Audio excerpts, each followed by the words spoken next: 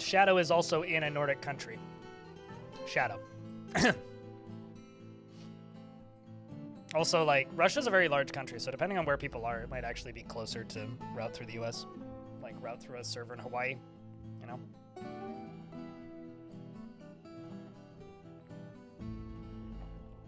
Alright. Let's play some of this stupid video game, shall we?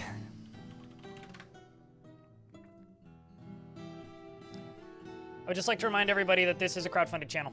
If you want to help keep this channel funded, the best way to do that is by typing !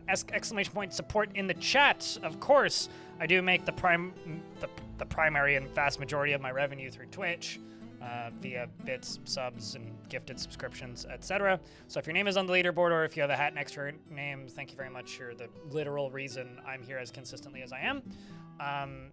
Aside from that, the best way to support me is directly through my blog. You can subscribe at a yearly or a monthly amount. I think you can also tip me through my blog. Somebody did that once, and I was like, shit, where's that button? I didn't know that was a thing. But that exists. You can also tip me directly via Coffee or Streamlabs. And I do have a Patreon, but I disincentivize that because it essentially provides the same purpose as my blog, except you get less and I get less. So I recommend my blog. That being said, if you're watching on the YouTube side of things, the best thing you could do is just simply leave a like on the stream, tell a friend about the stream, and I don't know, YouTube members are there, but the YouTube doesn't pay very well, so that's all. YouTube pays about 62% right now after all the fees and stuff because they don't cover that. So that's where I'm at. That's where we're at. That's where the stream is at. Thanks for hanging out. Thanks for tuning in so far today. I appreciate you all. And let's play some Dwarf. Well, that's your problem, Ralds. This game isn't too niche for your friends to play it. You're just not doing a good job convincing your friends to play it. Don't try to tell them they need to play it. Just talk about how much fun you're having. Tell stories.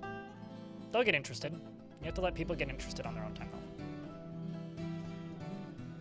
So for clarity with this fortress, there's some ground rules. We are following a single dwarf.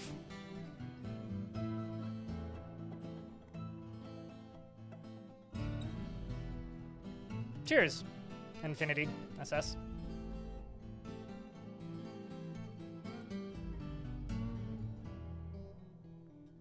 Although I think a lot of it and a lot of the instability right now is my own fault because I decided to get a mortgage, which I think was the right decision. Which I didn't need to do. I could have just sat on my money, but because I'm a very frugal person, I don't spend a lot. Also, hey Zalvi, how are you? It's good to see you, mate. The reason I just kind of paused is because an ad break just started. I thought it had just finished, so that's my bad.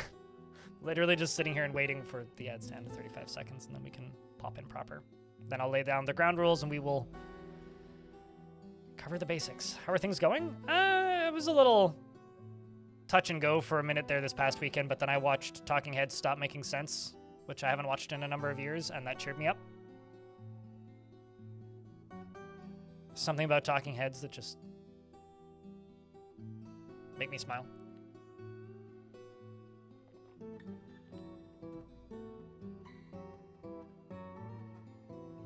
Is that like your equivalent of Good Morning San Francisco, Abrax?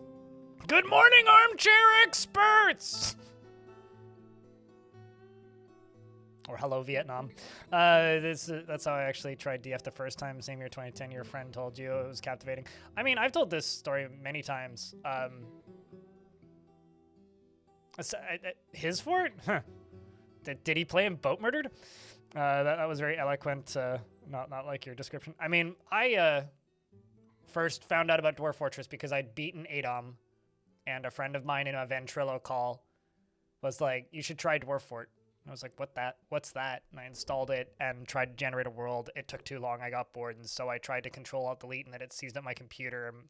And it wouldn't let me close it. And I got upset. So I crashed my computer, restarted my computer, deleted the files, and forgot about it for 6 months. That was my introduction to Dwarf Fort was 2009. I deleted it. All right, so there are some ground rules with this fort that I need to lay down before we start playing fully.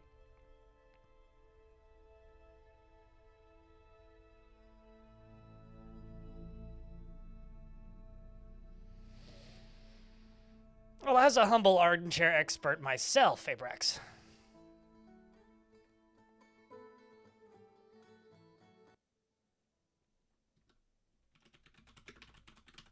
I shall disable this overlay. All right. Well, actually, this isn't really... I'm more of an office chair expert than an armchair expert because there aren't any arms on this chair. So... Although, I'll be honest, I've been looking at, like, used Lazy Boy chairs, because I subscribe to this, like... It's not really a blog. There's a local furniture store that posts, like, highlights from the store, because I bought a sofa from them once when I moved into this apartment because I needed a sofa. And I was able to get a sofa for very, very affordable from them. But because I bought a sofa from them once, I'm just like subscribed to their newsletter. And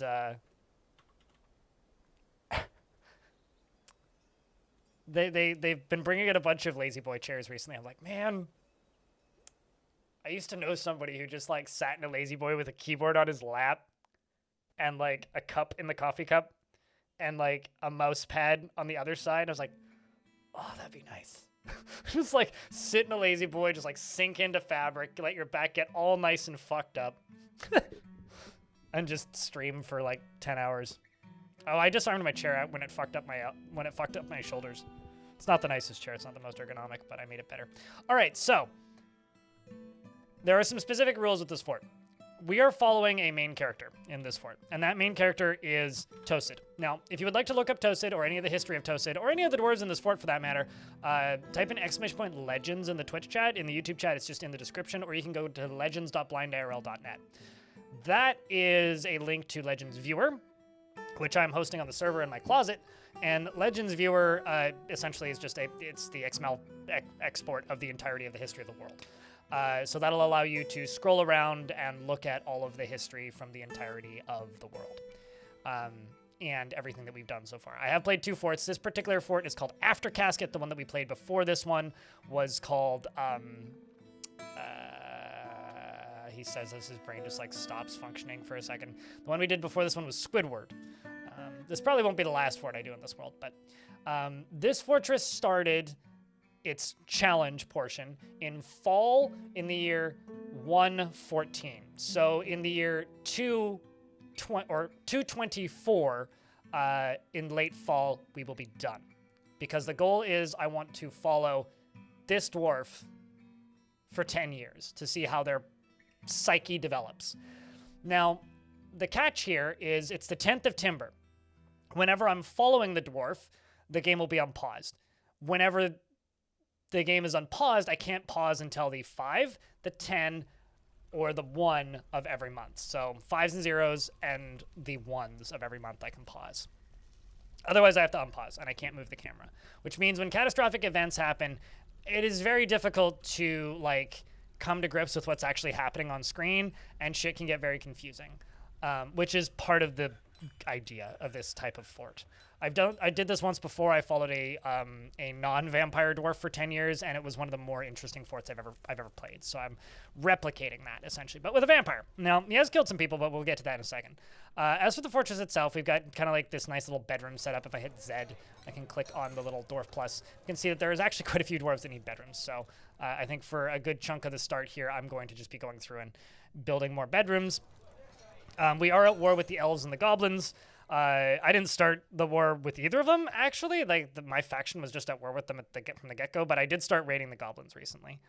As for this, we've got this little tower thingy here, which we'll see if this ends up becoming something. I might run out of time, but the idea here would be to build a little lava setup. We'll see. We'll see if that becomes something. I don't know if it will. We have been attacked by several different crews of people, so that's why there's bolts everywhere. Champion? Don't have one. Not assigning one. Would you like a beard or no beard?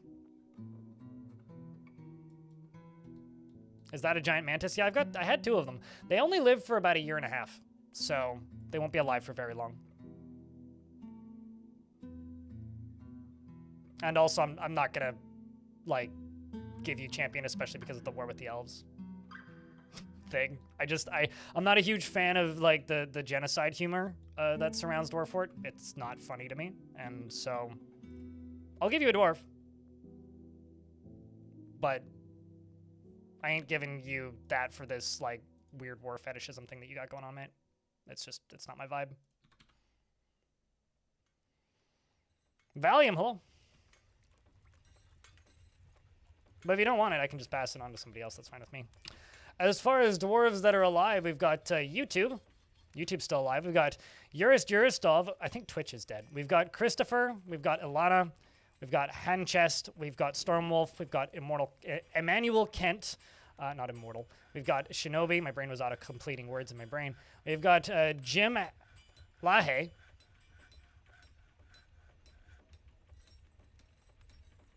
Then a lot of unnamed people.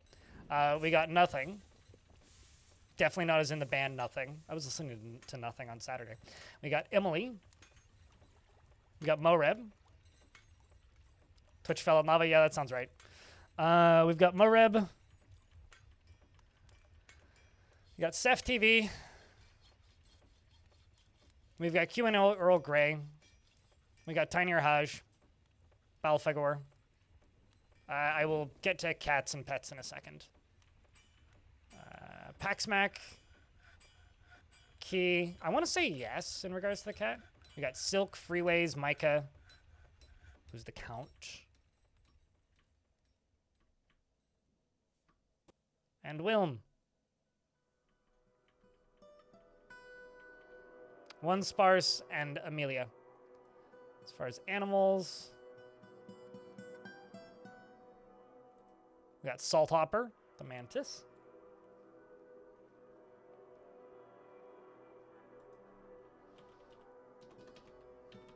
I'm thinking no. Doesn't look like it.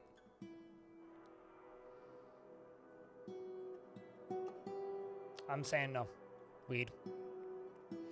So, since we got a peace out, Abrex, would you like a dwarf? Because I haven't gotten an answer on what Emerald's second choice would be. Can elves siege? They just ambush, but they bring mounts. They were attacking us with giant flies, which was fun. They come in like multiple waves of ambushes, which can be interesting, but I'm not a huge fan of that being the only like personality trait of people in my chat having. But 07's in chat for the cat Elliot. Abrex would like a dwarf. All right, we'll give Abrex a dwarf. You can have the happiest dwarf in the fort. Rith the Dyer. And I'm gonna... Yeah, we had a bunch of people get captured. Like, more or less an entire squad. Umbral Alderman. He is deliberately cruel to those unfortunate enough to be subject to his sadism and dislikes obligations and will try to avoid being bound by them. Though he is conflicted by this for more than one reason, he is somewhat fearful in the face of imminent danger and occasionally overindulges. He sometimes acts with little determination and confidence and isn't given to flights of fancy. He doesn't mind a little tumult and discord in day-to-day living and doesn't tend to hold on to grievances. He likes to brawl and he acts with a narrow focus on the current activity. He is somewhat uncomfortable around those that appear unusual or live differently from himself and blows out his breath when he's annoyed. Stony, you in chat? Would you like a dwarf? Streamer's being kind today. He blows out his breath when he's annoyed, and he needs alcohol to get through the working day. He doesn't really care about anything anymore. Mostly I just want to have a bunch of named dwarves so that my vampire can eat them. He personally believes that acquisition and power over others is the ideal goal in life and worthy of the highest respect. Believes that peace is always preferable to war, and dislikes cooperation, and does not go out of his and does not care about family one way or another, and dreams of creating a great work of art. He likes Killinite and nickel silver and brown jasper and common snapping turtle shell, and the color pink. Squares and maces and amulets and splints, and sheep for their wool. Willows for their fluffy catkins, and the sound of the tressed berry, and the sight of the rhythm of lyrics. Impossible prefers to consume butterfly, mango wine, and reindeer milk, and absolutely hates leeches.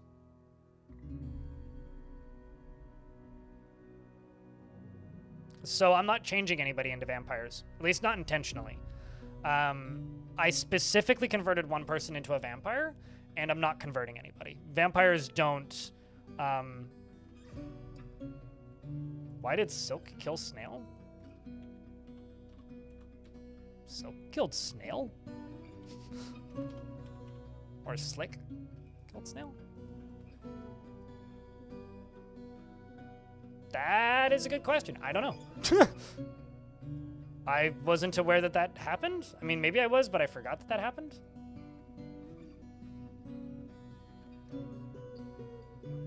That... Oh.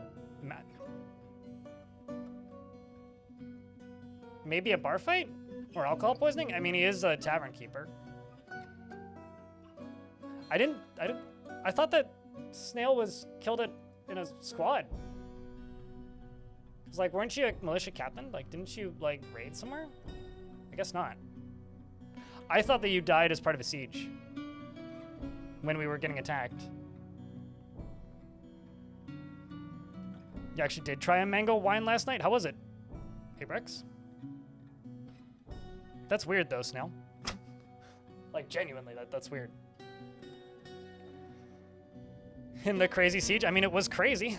Interesting. Yeah, I mean, you got mugged, unfortunately. I'm sorry about that, Snail. I always feel bad when named dwarves die unless they die somewhere, like, very... Get killed by a forgotten beast, no vampire bite for you. I mean, honestly, that's a pretty good way to go. If I recall correctly, Squizzly, you just got to the fight first and got punted.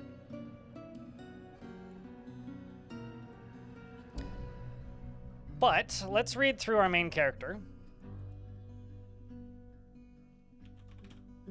Oops.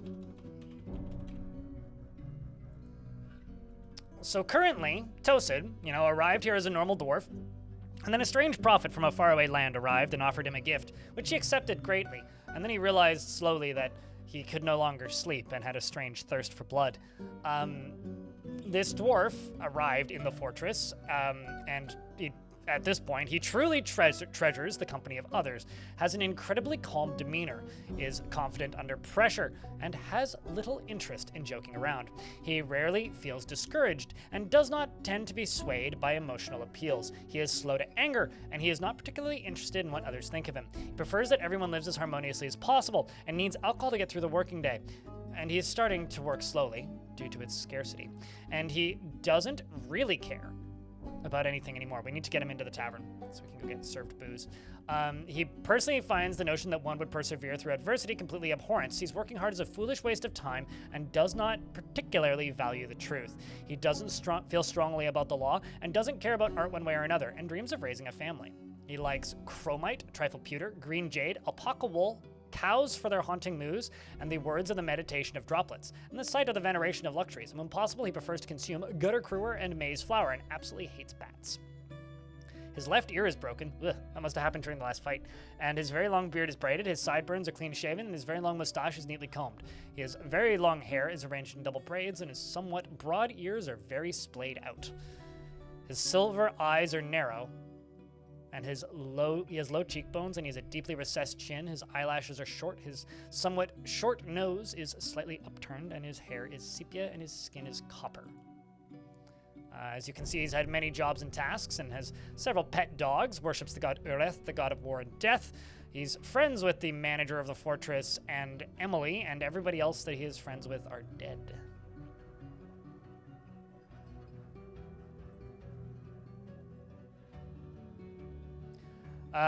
You can be a necromancer in adventure mode. Can you be a vampire or a were creature too? So by rolling dice, you can get cursed in adventure mode. Dice are sometimes found in temples or shrines. There are other ways to do it as well, but that's the easy way. And then what I had to do was play adventure mode, and I had to get my blood into a container mixed with water as the vampire that I made into a vampire in adventure mode. And then I walked to this fortress and gave it to this dwarf as a gift, and he drank it. And then once he'd done that, we just followed him for 10 years. Yeah, there's also a whole wiki page on how to become a vampire. Or, you dump glue and glitter on your head. I'm going to make this dwarf train, because he needs alcohol. And where he trains also happens to be in the tavern. So we're going to go follow him into the bent basements, which is his bedroom. It's very tedious. I will do my best to explain exactly how I do it once I've made the video, which I'm hoping will be out next week. Because there's 4 years left in this game, which means between today and tomorrow we can probably finish this fort. Which means ideally, and I'm saying ideally I finish it tomorrow, and then after tomorrow it's just epilogue stuff. Or like tomorrow evening would just be epilogue stuff. And then I will edit Thursday, Friday, Saturday, Sunday, and then hopefully get the video on Monday. Because a video like this usually takes me about 4 days of like 8-hour days editing. So what I'm trying to say is if you have a Prime sub, use it right now because it might only be a 2-day stream week. Also, thank you very much, seriously, for those of you tuning in. On the 15th, we're going to go designate a bunch of bedrooms. So he's now training. I'm hoping he'll get fed alcohol quickly because I need that. I need the tavern keepers to bring him the booze in quick fashion. So, as far as kills go, he does have 24 kills. As you can see, he's killed Olin Stukos, Anuk, Kel, Glass Half Empty, Elf G, Thob, Thightcut, Nagoking, Viking, Renumia, Urist, Anti-Lanix, Bogwater, Shorast, Aban, Momas, Saber Honored, Stinthad, Stinthad Quest God, which was such a good name, my god, and who was my adventurer. He killed my adventurer. Anyway, he killed Zulban, Avuz, Manom, who's Server Lord, and Libash and Ubal. So, Server Lord the Metal King, such a fucking good name, yeah. So what I'm thinking is I need an ending for this fort. Now, because, like, you're basically watching, like, a theater production being produced in real time as part of a fort like this, because, you know, this is going to be made into a YouTube video, right? Something that I'm looking for today, and something that I want to ask for your help, chat, with, is I need ideas on how I can end this fort. I've got a few that are kind of rattling around in my brain, but I'm going to bounce some ideas off you guys today, most likely, is going to be a big subject of discussion. One of the ideas that I thought about having is if you... So, like, our dwarf, the vampire, right, worships the god of death. Like, that is... War and death is his god of choice. Kind of grim. But, like, I've got this idea of, like, what if something happens in his life where he just goes completely nuts and starts trying to, like, summon the god of death or, like, honor the god of death or something like that, and we just start slowly I don't know how I would, like, justify this even in a video for Dwarf Fortress, but, like, if you topple a coffin or destroy the burial place, like, if you desecrate a burial for a dwarf, it summons a murderous haunt. And I did a video a while back about ghosts, but it didn't do super well in comparison to other videos I've uploaded. Wouldn't it be fun? Because, like, I've had this idea in my head of, like, what if this fortress ends with just, like, a vampire left in the fortress? Wouldn't it be fun if we come up with some sort of in-lore or in-world excuse for him to start destroying gravesites and just see if we can kind of have, like, a ghost spiral?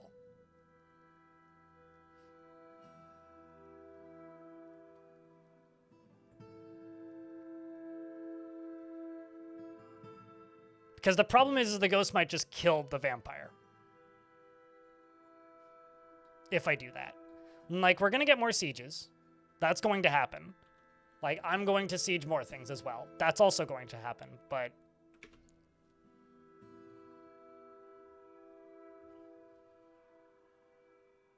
I would just need to come up with some, like, in-world reason as to why this dwarf would start doing that.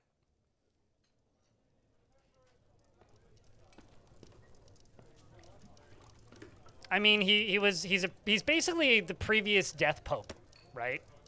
Like he was never the mighty leader of the religion, of the communion of gods, which worships the god of war and death.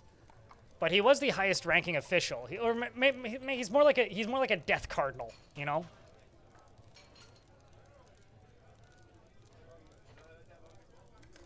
Other temple destroys the graves of his victims.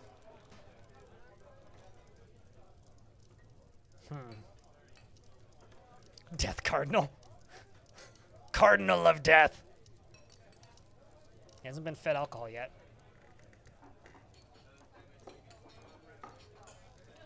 We do have plenty of mugs, too. We got 30 stored in here. Zealous about remembering beating somebody with a beating. The Telltale Heart style madness? I'm not super familiar what that means.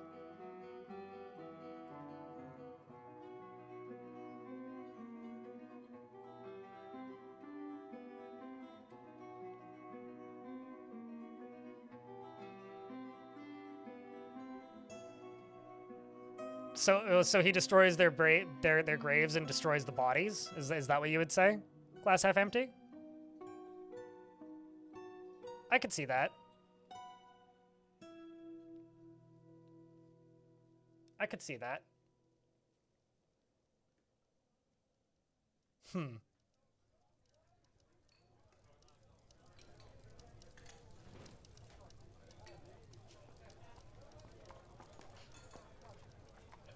Well, I mean, I'll say this. He dreams of raising a family. It provides positive moods, yeah. And it helps them learn knowledge, which gives them, like, a hidden skill tree.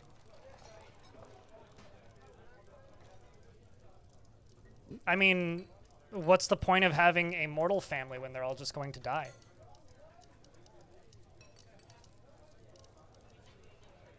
What would the point of that be ever?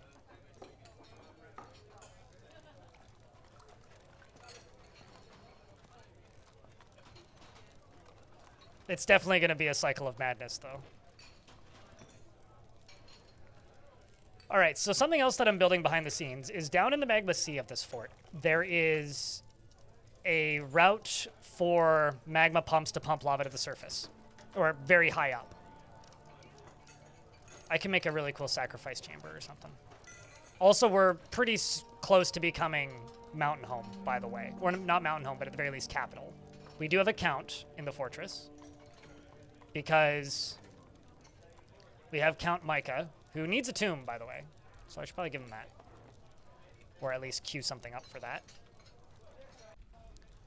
Do I want it connected to his room? Maybe not. These are all just guild halls. That's the...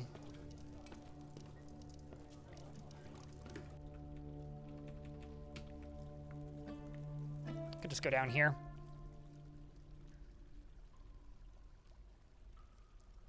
That was not the tool that I wanted. Let's use this instead. Let's use... Nice.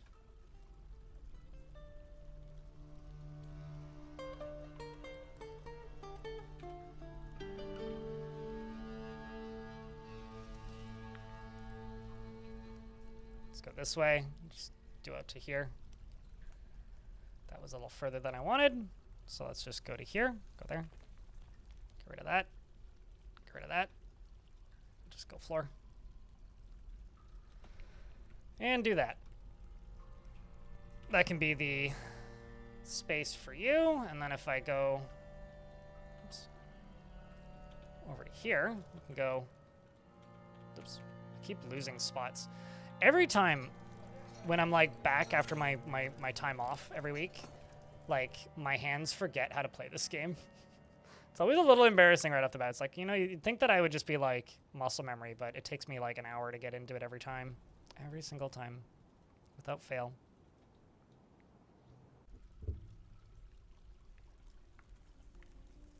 Oh, it's a short story by Edgar Allan Poe, gotcha. I'm not as familiar with Poe as I feel like I should be. Like, he kind of aligns with a lot of my interests, but like I've read the basics basically.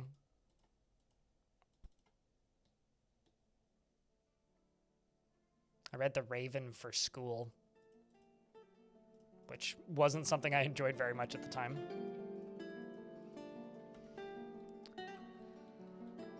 And let's see where are doors at. Okay, let's queue up some rock doors because I don't think I'm actually doing any of those. At least it really doesn't look like it.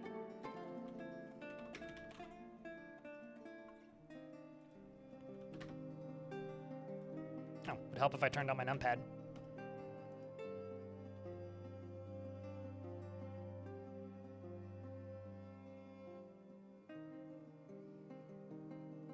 What, having to remember the hotkeys and like how to play Cold style?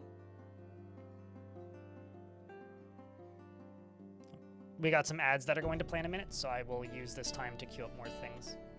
So this over here is my pump stack that we've been working on.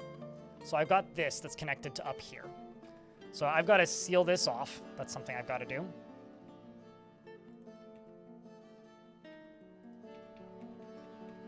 So I'm just going to go all the way down here. All the way down. To right where it starts, which is going to be right about there. So this goes all the way down to here, which is basically the bottom of the map.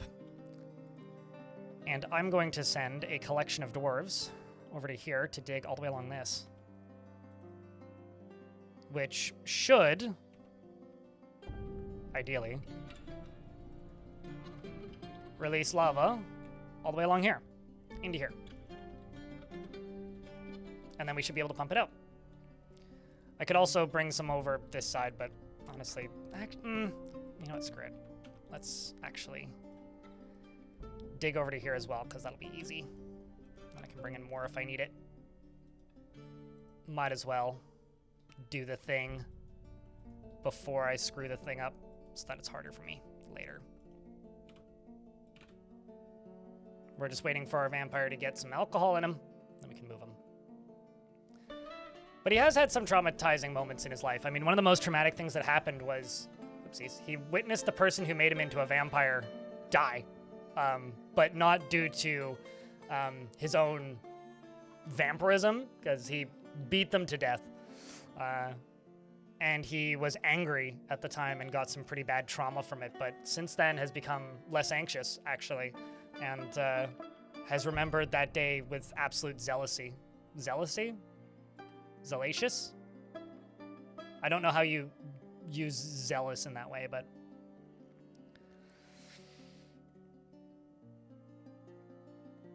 The SpongeBob adaptation is pretty good. I would expect nothing less. Zeal? Yeah, but how would I use that in a sentence? Quoth the Raven. I've definitely seen that. I mean, that's what I said first, a crafty bastard, but that doesn't feel like a real word. Zealousness, I know is a word. Zealousy sounds like zealotry. Ah, true. Yeah, actually. I'm gonna have to, like, look up a dictionary and find all of the correct uses of the word zealot. What are you? Why is there a naked dwarf right there? Excuse me?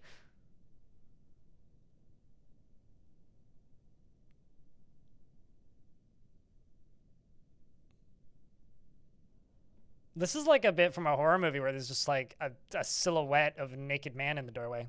Don't be a hater. I mean, it's just Arnold. He just came back from the future to be a robot in the past so that he could go hang out with Sarah Connor and save her son. Give me all your clothes. And the bike. Okay, seriously, what? Oh, that makes so much sense. So, chat was like, hey, Blind, can you do anything with helixes? Yes. And I did. So I sent one of my dwarves to go to one of the helixes and request workers, and it looks like they got one. And one of the ones that they got was a merchant. And merchants are completely fucked. Like, there's a lot of things they just can't do for some reason, and sometimes they have a really hard time equipping clothing. So that explains that. Let me just get some beds made real quick. And assigned. Hopefully he'll equip clothes, but it might take him a bit. They're a little special in that way. He's now your favorite, what, just the random naked one? He likes it that way, you know? It's what he's into. We don't talk about old, what's the name of the merchant? Fob? Salve praise? He's just here because he's here to praise himself, you know?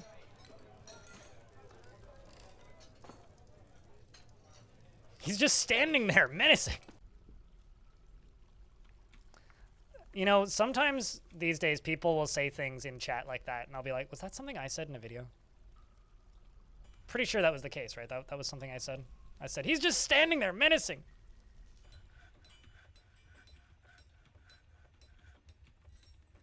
Okay, so this is the beginnings of my little reservoir. That's a SpongeBob meme? I'm pretty sure I also said that in a video, though, but...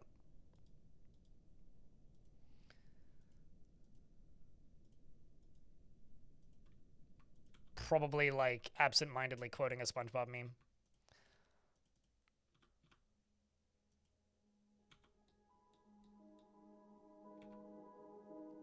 Let's just do...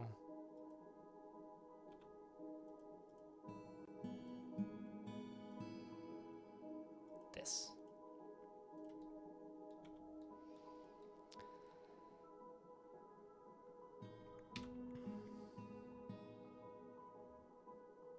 I am SpongeBob? That's... Do I get royalties on all the episodes I've been in? Because I could work with that. You know, I've known very few Bobs in my life, but they've always been cool. One of them, on Halloween, growing up, outside of his house, he had this old intercom system. And he would set it up in his hedge and would sit on the second floor of his house. And his wife would answer the front door and give kids candy on Halloween. And he would sit on the upper floor and call out everybody that he knew by name and would call you a coward if you walked past his house on the other side of the road. And would like, come on in, get candy. What are you, afraid? He was a fun guy. So, I could deal with that. I don't know. I could live in a pineapple under the sea.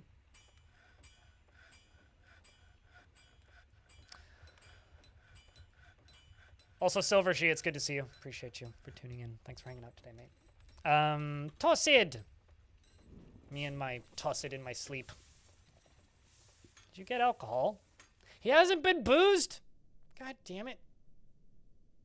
Somebody give this Dwarf a drink. So this tiny little guild is set as part of the tavern. All right, Nudie, Nakey, I need you to... Can I not? I guess I can. I was gonna say, can I not assign him as... All right, I will just set another dwarf as a tavern keeper.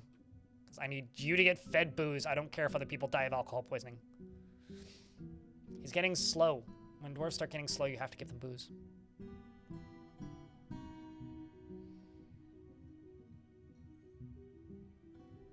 Absorbent? No, I tend to not absorb most information these days. Yellow? I don't think so. Porous? Definitely not. Except for when, like, I'm riding my bike, maybe.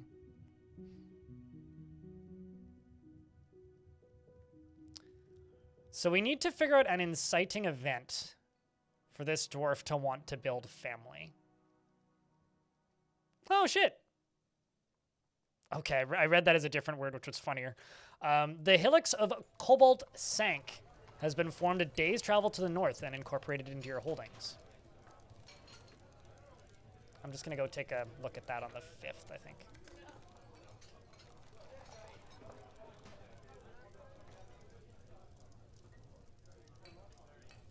Ulfas, hello. You know, your username is like 3 letters away from being my friend Ulfsire, who made a cool video game. It's like ULFAS, except Ulfie's name is Ulf SAIR. I've been over this. Oh shit, I missed the 5th.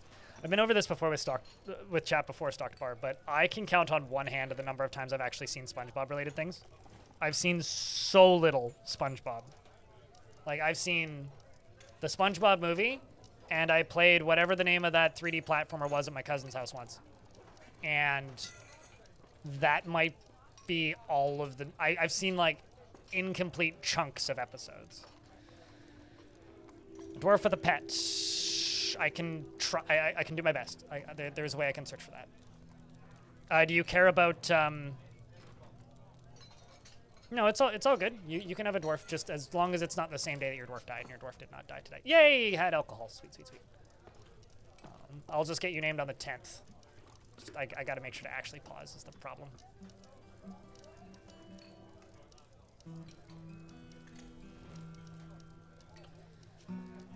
Uh-oh.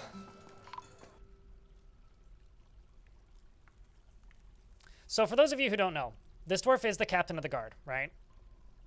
Now, because he's the captain of the guard, he just discovered a murder. It's horrifying. In fact, he was so scared that when he discovered the crime scene, he threw his arms on the ground, cast them aside in fear, so that he could go right down in the mortuary that a dwarf had just passed. And he's going to get to the bottom of this crime and make sure that, without a shadow of a doubt, the person who committed such an atrocity, such as murder, will be correctly punished. And he goes and gets his hat. No preference beyond having a pet. Gotcha. So what I'm going to do now is I'm going to find out who's the most upset dwarf. It's a baby. Well, who's the most upset dwarf who I could actually convict of a crime? Momo's the potash maker. Great, great, great, great, great. So, this horrible murder was just committed. And we have no idea who did it.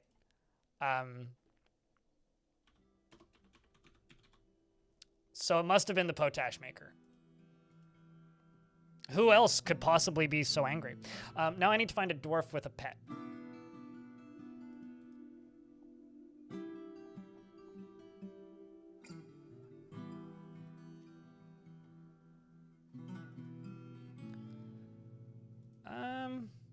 Do you want a cat? Or do you want to be owned by a cat? Do you want a pet dog? A goose? Or a pig?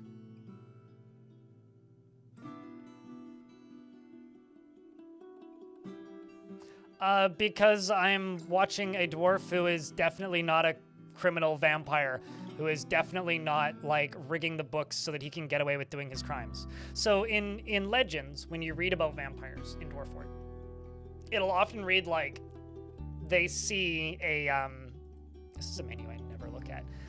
You'll often see, they have a general familiarity of training cave blobs? Okay. When you're, what's the word? When you are, reading about them, they often start embezzling funds or lying about things or seeking agents within that space so that they have people in positions of power above them. This dwarf is good friends with the manager of the fortress and is aware is a good friends with the manager of the fortress who is also the count of the fortress. So he's gotten favors from that person. He's getting away with crimes, and in a live stream format, it's gonna seem like me just going, yeah, I'm rigging this in the favor of the thing, because I am, but the idea of what I'm doing right now is I'm recording this for a video. So this is going to end up with, like, justifications and, like, you know, framing to make it a viable plot device is my goal. So that requires me doing some things that are like, yeah, no, this is just me doing the thing that's not allowed. However, the benefit is this dwarf just committed a crime. He just committed murder. Now, any dwarf in the fortress who's related to the dwarf who just died, who values the law, is going to be upset. Any dwarf who was friends with that dwarf who just died is also going to be upset. However, any dwarf who doesn't value the law isn't going to care. And so for a large portion of these dwarves, well, this is a nice they just round don't number care. crypt wave. In the situation of this dwarf, he doesn't value the law, but he is the captain of the guard, and he is kind of a cruel dwarf. So he gets a very happy thought convicting somebody of a crime regardless of if they did it or not. I'm basically building a main character villain. Wild Peak, it's been a while. How you been, man? Thanks for the 90. Goddamn OG. I was thinking about you recently. I was like, man, I haven't seen you in a while. Hope you've been well, dude. You missed the R in crypt. Weed. So, I can check out bedrooms real quick.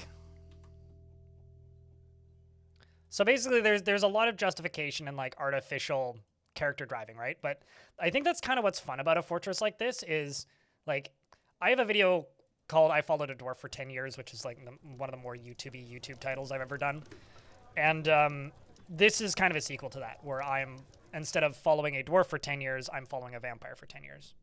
Actually, do you guys want a preview? I already sent. I did send out a preview to people who are members on my blog who've paid for membership there, but I could give you guys a preview if you like.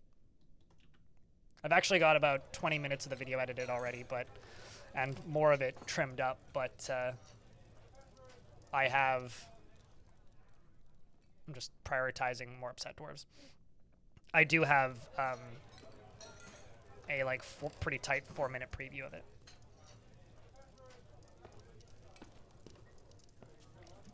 So I was the one with the Party of Adventures on it. There you go, mine. I really like the Adventure Party one. Actually, Cooler kind of outdid himself with the art on that one.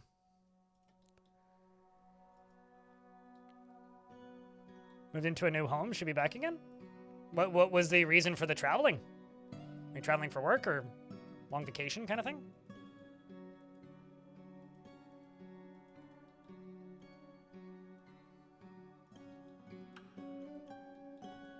Okay, so I do need a few more beds.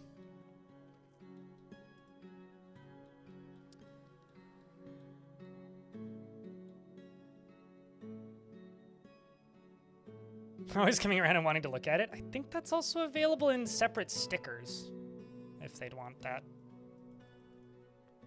Like these individual adventurers are like exist as stickers.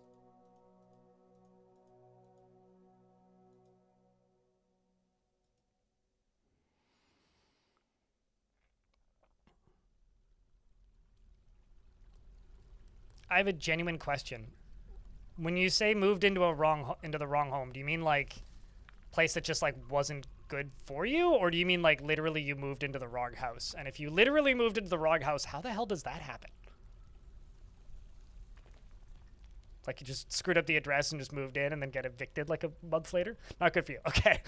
Like, just thinking about that. Like, how does what? How does that happen?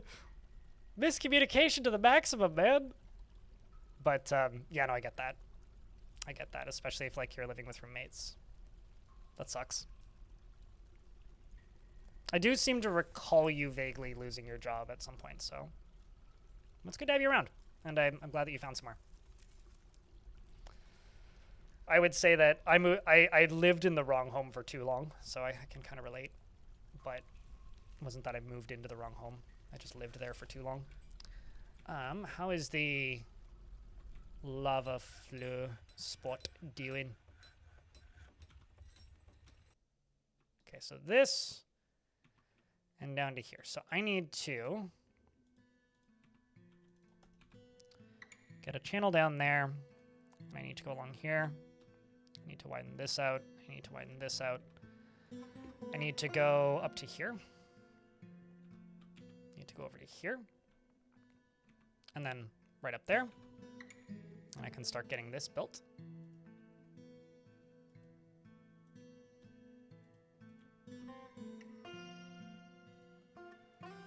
And then that I will just leave for the minute.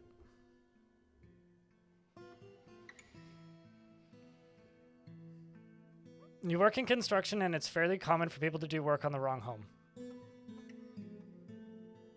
I beg your pardon? You mean like they're not supposed to be working there, but the home is supposed to get work done? Or you mean like literally they are in the wrong place, weren't supposed to be there, and like are in trouble now because like they've done damage? Because like that's kind of terrifying for many levels and many reasons. What the fuck? Don't like that. Don't like that at all. People are dumb? Yeah, but that dumb? That's like pretty dumb though.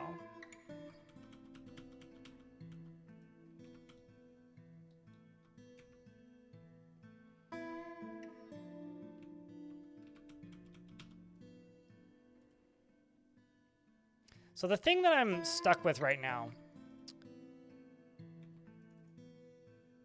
is I kind of really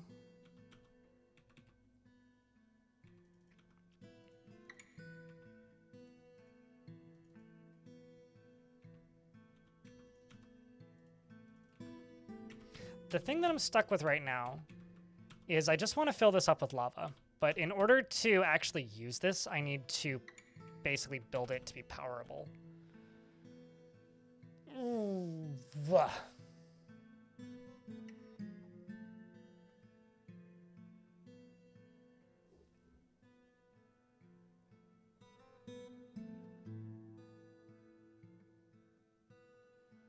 It happens more than it should. That I could believe. The more than it should.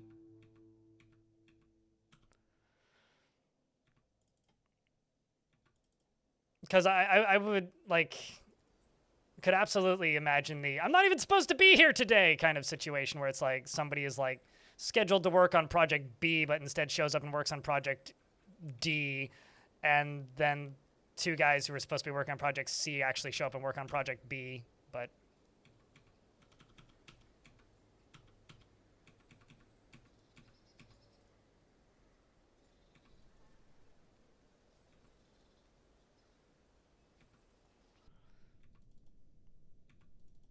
I know this might look confusing, but trust me, it'll make some sense in a bit. Or it won't work, and then I'll just pretend that it was a new idea and I didn't know what I was doing, and I screwed up.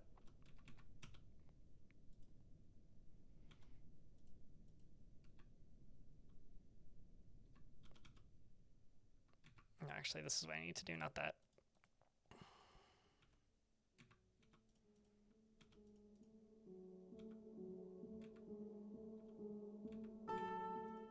I'm also screwing it up again.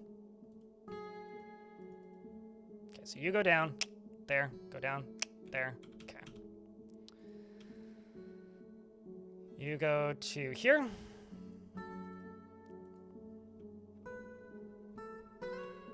You go to there. You go to there. Why do I keep... I'm just gonna go start from the top, and I'm gonna stop screwing this up. If I start from the top, I won't have any problems with this.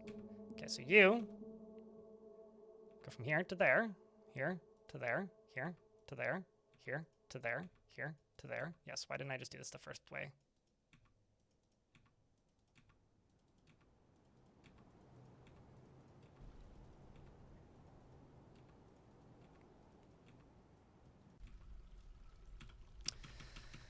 Sweet.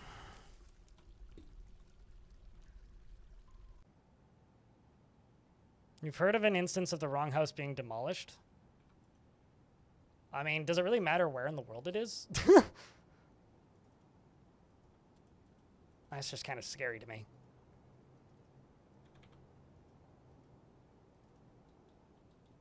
Like, kind of nightmare fuel, in a way.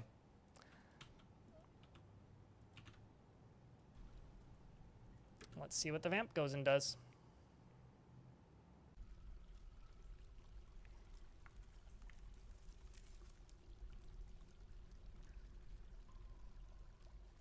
I'm not gonna lie, one of my weird nightmares is just like waking up while the building I live in is being demolished. Like that was some nightmare I remember having as a little kid at one point. So now we're gonna go chain up that horrible criminal who was convicted of doing such a horrendous crime against dwarvies. At least he gets the prison cell with a bed. Honestly, that's a win.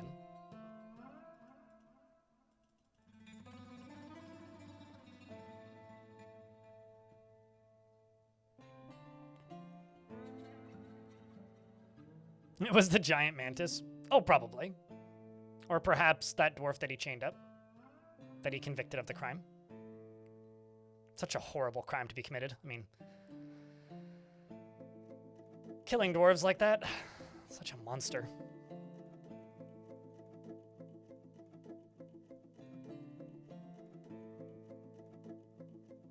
Waking up to an excavator punching down your living room wall. Yeah. Or just like a wrecking ball coming in through your bedroom. It's like growing up, the first house that I lived in growing up that my parents had, the neighboring house to us, like 6 months after we moved out, a tree fell through the roof and almost killed one of them. And that story has been like retold in my family many times. Also, investments are open for those of you who care. That story has been retold many times that like a tree fell through their house and like almost killed them. Or almost killed one of them. Like he stepped out of the shower and then like the tree came through the house. And ever since hearing that story as like a little kid, probably 200 days or so. Well, I can check because it's the 15th. The convict who definitely committed the crime, 220 days, yeah, for murder. I had nightmares from the Money Pit. Is that a movie? Never seen it if it is. I thought that was just the American economy. But more recently, like the same thing happened to Lazy Game Reviews. Like house fell through, or a tree fell through his house.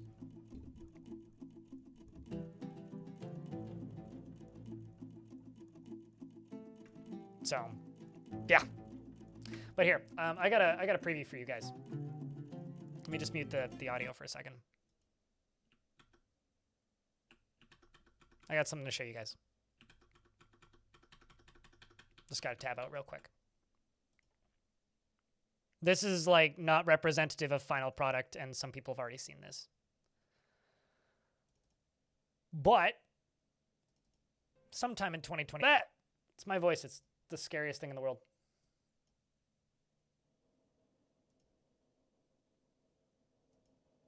I do have to apologize in advance for the like slight flicker that happens with it, but it's just OBS, I swear. Sometime in 2024, I made a video where I followed a single dwarf in Dwarf Fortress for 10 in-game years. That video centered around a dwarf named Cog.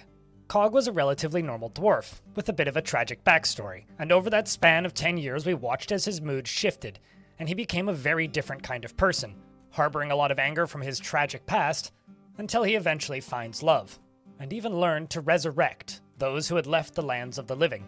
This is a similar video, but with a twist. The dwarf that I will be following this time has a very peculiar ailment.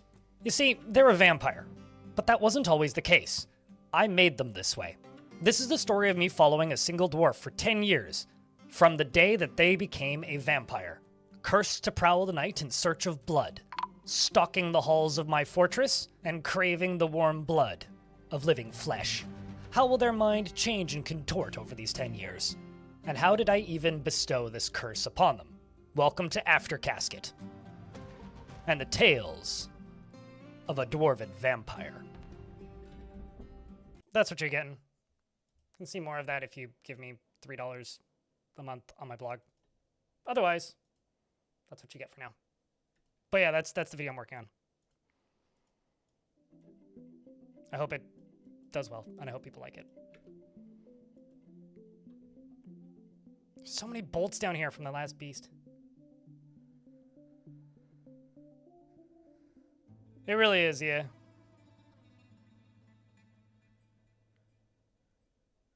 We'll just have to be very cautious about not finding oil reserves. Snatcher Hardcore in YouTube chat.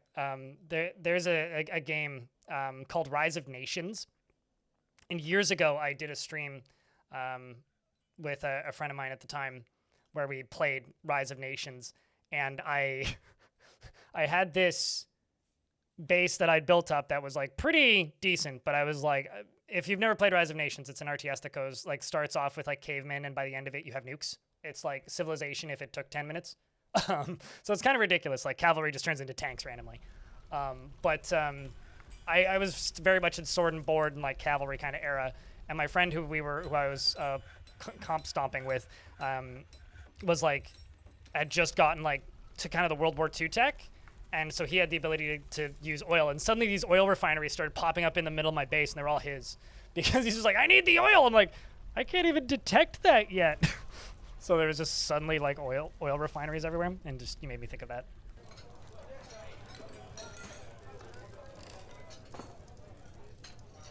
There's a bug on your screen reading chat.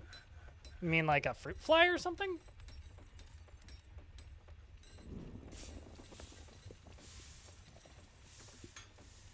Some ads are about to run, and I'm about to get blasted by sunshine. So I'm going to go and close my blinds. I will be back in a sec.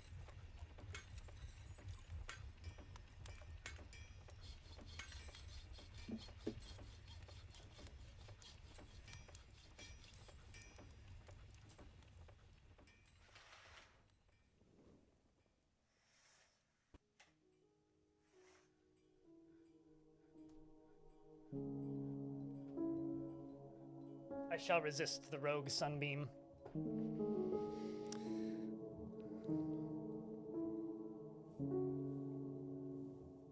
At least they're not asking you to buy Pogs. I had somebody unironically tell me that they miss Pogs and thought Pogs were awesome recently, and I Crypt beer. maintain that those were the dumbest fad of all the fads. It's like, oh, because you can trade them. It's like, okay.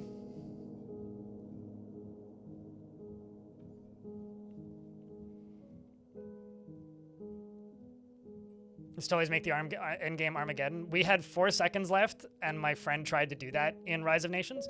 Funk NDA, thank you very much for the 20th month with Prime. Welcome back, dude. Can you believe it's been 20 months? I can't. Thank you very much for keeping that Prime running. Appreciate you, mate. What was I saying? In Rise of Nations, in that particular match, my friend tried to end the game with Armageddon, but we had like the neutral victory, like the wonder victory, basically. And we had like less than 10 seconds, and he tried to fire off, because you have to fire off 8 nukes in that game to like end the world and just have like the nobody wins state. And he tried to fire them all off, but we got the peaceful win the literal second the nukes went off. So the screen was just like sheer white. Like everything was just like explosion over the entire screen, except for like victory, peaceful victory. It's like the entire screen is just boom. Genuinely one of the funniest things I've ever had happen in a video game. Gigmoth, hello. All right. Let's see if we can go about pumping some lava, which is over here that we're gonna do that.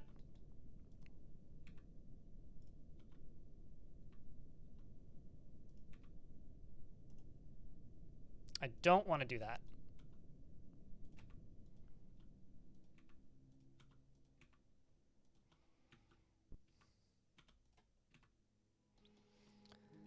And let's go up to there.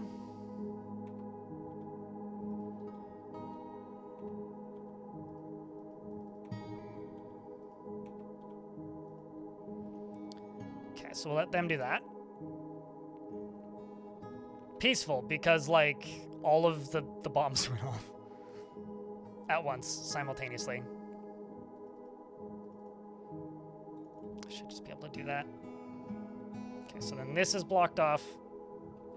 Yeah, so this right here needs to be blocked off. This can be blocked off. And then let's just make sure that this is all good all the way up.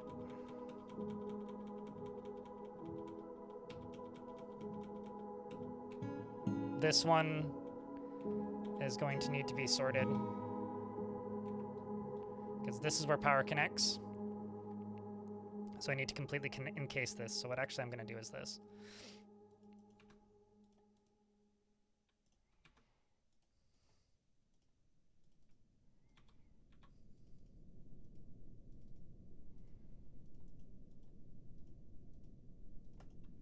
All right.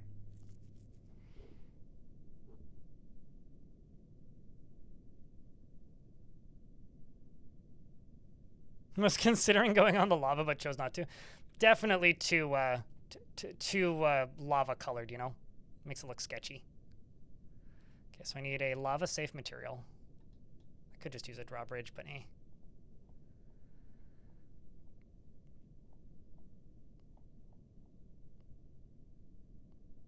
Basalt's lava safe.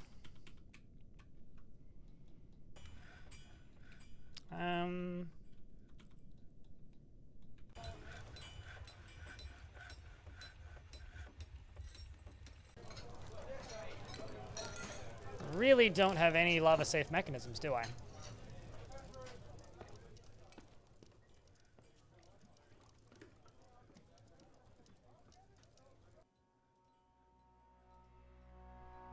I'll just make 2 basalt mechanisms.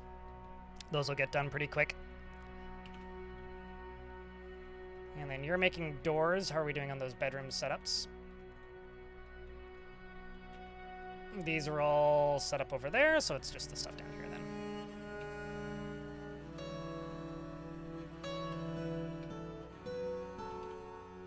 The last stream I did, or the first stream last week I did of this fortress took off like a fucking rocket. Like almost immediately things just went hog wild. So I was kind of sitting here going like, man, I wonder how today's gonna go. It seems to be kind of quiet so far. We'll see though. I shouldn't get ahead of myself though, because usually when I'm like, you know, things seem kind of peaceful, things just explode and erupt into chaos. Could go either way.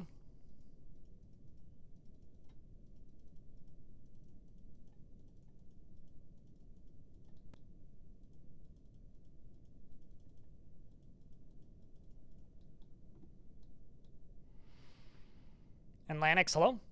How's the week been treating me so far? I had kind of a weird, melancholy weekend, and then I watched Talking Heads Stop Making Sense, and that cheered me up. I need to just, like, self-prescribe that, like, concert movie as, like, antidepressants. There's just something about the energy of that concert that just makes me smile.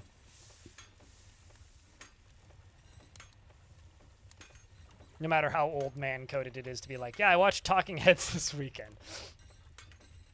But pretty good. And the week is still young, you know. Plenty of places to go from here.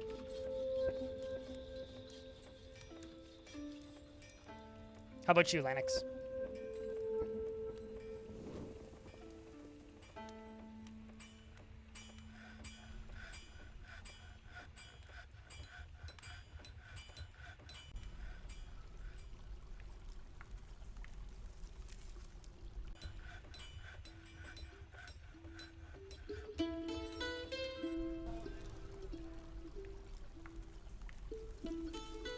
So it looks like I've got some people to reach out to about blog stuff.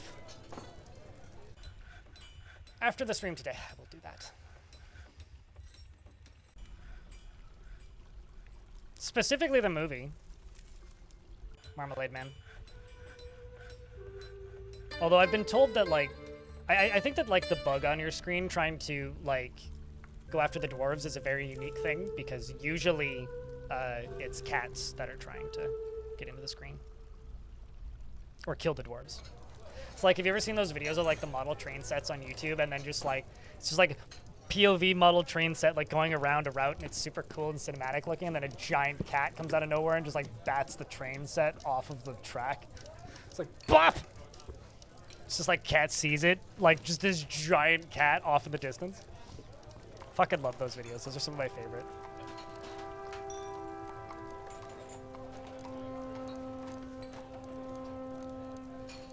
Copy its brain to the computer so it really gets there.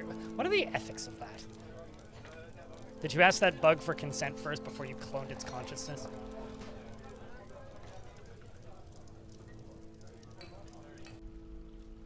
Okay, so they're working on this. I'm going to go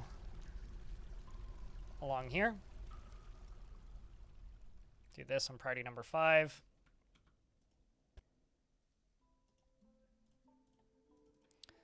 Do that. Do that. Do that. Do Do that, that, and that, and that, and that. I'm quite worried about whether or not somebody's gonna get torched doing this, but oh well, if it happens, it happens. Nobody's perfect after all. Okay, let's do the corners on a slightly higher priority, because those are the danger spots.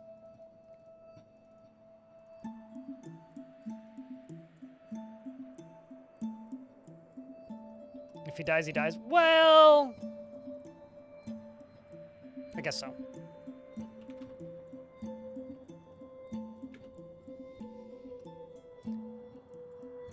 So in order for only this dwarf to deconstruct tombs, we could organize a festival where everybody's restricted out of the areas with the tombs. That's the first thing I could do. Canned sheep, thank you very much for the 4th month with Prime. Excuse me. Can I get a round of beers? Appreciate you, dude.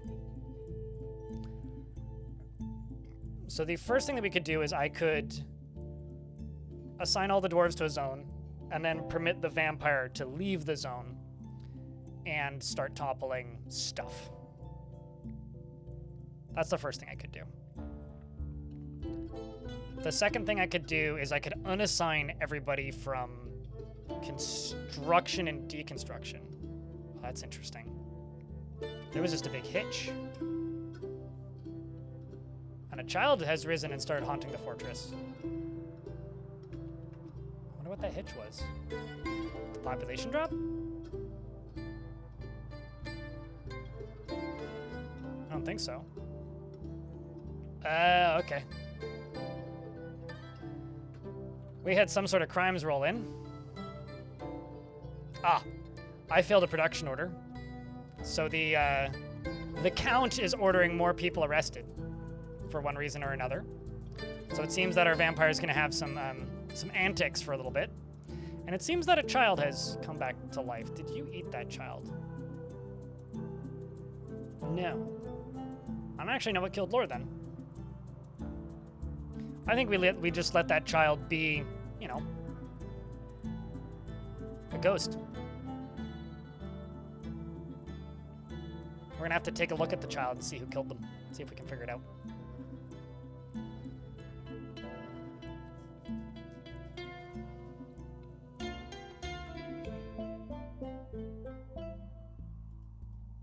Grabbing fancy cave spider silk cloth. Making stuff.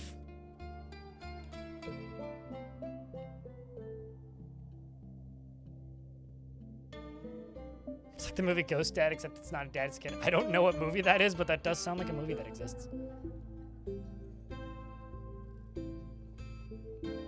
It's not somebody that this dwarf has any relation to. I feel like this dwarf would start off with his friend. You know, like Anti-Lanix and Thykut and Goden. I think that's where he would start.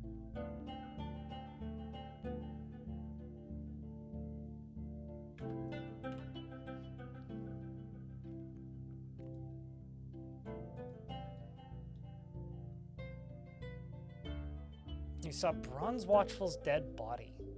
So what was the last thing that happened to you then? Also, I didn't know this. The last time I had a bunch of ghosts in a fort, children ghosts still showed up as adults. But now they show up as children. That's interesting. I don't think I've ever seen those. It's a good look. For a dwarf, yeah. That's because it's an adventure mode only thing. You can only be on friendly terms with somebody from adventure mode. There's a lot of mechanics and like possibilities and moods and skills and like thoughts that you only see through adventure mode. And that's one of them. It's like somebody that you've met once, but like never actually really interacted with.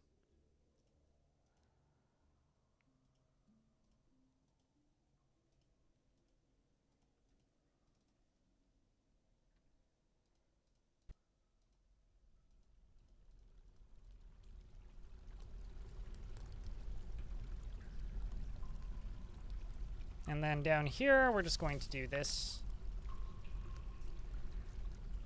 Don't have floor grates, we'll just do bars then. Gold bars it is.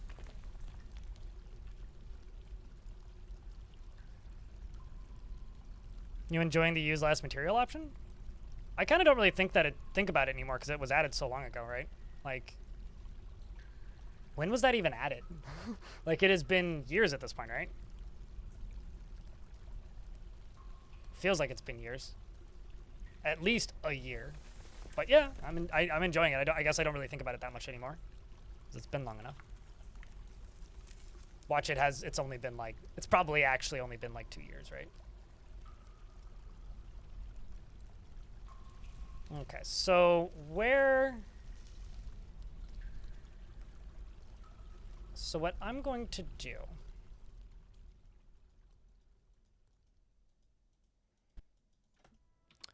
let's go.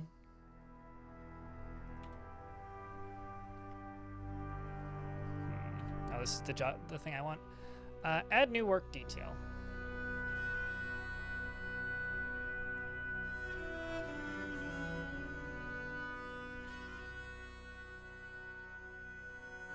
Wall floor construction, road building, cleaning, lever operation, push haul vehicles.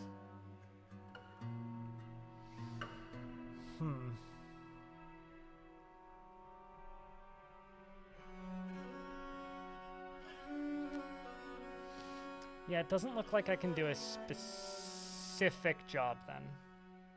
So I'm gonna have to go with the chat. It's time for the Winter Festival, a very specific time of year where every single job inconspicuously just gets canceled with the exception of brewing. And the actual areas of the fortress people can go to are very locked down once they're done building all that stuff, because that's important. But everything else is going to be paused.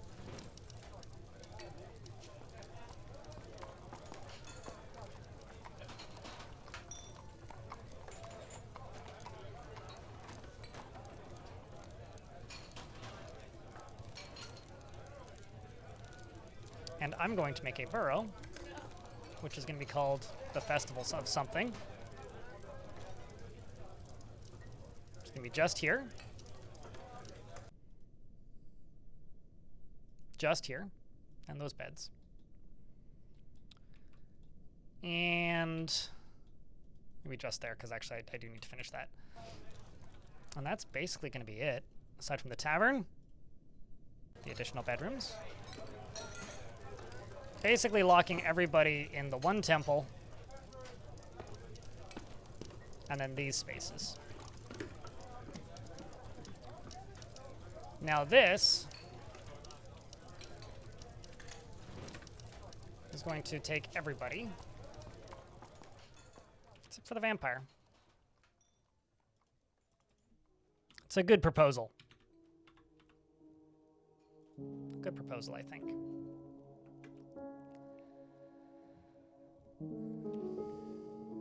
I missed bedrooms on the guild floor, did I?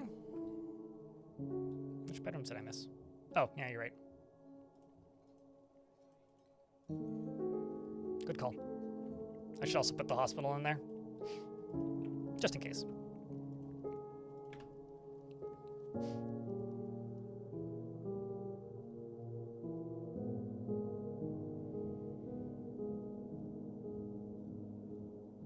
I am not a brony at all. Like, I've maybe seen seconds of that show in the format of memes in my life, so I wouldn't even know what's being referenced. No, I'm locking all the dwarves in, like, relaxed spaces so that they can go chill. And then my vampire is gonna go topple some graves and desecrate some corpses.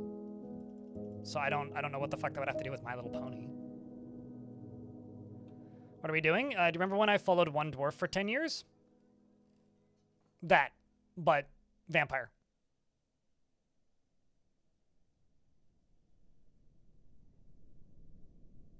That looks like they're saying brony. But I'm sending the dwarves on vacation so that the vampire can raise a family of ghosts. That's literally what's happening. So I've been thinking of ways to like make this fortress slowly accelerate into chaos. And because it's like we are getting sieged, but like things have been going like kind of well. So I'm manufacturing excitement. Anvil, thanks for the 39th month. Welcome back. Mass slaughter? No. We're just going to go dump a few graves. I may or may not actually be about to forbid all of my books and codexes.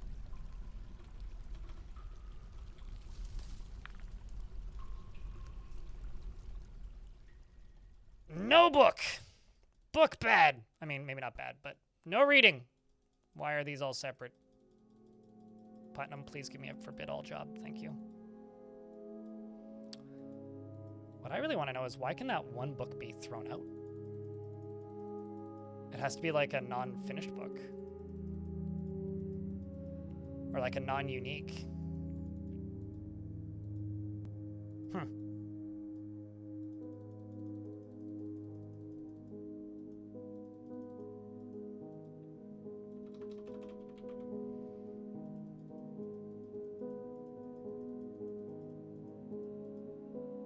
What'd you miss? You made dinner? I've decided I'm going to start committing acts of grave destruction.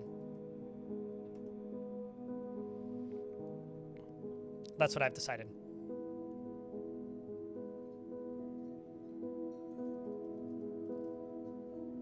There's the memorial to Twitch. Twitch, of course, in memory of Twitch, born in 170 and went missing in the year 219.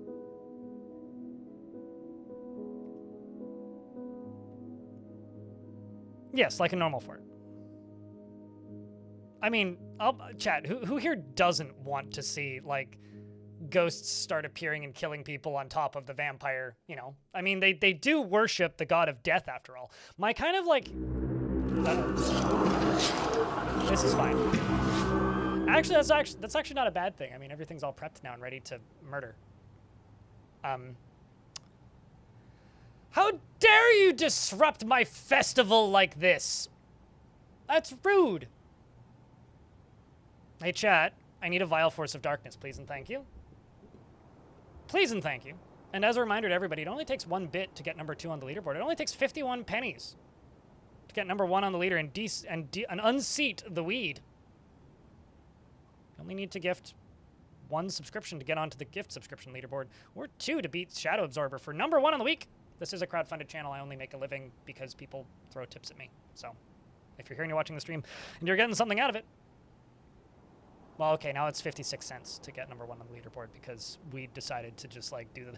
So also unrelated, apparently Twitch is going to let us customize those soon. Weed, because you just used the like little celebrate thing over this stream. I want to make a bunch of minecarts go everywhere. Anyway, curse all friends of nature. Curse all friends of nature X2. I literally can't do anything yet aside from like adjust burrows.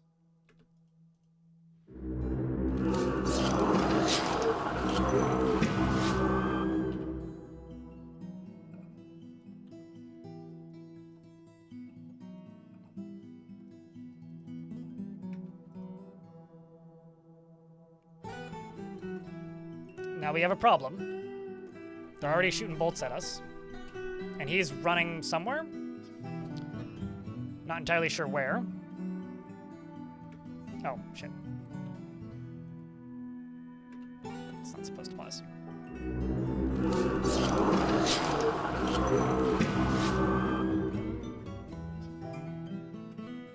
Oops, that's not what I wanted to click. That's what I wanted to click.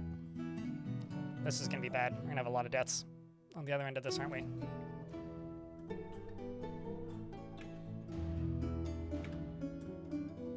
Run home, please. Run home. Or don't.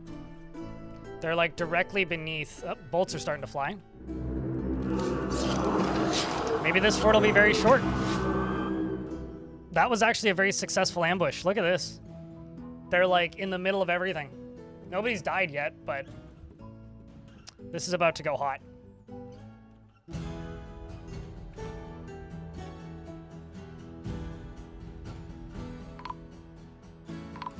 Come on, Dwarf. Get inside.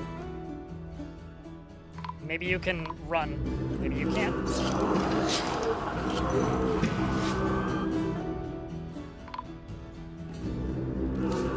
There is giant animals there. They're right above the entrance of the fort. There's bolts or arrows flying at us. We've got Marksdwarf standing right next to us, shooting bolts up. Because if I pause here, they are literally up top here, up there.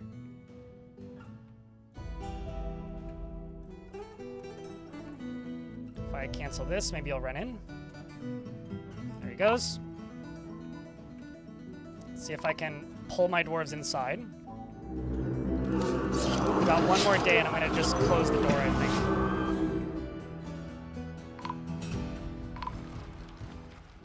Dwarves are continuing to fall. He grabs his crossbow, because he's actually getting his equipment now. More of them are arriving. I'm seeing dead dwarves, but I can't look at the fighting. Okay, now I can. Oh my god. Well, that's a mess. We do have Urvad, who's in a martial trance. It seems that we've lost 1, 2, 3, 4, 5, 6, 7, mostly in the same spot.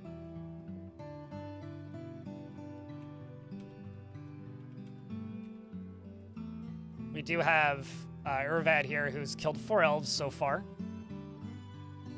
I mean, we truly got caught out. I was in the process of getting all the dwarves inside. We do have more on their way out. What I'm gonna do is I'm gonna go places, siege weapons, turn these on, and I'm going to just reiterate that I need these dwarves inside. But I'm gonna leave the squads outside. This could be the inciting event.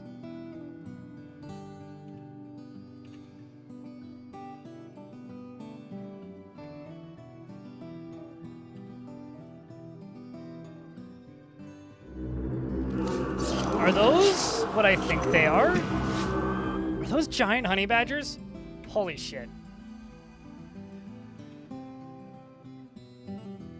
Oh my god, that's giant honey.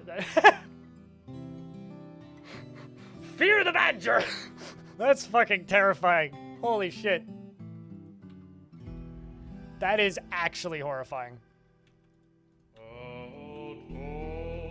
I don't know if any of the squads are going to make it inside. They might just keep charging. We'll see. I'm just going to try and forbid everything here.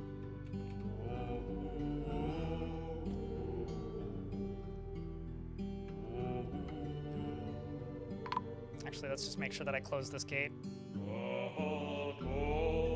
Okay, someone's coming to pull the lever to close the gate. Well, I mean, the outside is. They can't dig, though, because they're elves. But we are going to lose a lot of dwarves here. Unless they get inside, in which case, yeah, then we're in trouble. But the lever's been pulled. Maybe it's time for a long festival.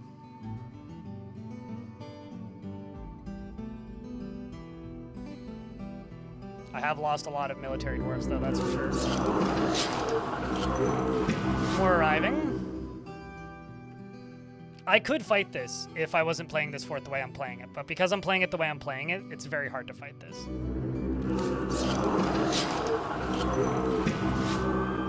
I mean, it's a good excuse for why you died, that's for sure.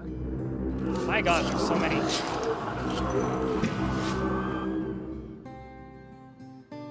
Hear me out, next fort is honey badger themed. I can't guarantee honey badgers on spawn. I mean, the number of times people have asked me to do specific things with specific animals, and I'm like, yeah, they literally, I just didn't get them. They just weren't here. Like, I kind of can't confirm that I can do that. Okay, so with you there, can I zoom out enough? Haha, I can! I can open the front door. Perfect. Let's see if I can let more of the dwarves inside. So far we've lost Paxmac, we've lost one of our tavern keepers, we lost Urvad Rith, several children. it's truly a massacre, but we've got the front door open now.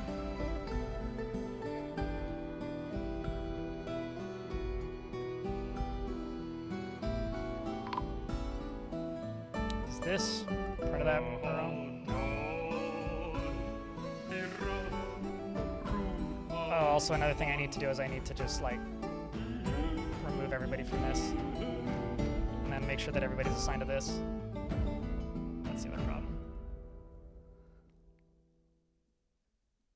So now we wait. There's still military running around. Bruggen, thank you very much for the 8th month. Welcome back. Also, I have to say thanks for the $1 in bits, Wild Peak, and thanks for the $1 in bits, Eric. And appreciate you guys. Seriously.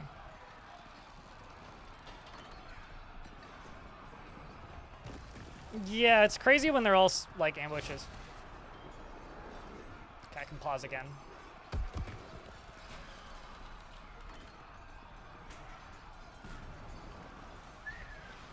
There was a crazy fight here.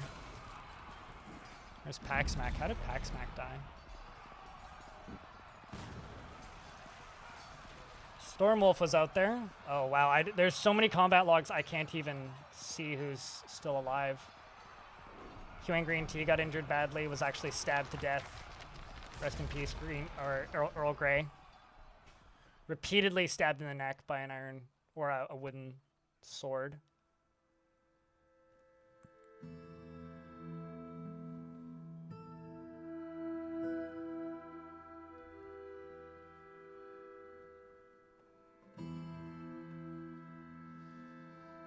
We also had giant cougars and giant honey badgers, man.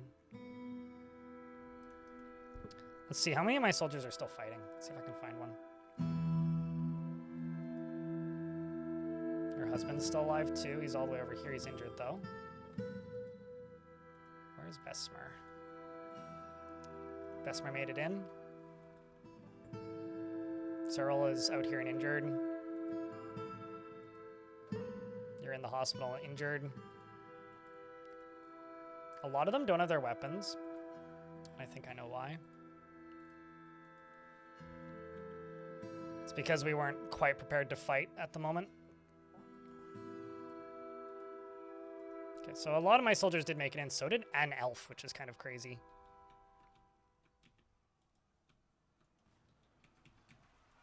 Got a very injured herbalist down here. Where's most of the elves? Oh. Okay, so there's like some that made it into the fortress. Hold up.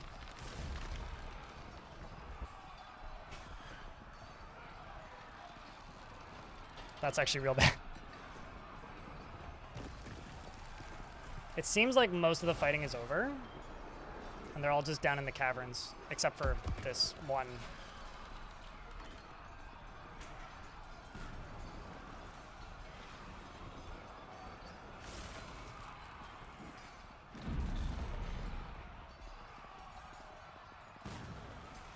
Don't need to kill the Grathla, but...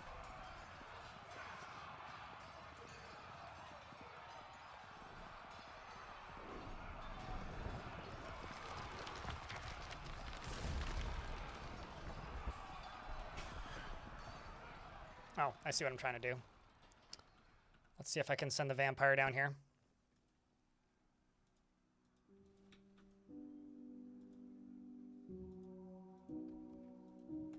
Okay. 10 seconds left on the ad.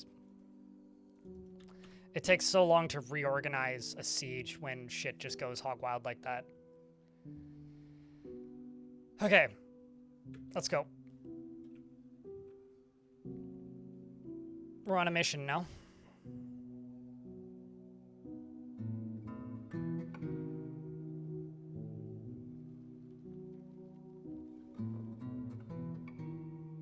Glass half empty. Did I name you a dwarf? I know you asked for one.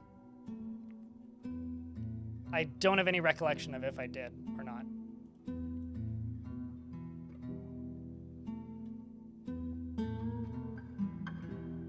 Dwarf with a pet. Yeah, I never actually named you one.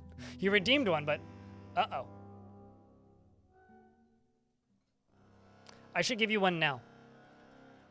Which animal did you decide you wanted? Because there was several dwarves that had pets.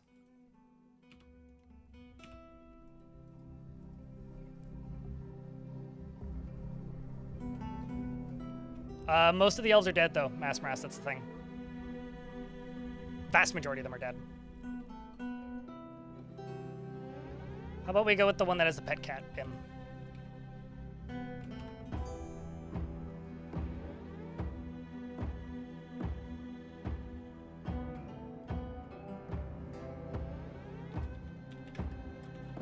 Glass half, as opposed to the rock half, is impervious to the effects of stress. Enjoys the company of others and is quick to anger. He tends to be a bit stubborn in changing his mind about things. He has a greedy streak and he tends to not reveal personal information. He has a tendency to consider ideas and abstractions over practical applications. He often feels lustful.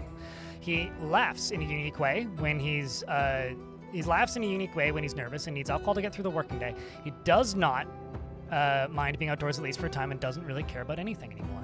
He dreams of creating a great work of art and personally has a negative view of those who exercise power over others. He finds leisure time wasteful and doesn't really see the point in working hard. And he likes rutile and lead and almandine and deer antler and the color snail and deer antler and giant snail shell and bolts and catapult parts and the words of the skirts of embracing and the sight of the veneration of luxuries of impossible prefers to consume elephant seal and sheep cheese, raspberry wine and artichoke hearts and absolutely hates blood gnats. This is going to be kind of fucked, but yeah, this is going to be kind of fucked, but we'll do our best. You're angry after getting into an argument. You do have a pet cat. You have a couple of friends in the fort. A bunch of them are dead. This is going to be super fucked. So we're now also under attack by goblins. I didn't see who their commander was. They were led by Oso Screamed Confess, a competent commander. Beware their skilled mountain goblin swordsmen.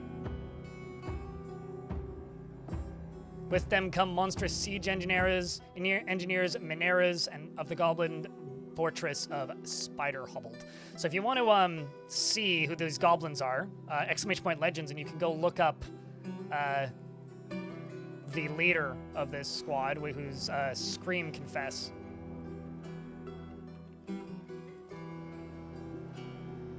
And we are going to follow the vampire. But I'm going to see if I can click on this really quickly, because I think that's the right one. We're going to close the front door.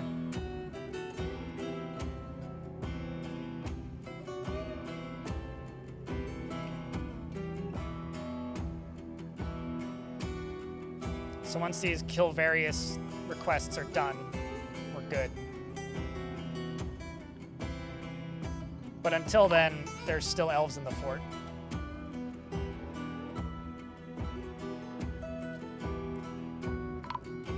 Uh-oh. Another ambush was found.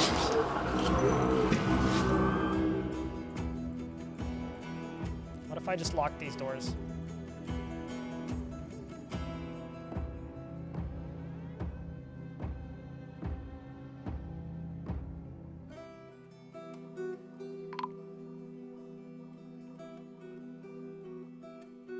You're gonna go fire a bolt thrower. That'll give us an idea of what's happening at the very least.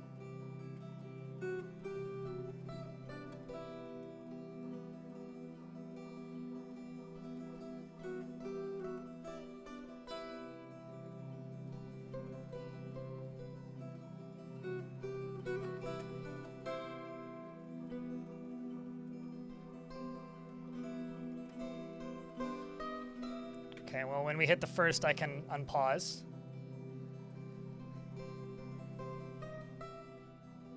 Which we're not there for a bit yet. Obok the Boyer's been found dead.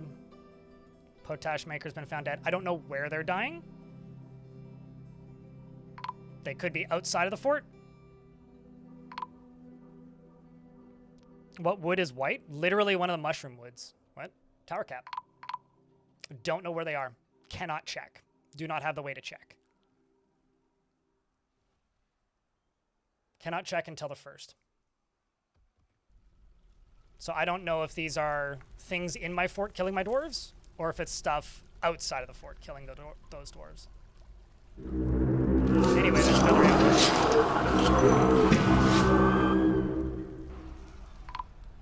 Another dwarf is found dead.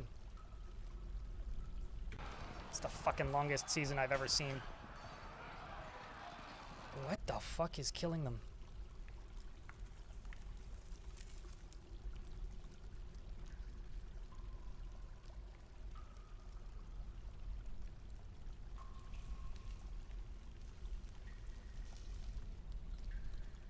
It has to just be like...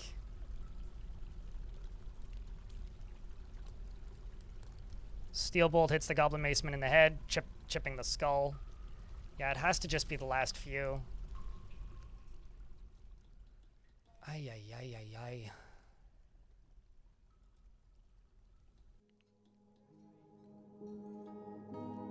Okay, so who's going around killing these guys?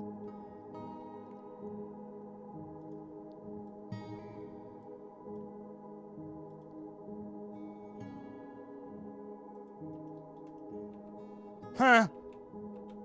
Alright, so they have a direct route into the fort.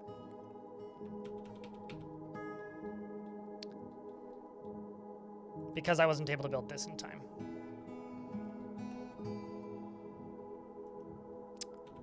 And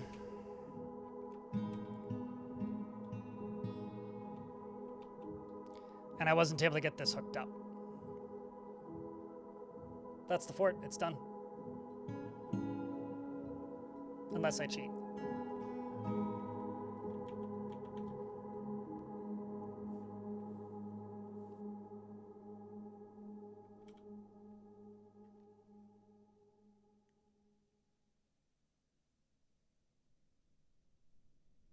I mean, I could go back to a save, but I think that's kind of what we have to do.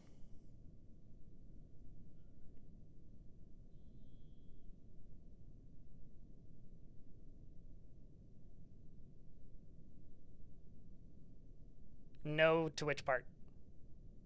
Mass. Don't cheat, you got this? I guarantee you we don't. I have 1, 2, 3, 4, 5, 6 total trained soldiers against an army of like 200 something. No, we don't. We 1,000% do not have this. Like, the fort is done. We are going to fall.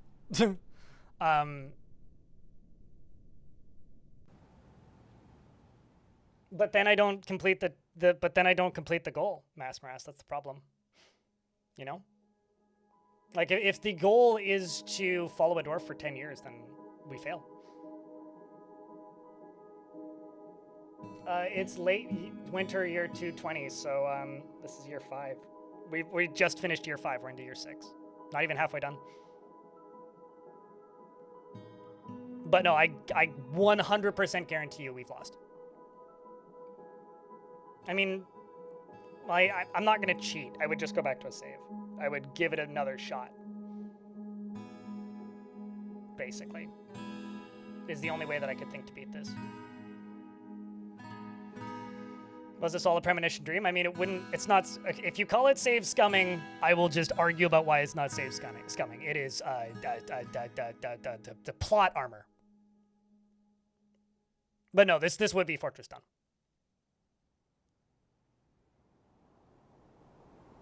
I don't know if you count body swap as cheating. No, if these goblins get in, we all lose.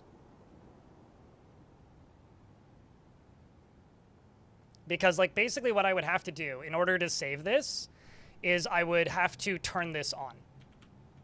I would have to turn this on. Which would, like, fuck a bunch of my plans and not permit me to finish the fortress properly. But, like, if I was able to turn this on, then I could save this.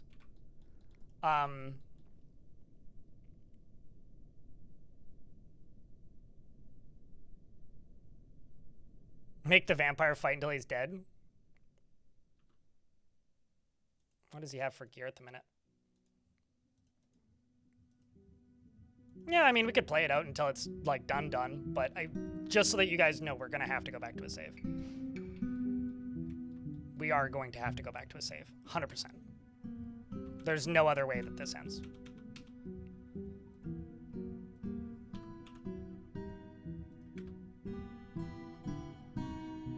He's not an adventurer.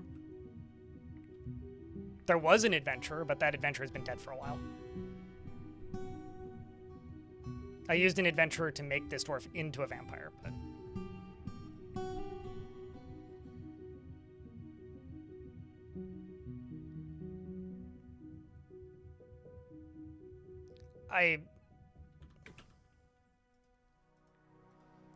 I 100% guarantee you this will not work. 100% guarantee you that this will not work. And if it works, then I don't know. I will just argue the fact that I was right, even if I wasn't. But I can't pause the game until the 5th.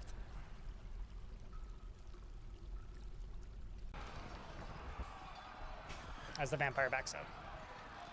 I need to pull a lever. So it's fine that he's backing out. We're going to lose so many fucking dwarves. Nope, didn't even get to do the thing that I needed to do.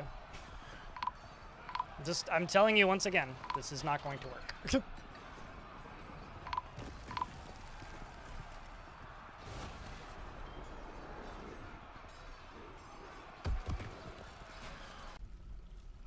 No, because generally the Dwarf Fortress community is sane and understands that you get diminishing returns with those models very quickly. Green place. It's not worth the short fad. Mostly because I think the Dwarf Fortress community has an imagination and, you know, is capable of coming up with stories on their own without the help of computer bullshit. Green place.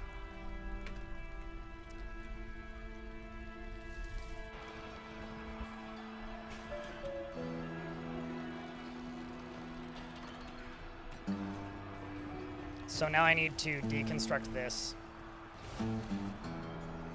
which isn't going to work, part 1. Then I need to build across here, which isn't going to work, part 2.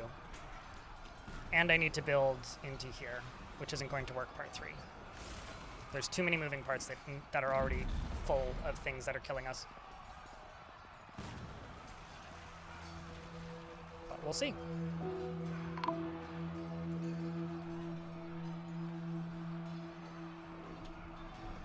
See, the whole squad's dead.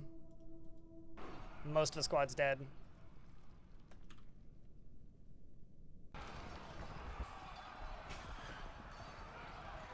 Gory Paws has come back as a ghost, though, so that's exciting.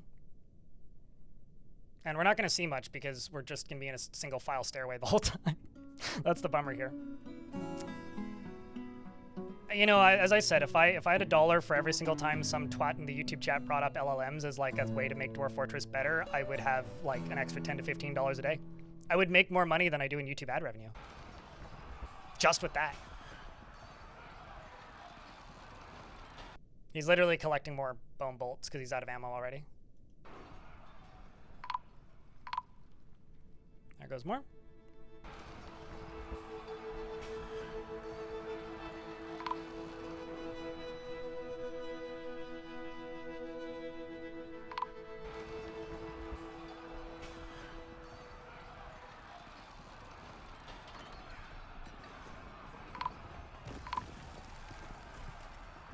Continuing to fire bolts. And here they come.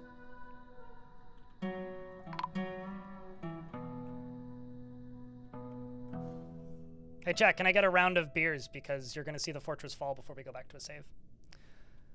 Although actually I need to manually turn off saving real quick because otherwise the game is going to save on my behalf and then I won't be able to go back to a save.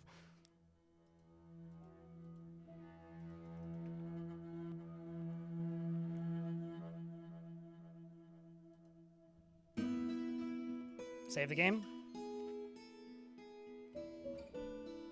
That's all I have to say to that. You don't get a refund. No takebacks.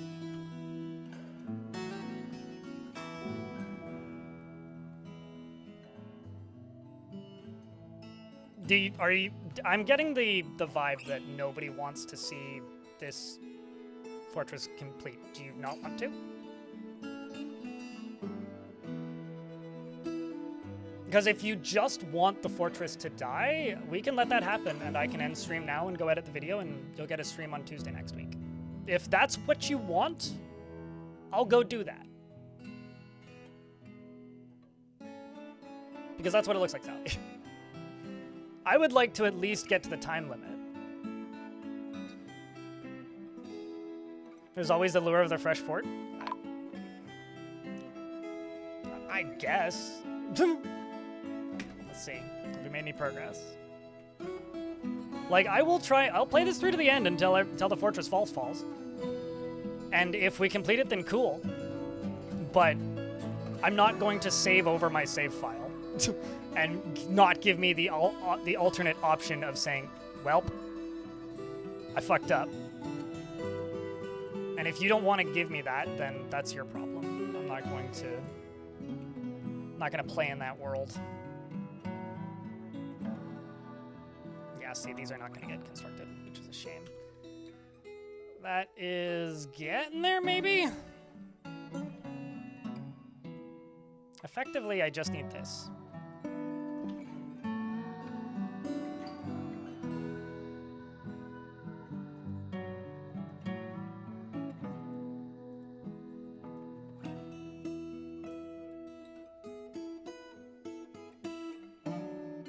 I'm gonna swap the vampire to a melee weapon.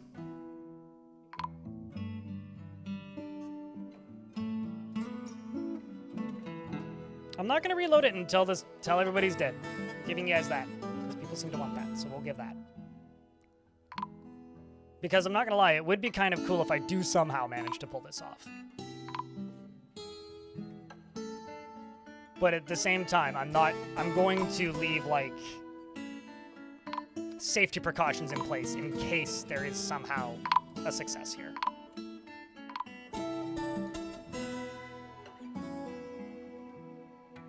And that's it.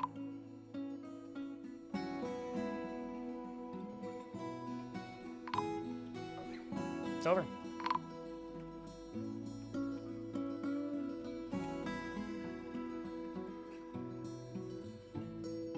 He fell into lava. It's not the first. It's like the 30th or something.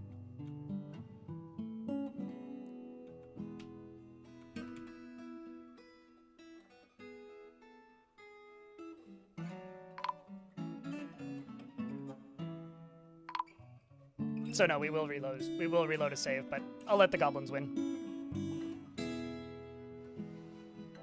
Low-key vampire might win. No, he wasn't that. Well, maybe. If he got into the hallway, maybe.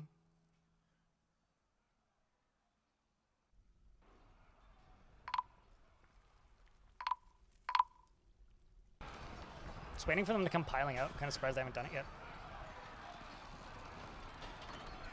Also, the reason the dwarves are still pathing down there is because I'm letting them.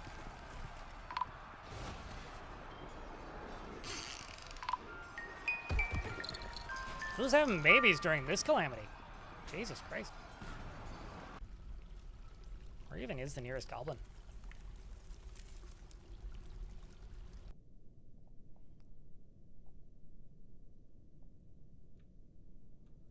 I think the siege may be over. Are they?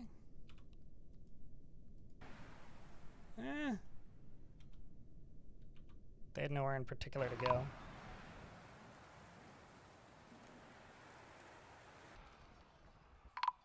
Nope, they're still coming in.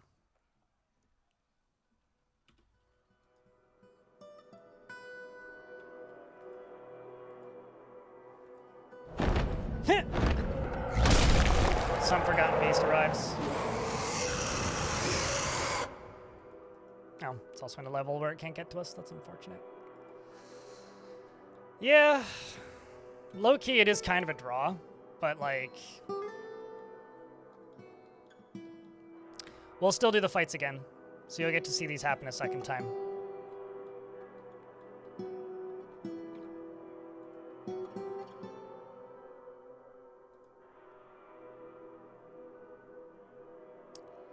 So the only thing I'm going to do differently in those fights, the only thing, is I'm going to make it so that I can turn the pumps on. That is it.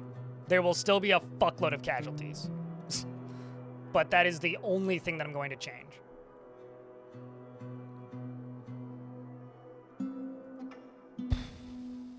I might have to re-dwarf you. That is, like, guaranteed. It was a dwarf who had a pet cat, so that's easy. I was thinking about that, just as I did that. I mean, I'm not going to say that you jinxed it, Snatcher, in YouTube chat, but I think you did. So Snatcher in the YouTube chat's just like, low-key, vampire might win. Never mind. Like, as he fell into the lava. Which is pretty funny, but... All right, cat. All right, so that was a weird dream. Bim was your dwarf.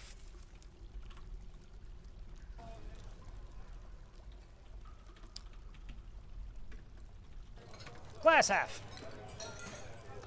So what I'm going, the only thing I'm going to do differently, because we're still going to get attacked. The only thing I'm going to do differently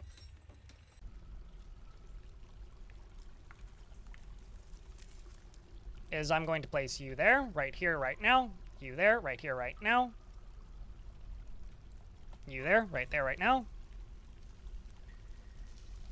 Priority number one, priority number one, priority number one. Horizontal. Sorry about like the pessimism, but like I was pretty certain that was not going to end well. Oopsies. Priority number one over to there. Also going to swap out your... Actually, let's just give you some backup. Just a couple additional dwarves.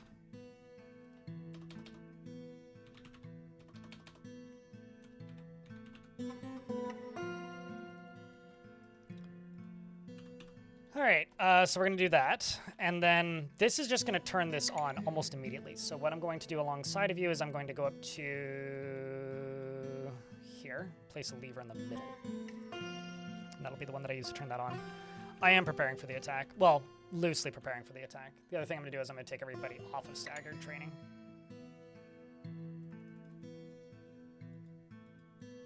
Except for you, I'm just going to set you to no orders. Where are you at? You're over here. All right. I mean, we do still have like a month. So. With a premonition, prepare for the attack. I don't know. I don't know how much I'll incorporate that. I might use that as like dream footage, but... Because, you know, it's like a very common dream to be constantly falling, right? That is a very common dream. Could use that for something.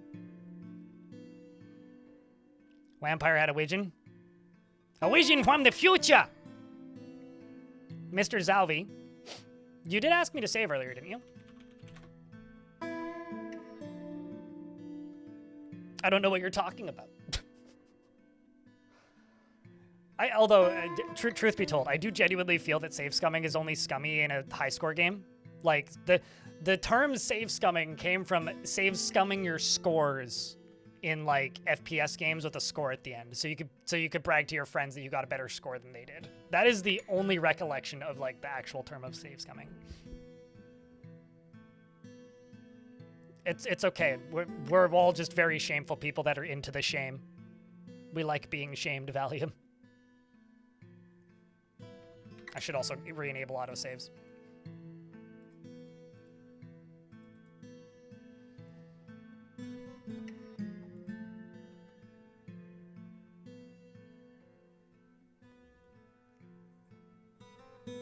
The god of death gave an omen to his followers. Sure, yeah.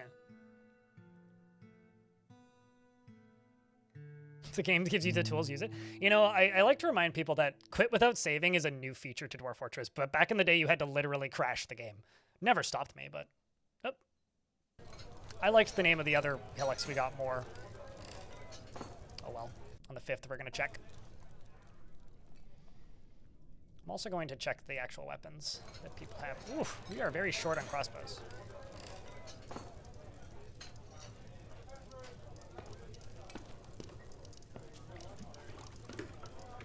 Okay. We are in an not an ad break, a point in time where I can go around and do these. So I'm going to do these. Aunt Gladys. Like from weapons? That would be a lady dwarf, right?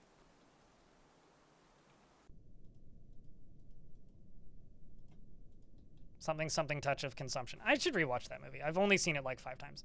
I think that that's the movie I've seen the most in like quick succession, maybe in the last decade. Also, apparently, Zach Kreger's Resident Evil movie is like supposed to be out in the next year. Which is like, that director's next movie is a Resident Evil movie. Like, apparently it's like mostly done being shot. Which is interesting. No beard? Gotcha. Do you really want me to name her Aunt Gladys? Like Aunt specifically? She'd be mad, right? Like...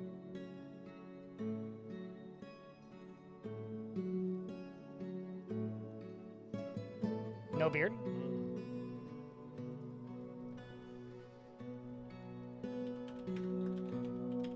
If you haven't seen Weapons, chat, you should see Weapons. Definitely 22 years old.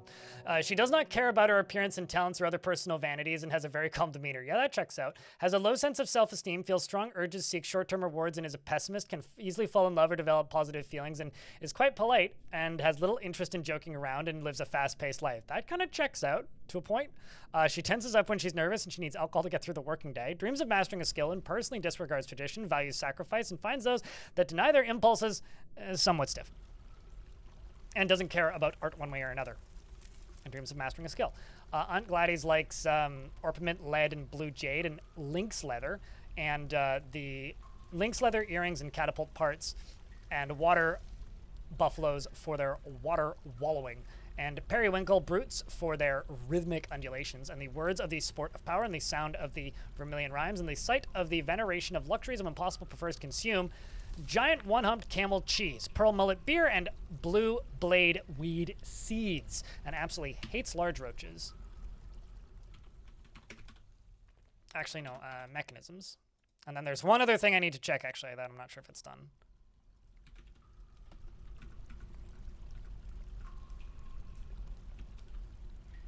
Yes, okay, so I need to... This is all priority 4.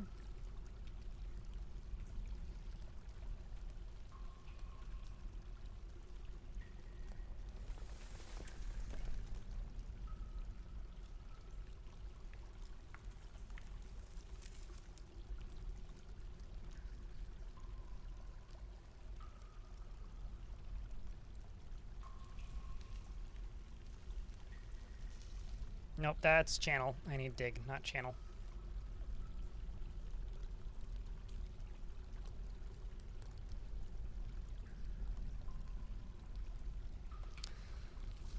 And then...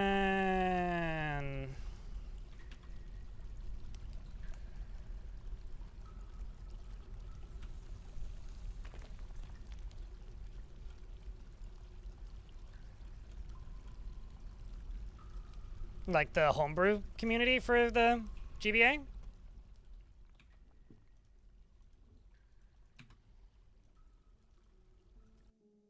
Every now and again, I like fall into the rabbit hole of like, not necessarily homebrew games, but like... Prime sub o'clock. Prime sub o'clock? Well, that's kind of you. Thank you very much. Oh, I also need to make rock doors.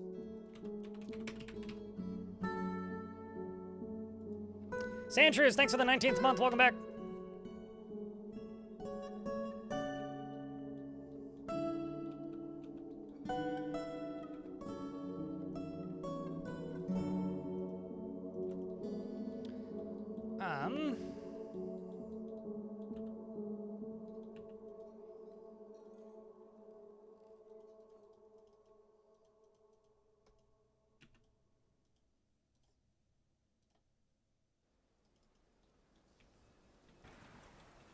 Let's just get the squads inside-er.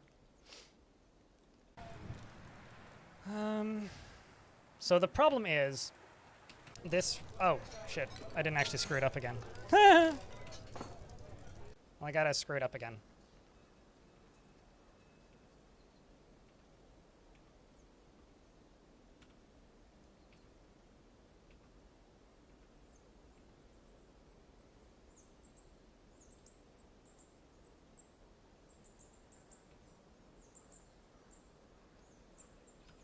Why do I keep double screwing it up?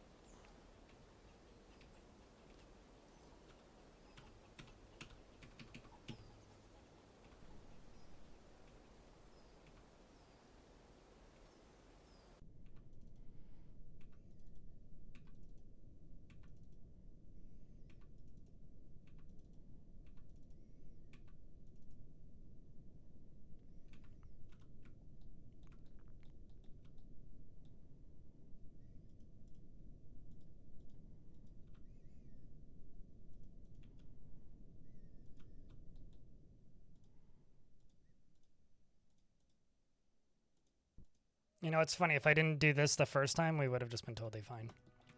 It's specifically this that's fucking it all up. But I might not be entirely legit when it comes to doing specific narrative runs like this, but I will make sure that these same events play out. And you up here, let's start from the top.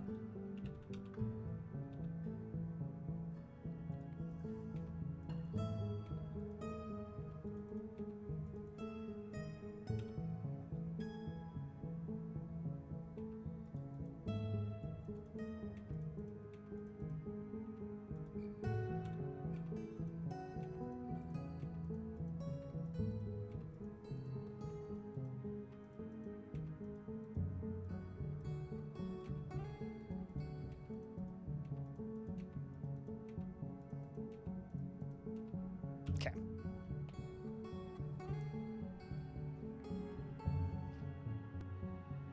I believe that itch.io would be full of them. That would make a lot of sense. Okay. Let's go down to here. You're getting built, you're getting built. You're getting built.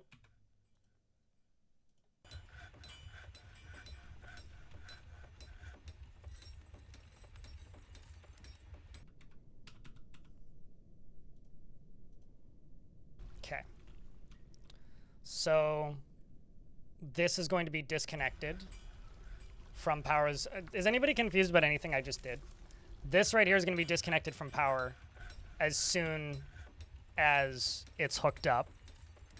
And then this will be then capable of pumping lava from the lowest possible level all the way up and into here, and also into this walkway right here. I should also be able... Nope, haven't built a door there yet. I think actually what I'm going to do is just this.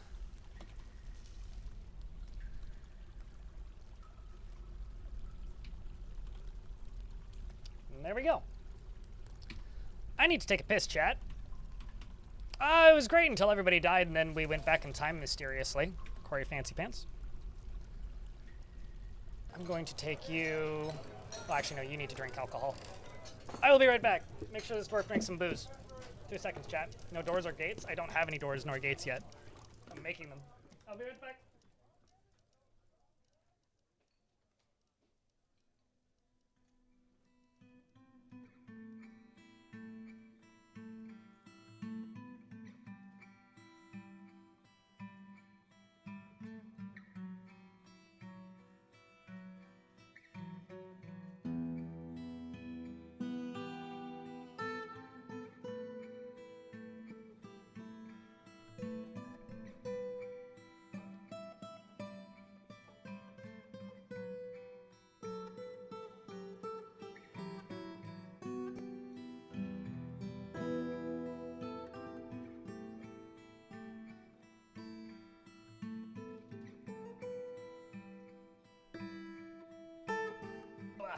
I will also say, if we'd made it to like 9 years when the world ended, I probably would have just ended it.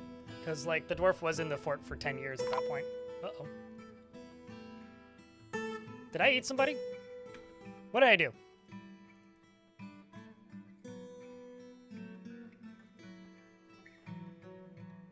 Snitches can't be stitches, chat. Well, that's not good. Vampire got a little too thirsty. So he is the god of death. Well, this gives us an interesting plot device. A bunch of dwarves in this squad just witnessed him murder a person. I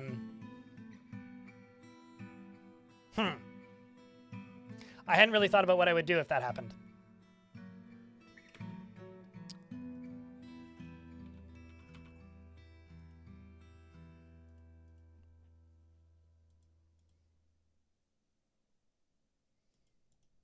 I mean, who was eaten? Was Asmil?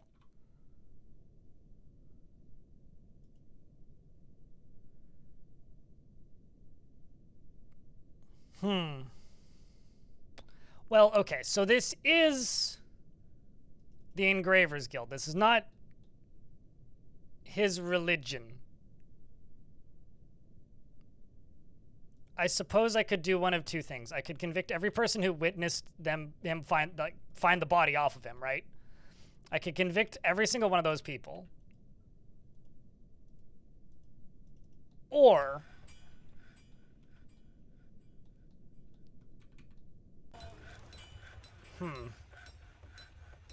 wait, actually, hold on. What religion do you follow? The Assaulted Communion. Wrong God.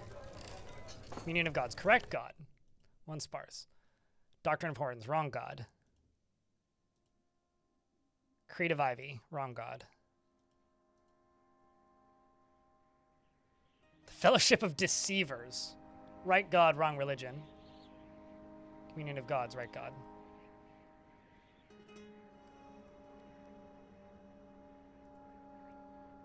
I don't know. Or, you mean and, right? I mean, I don't know what you mean, to be completely direct. Ilmirin, hello!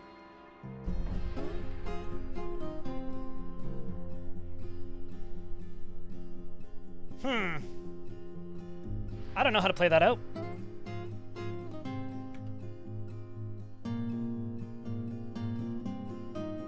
Like, genuinely, I don't actually know how to play that out. Hey, chat, can I get a round of beers, please, for Ilmirin keeping that subscription alive for 23 months? Appreciate you greatly, man. I don't know what to do with that.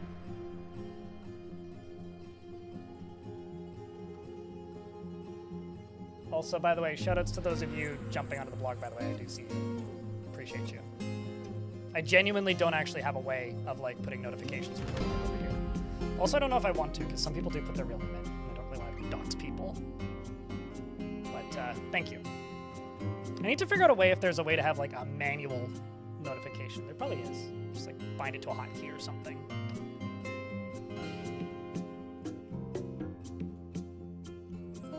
I made one 2 weeks ago that not many people watched, Garju, about the Dwarf Fortress soundtracks.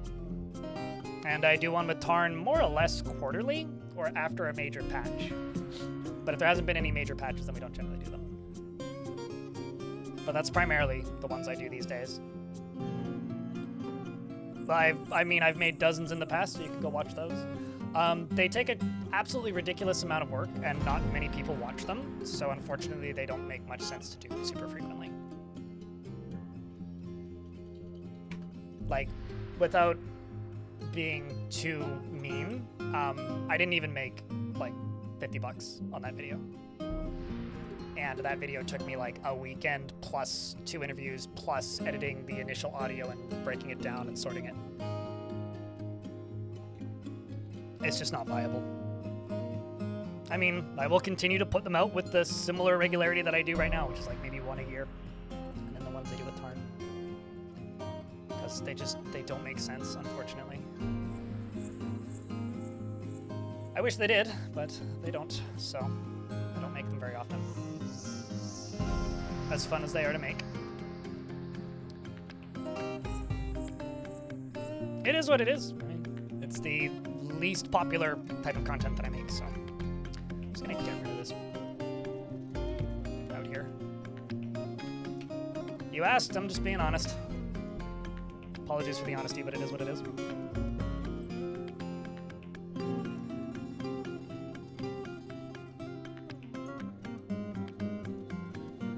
They just say it to the guard first. Yeah, I think that's what it is. Like, they just say that they found a body. But if I interrogate any of them on this, I guarantee you they'll be like, the captain of the guard did it. Why don't we do that? Let's interrogate them.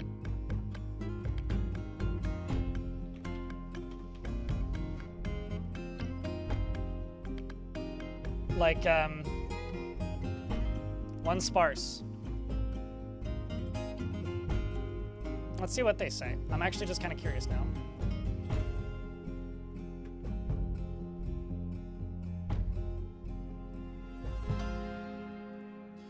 Also, before time's up, I need to check some things.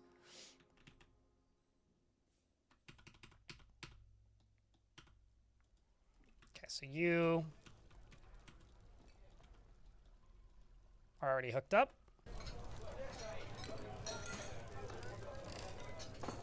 You, I'm just gonna jump to where you're hooked up. You're hooked up to here. Ha! Okay. I didn't actually realize this, but I have to go one higher.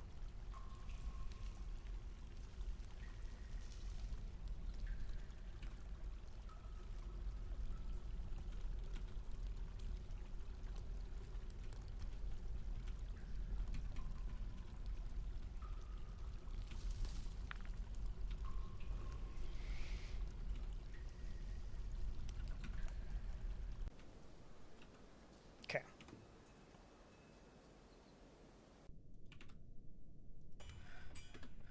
Let's see how this interrogation goes. It's got nothing to do with viewers, Garge. It's just not a particularly popular style of content.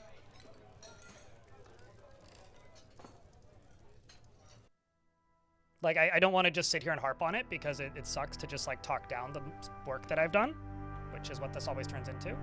But genuinely, you need to realize that there is a core small group of people that like weird niche interviews like that.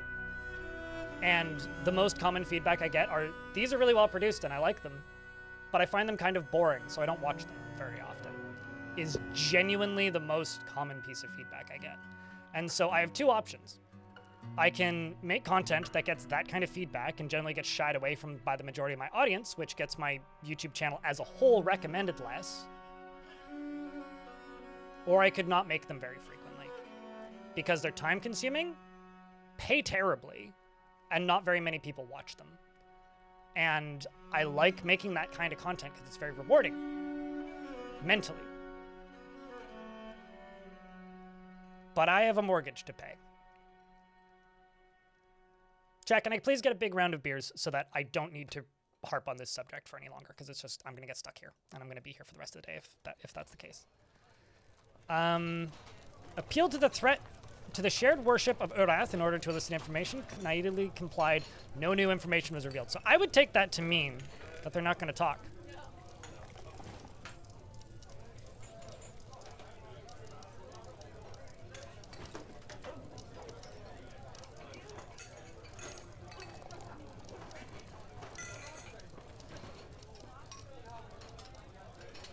You respect the chain of command? Clearly.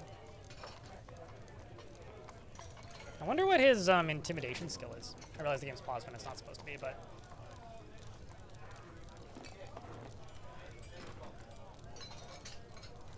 adequate. I mean, he is a professional speaker, though.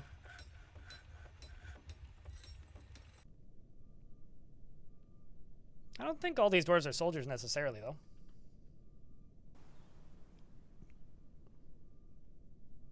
Totally, Tubist. And I will upload videos like that from time to time.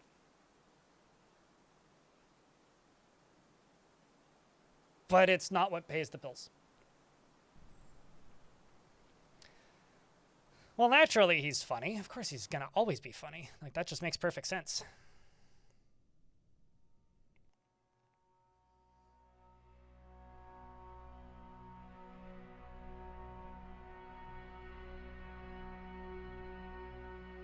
And I will make them when and where they make sense.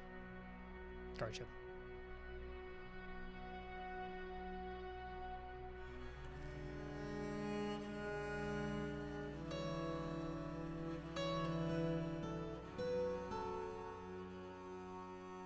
Waiting for the 20th so I can pause. There we go.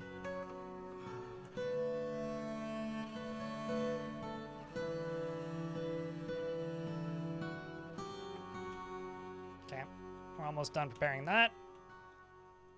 You need to be hooked to a lever.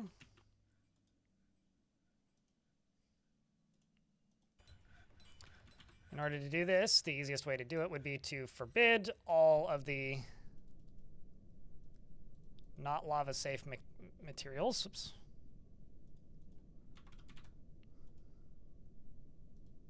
Keep those ones unforbidden. Forbid. Forbid. Forbid. Forbid. So then you, right here. Unforbid you. And we got two basalt mechanisms, which are both made of basalt, which is lava safe. Because there's going to be lava flowing over these.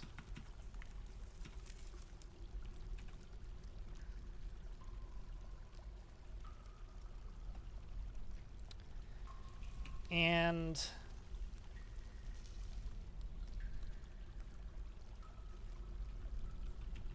you right there.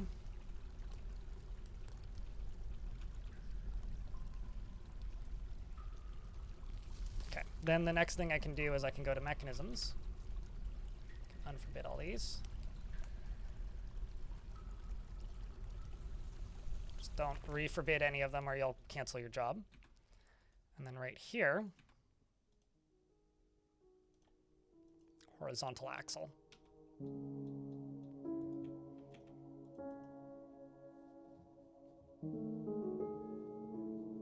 And before a single non-magma safe item was used? I mean, it's possible.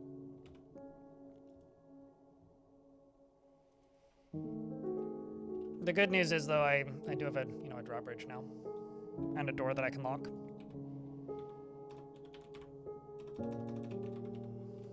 Actually, I'm just gonna set this as vampire only.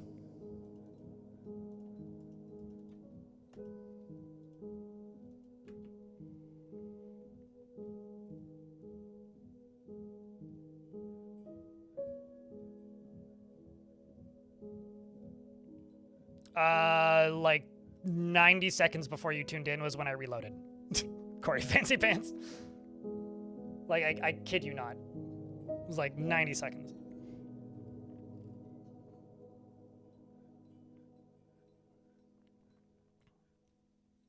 We basically, sometime in the next 60 days in game, are going to get 2 sieges.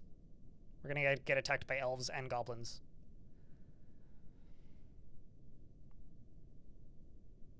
And I had a direct route into the fort that I couldn't block.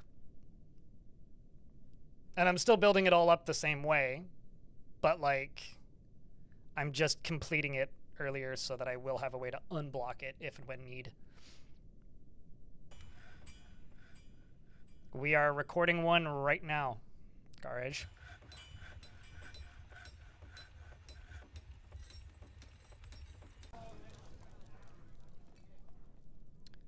Waiting for the 25th. If you type an exclamation point goal, it'll give you an idea. Otherwise, chat can fill you in, I'm sure. But simply put, I'm trying to follow One Dwarf for 10 years. Turns out it's actually very hard to manage sieges during those situations, which is to be expected.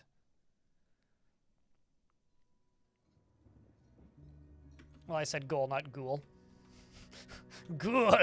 That's the weirdest spelling of ghoul I've ever seen. Oh, how cool! You found the ghoul!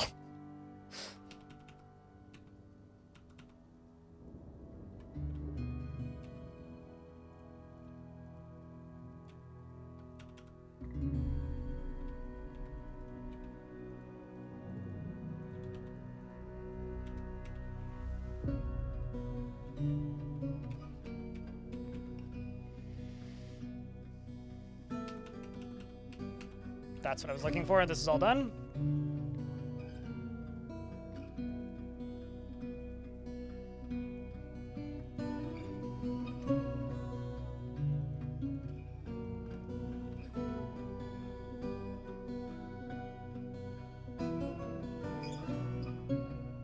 Let's just use gold,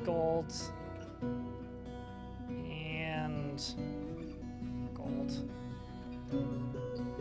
What's the ghoul of this fort? I think his name's Tosin.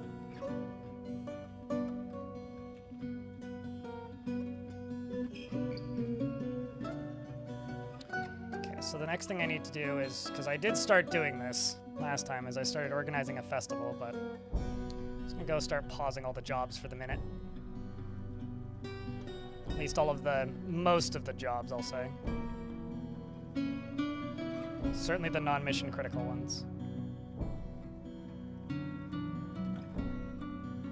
Also need to refresh some squads and see what our gear's like. Is your dwarf still alive? If you were Yuristov, yes, you are.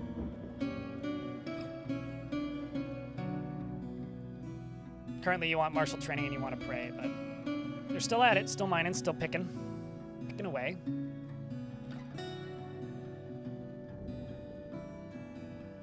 You're done, you're done, you're done, you're done, you're done. Just disengaged. So all the way up to here. I should be able to close this. We can see if this thing works.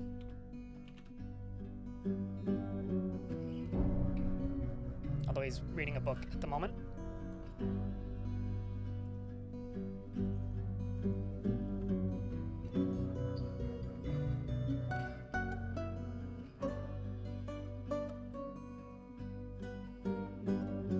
Also need to change the ammo you're using because it looks like, yeah, you've just got bone bolts. Metal bolts, please. I also need, actually, literally don't want any of these. I'm just gonna unassign all of them. Just need more melee squads is really what I need.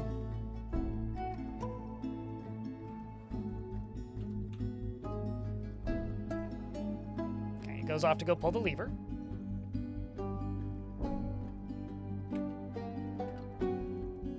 Ow, that was me trying to pause the, I missed it.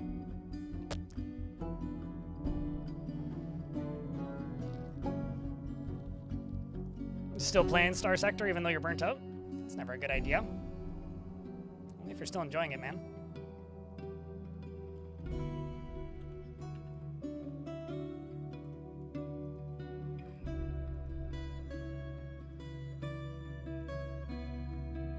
Let's take you off duty. You go put your stuff away. I'm gonna go chain up a Mark's Dwarf. What for? Probably just like one of the more nonsensical goals. You can't merge stacks? They're supposed to be training ammo. Like, they're supposed to not be effective combat ammo. The reason they're in stacks of 5 is because they're not supposed to be used as a primary ammo source.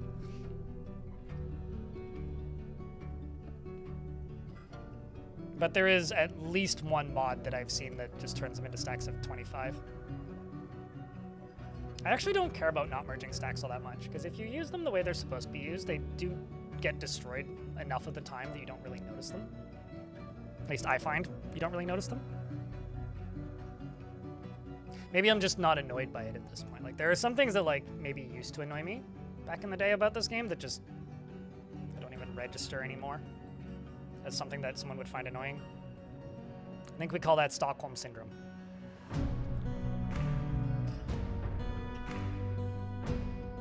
So you're storing something in the stockpile.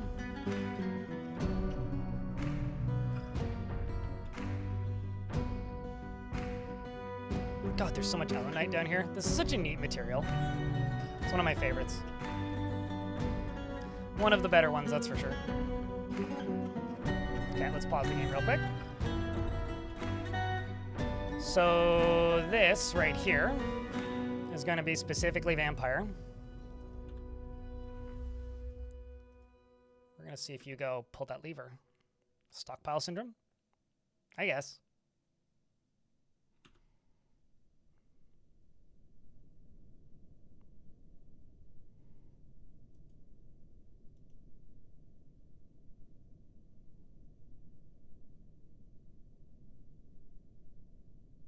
And a flying fire blob just showed up. Rip. Moo Cow Rars in YouTube chat says that they're trying to make a pump stack and it's taking forever, and a flying fire blob just showed up. One bolt will pop it. Like, you just need a squad of Mark's Dwarves with bolts. One bolt will do her.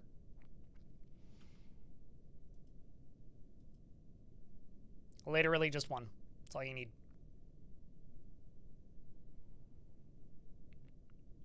Unless it's only one assigned. Because they alternate. The best way to do it, I find, Kage, is literally have them assigned to a barracks so that they're wrestling, and then they'll take turns doing archery practice.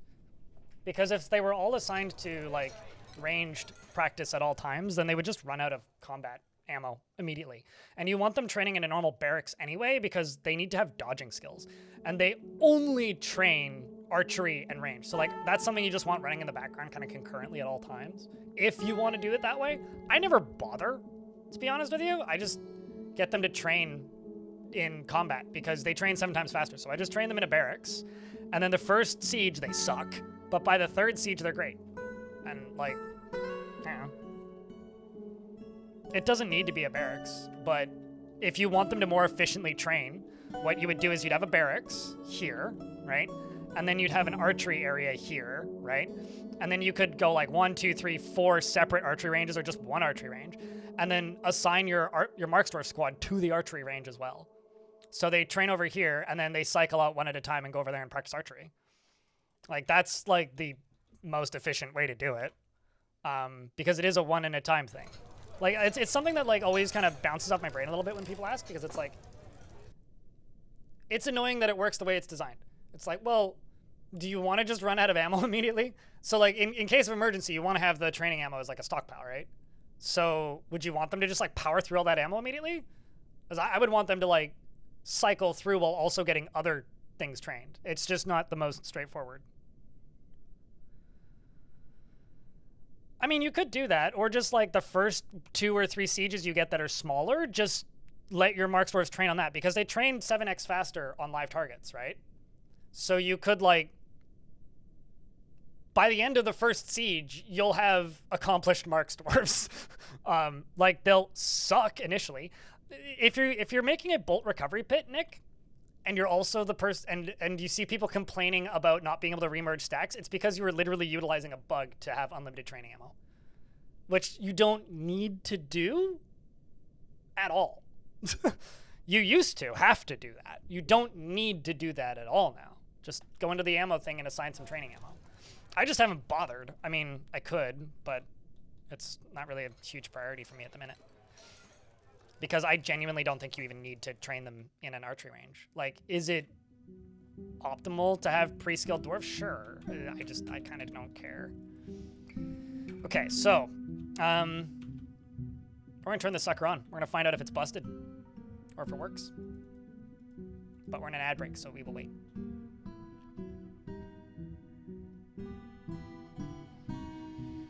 I do always make and create 2 different types of ammo so that hunters use bow and bolts. You find Marksdwarves very underwhelming. Bolt throwers are so much better. I disagree wholeheartedly. Bolt throwers are crowd control. Marksdwarves are fucking snipers. Like, skilled Marksdwarves with good bolts can, like, one-tap an enemy.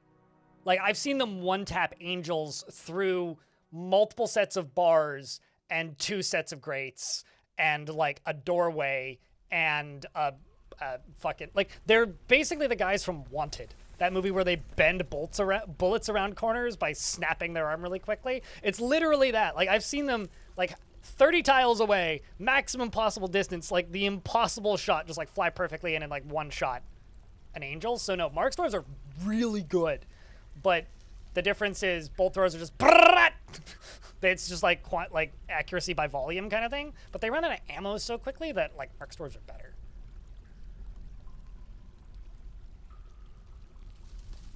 Yeah, you also can't move a bolt thrower. Yeah, that's the issue, right? Yeah, but they only need to fire like half a clip of ammo to like stop being rusty at that skill immediately, right? So like I do like having an archery range can be useful, but it is not mandatory at all. At all. Like, can you do it? Certainly. Do you need to? No. Let's follow the vampire. Let's see if this is busted. Who's currently praying to the god of death. And he's gonna go pull the lever. Hopefully it's still the 10th when he pulls it. And then I can unpause and we can see if it's broken. Let's see if it's busted. Or if it worked.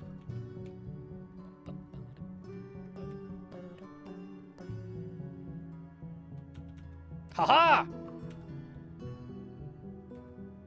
Look at that. Motherfucker, it works. It works.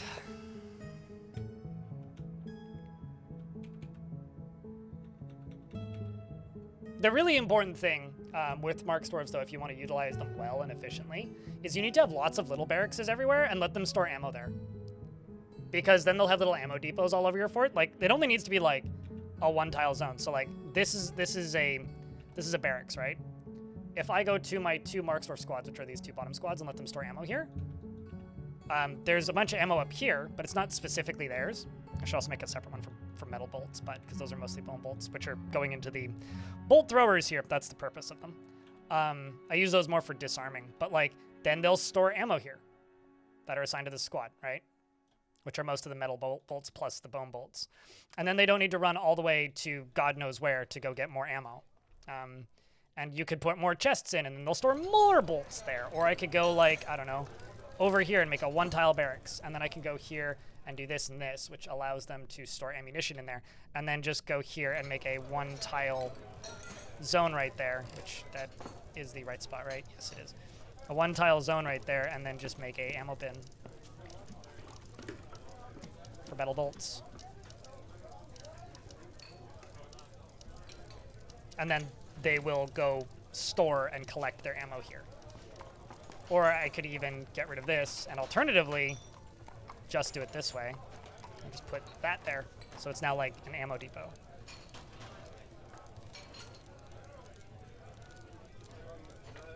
Okay, so there was a bug fix. I always say like about a year ago because anything that happened more than 3 months ago is about a year ago. About a year ago, a while ago, I want to say this was the first time they updated Mark's Dwarves. There was a tag which is they only have meals in their backpacks if they have meals assigned to the squad, which has always been something that you could unassign, but like if you just go to equipment now, they just put it up here. There's a very obvious button now for it instead of it being in the uniform. So you can just click supplies and you can tell them whether or not they carry food. However, what they used to do is they used to drop their meals on the ground when you unassign them from the squad, but that dwarf gained ownership of the meal, like a piece of clothing. Something like a year ago, I don't know. They changed it so that when they drop the meals, they never gain ownership of it, so it just gets put away. So that hasn't been a problem for like a year plus. Most of these dwarves don't have backpacks, though, I don't think. Yeah, I don't have very many backpacks. I do have plenty of leather, though. I should make backpacks.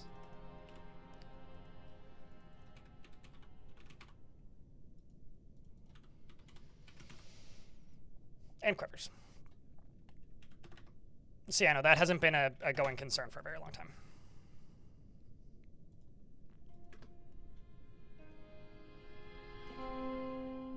And I always feel the chat, is it appreciated that I over-elaborate when people ask a simple question like that? Because I could just be like, nope, hasn't been an issue for a while. But I find that when I just say, nope, hasn't been an issue for a while, people just don't believe me. They're like, sure, yeah. I just don't make backpacks unless I'm sending dwarves out of the map, or if I have long patrols running. But yeah, that was an ownership issue. Although I will say you will still sometimes see a dwarf take food and put it in their bedroom. And it might still sometimes rot. Because some dwarves are greedy and specifically like certain food items. And then they will store it in their bedroom. But if they have a chest, they'll put it in their chest and it won't rot then. Like there was a dwarf in the last fort that just had like a pile of apricots in their bedroom. And there was like nothing I could do about it. They just kept claiming the apricots. It doesn't happen very often, but source dude, trust me. I mean, I swear is it. At least you didn't make me say trust me, bro. And Tom T, hello. Not gonna lie, I will be bummed out if we don't get sieged again, though. Check. Speak of the devil! All right, folks, who's ready to party? Part 2. I need a big round of beers for good luck and a vile force of darkness.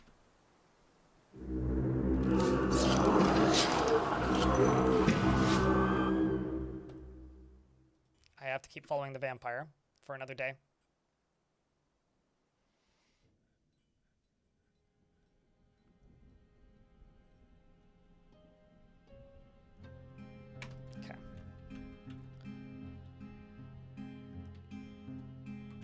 I'm just gonna lock this door because the elves won't be able to get. Uh-oh. Kiddo, no! We'll see if he's able to get out. If he's able to get out, then yay. If he's not, then oh no. By the way, you can cancel haul item to stockpile. You literally just need to hit T, and then this little button right here, just click that, and it'll take that dwarf off that task. So uncancelable tasks, you can cancel them from this screen. Pro tip. You're welcome. pause these as well. And then I'm going to go here, here, here, here, here, here, and here.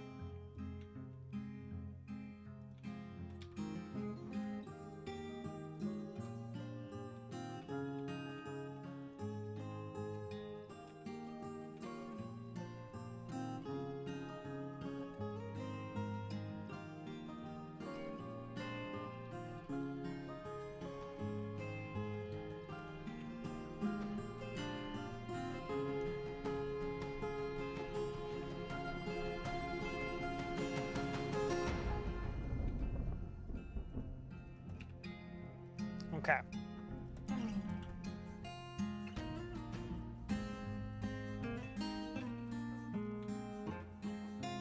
Okay, so they should all just be there already, so that's fine. But you bought this squad right here is going to go up to here.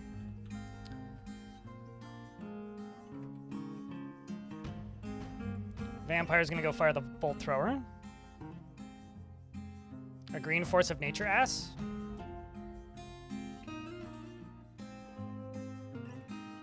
Okay, so because like the camera angle's real bad here and he's just gonna sit there and fire, I'm just gonna move the camera over to the left so we can actually get some sort of a view.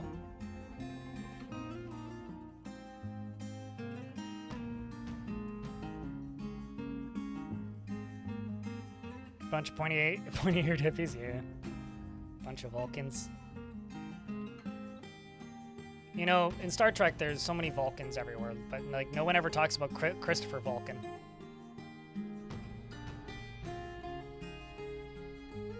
So we do know that they have giant animals. There's been 2 ambushes.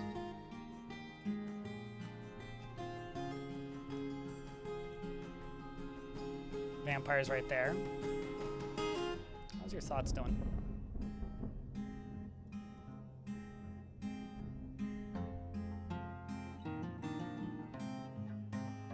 That seems very specific because blocks have always made 4 blocks, and recently they changed the wording. So instead of just saying blocks with an S, which is kind of ambiguous, they changed it to blocks 4 specifically so that people knew that.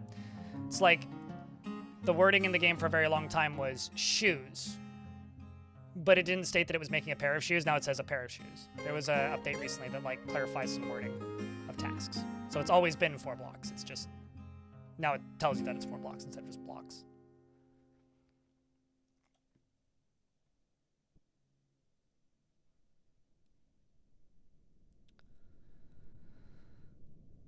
It's just like if you type in, all right, we're on the 20th. 3 adamantine goblets, because when you forge a goblet, it doesn't make a goblet, it makes 3 goblets. 3 rock mugs makes 3. I used to always have to tell people this because it would just say rock mug, like not even plural. And then people would be like, well, how many mugs is this making? Or like, people would ask me, like, why, or comment that they have so many mugs. And I would be like, well, how many are you making? They're like, I don't know, I make a few dozen. It's okay. Okay, so times that by 3.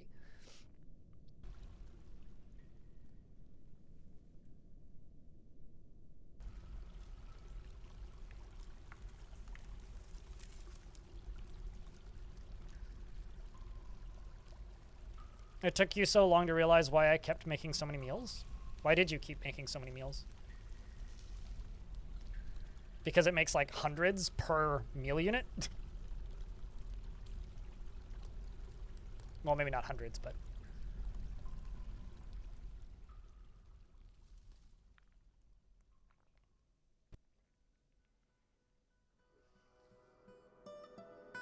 You had thousands of meals? Checks out. I could just send the squads out. Holy fucking elephant! My hunting tiger just saw the elephant. And it immediately kills the tiger. Woof. Actually, yeah, we're on the 23rd. I can't do anything. Here they come. Bolt throwers. That one just gets whipped off the edge by a catapult. Dog runs out and dies almost immediately. Vampire hasn't started firing yet. I'm gonna see if I can move you to there. Come on, buddy. Claim it. Go fire the bolt thrower. Come on, you can do it. Go fire the bolt thrower. You know you wanna. Did the other dwarf claim it? The other dwarf claimed it. There you go. And the crowd goes wild, weed.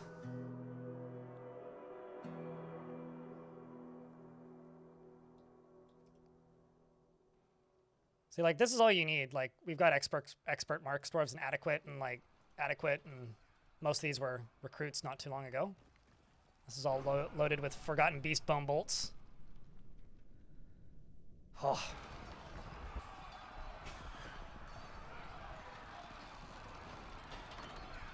Now, the real question is, how do you not see them? They're very sneaky.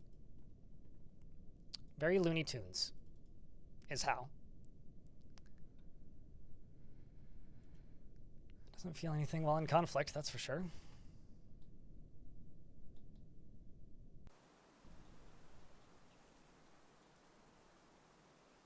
They tiptoe. That's how we didn't see them. How goes the vamp? I mean, it was touch and go for a minute there, but there's a elven ambush on the map at the moment.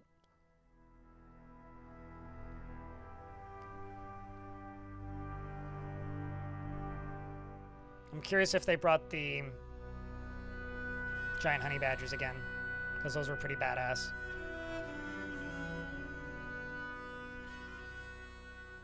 I could send the... Okay, I'm gonna be brave. Wait, no, we're not. We're not on the... We're not on the first. I can't do it. Let's wait for the first. Okay. I'm going to send the Marks dwarves out to here. They're going to go scout a little bit.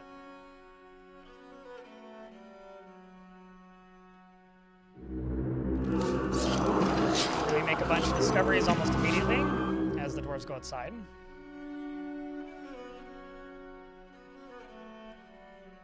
Let's try and bring them back in. So when they come back in for ammo, they'll then retreat back over to here. It's off in the distance. We can't really see much. We've got a dwarf that's brawling under the influence, so that can't be good.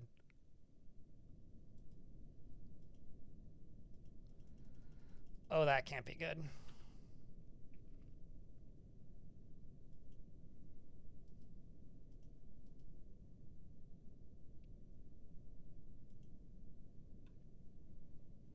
A dozen quail?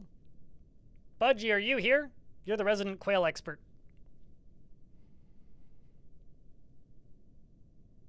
Budgie was here earlier, so. What's the occasion for the quail?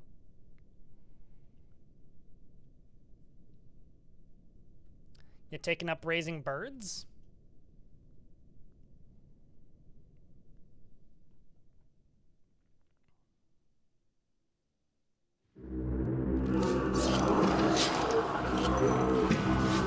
Where even? Oh. Okay, sure. I've still got a ways to walk, I guess.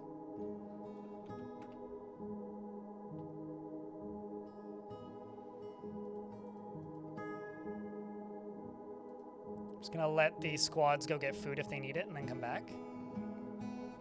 With the exception of this squad who's gonna come back to here.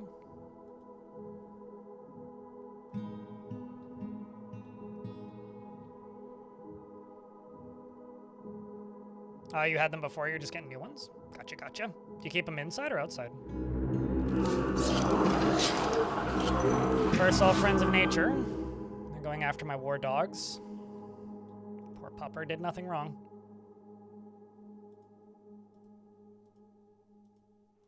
Let's give this dwarf a break and that dwarf a break.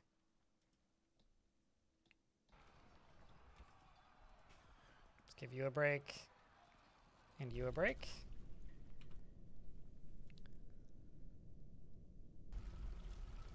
And assign 2 more dwarves.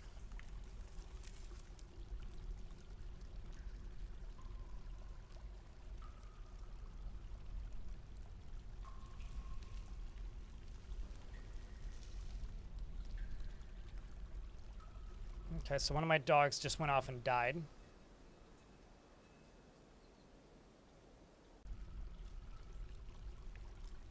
Sup, Nomald?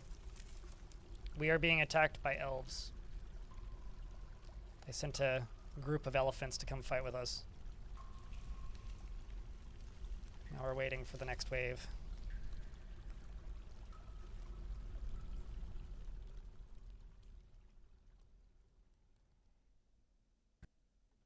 But due to a premonition of the future, I may or may not be aware of an additional siege that's coming.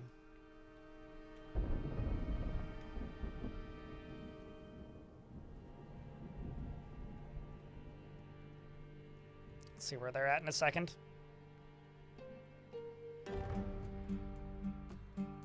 How goes it? Oh, it's going, Nutty. It's good to see you, man. How you been? We're following a vampire for 10 years. I'm currently under attack by an army of elves, which are all kind of hanging out down here for some reason.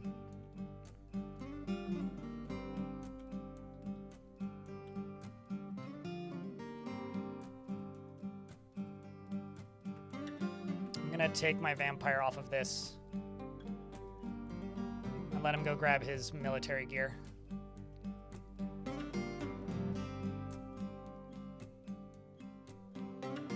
Actually, not sure where he left it. Oh, he left it down here. Okay.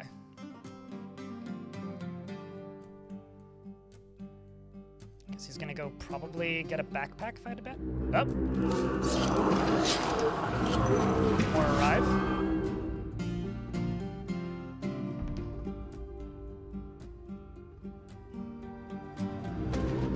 No, he's just been having some pretty bad nightmares recently.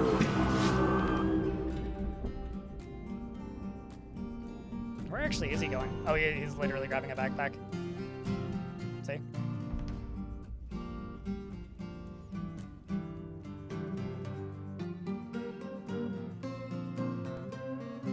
You think it's your drinks because they're piling up on your still? No burrows or anything? Very odd? Probably not actually that odd. The easiest way to diagnose that usually is just to go to places and then go to stockpiles. You can see which stockpiles are full.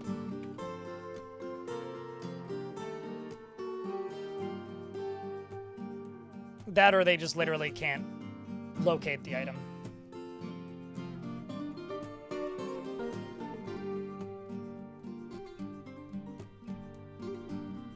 Whose pile has room? Okay, do you have enough barrels?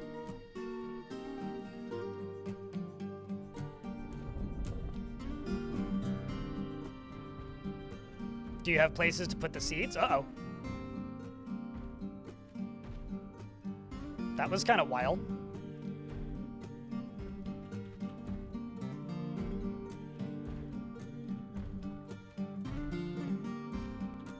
Let's actually just move all the squads down into here.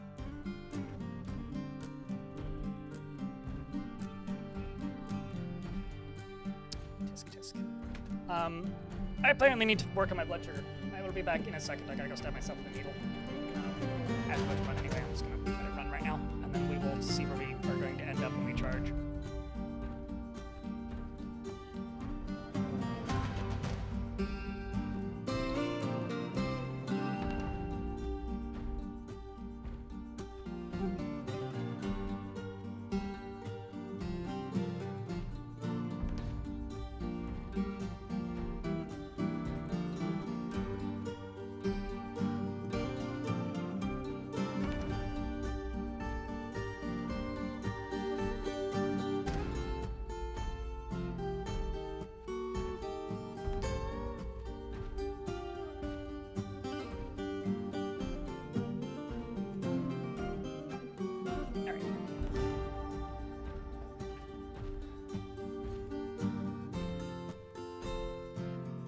What's up, Deck Frontier?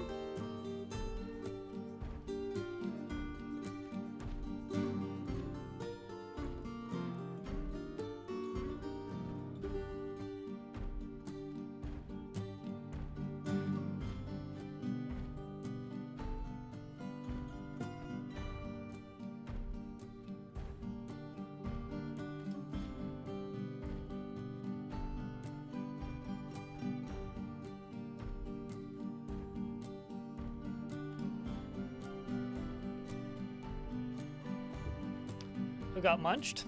That's a good question. Who was the last dwarf that got munched? Not anybody named. Esmil, the dwarf. All right, chat. I need a big vile force of darkness. We're charging.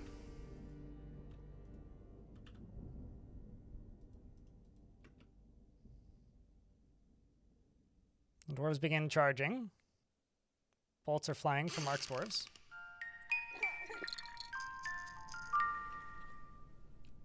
I was thinking that they would find them pretty quickly.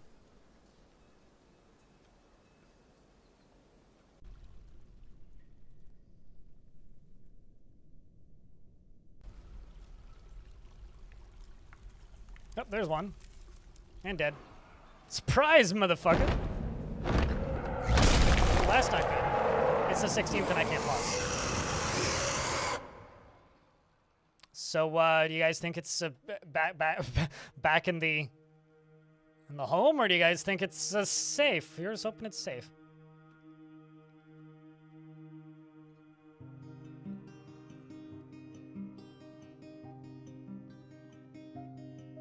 I mean, we've made it to late winter, so yeah, there is in fact a lot going on.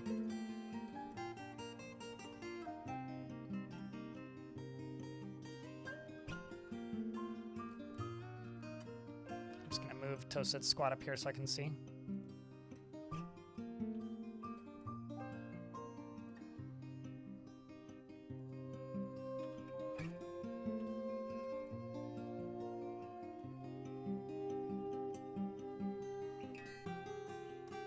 The problem with elves is it's really hard to know when the siege is actually over. Because if the siege is over with normal sieges, it's like, siege is over. Well, they're fighting with one of my cats. So they are still on the map. Because if I deconstruct this, you can see that they're still fighting. I really don't like the fact that they've got elven swords masters. That's actually scary.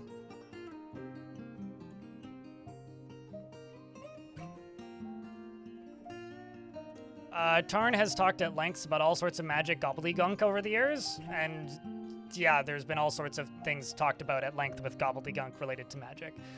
I'm just gonna let it make its way into the game.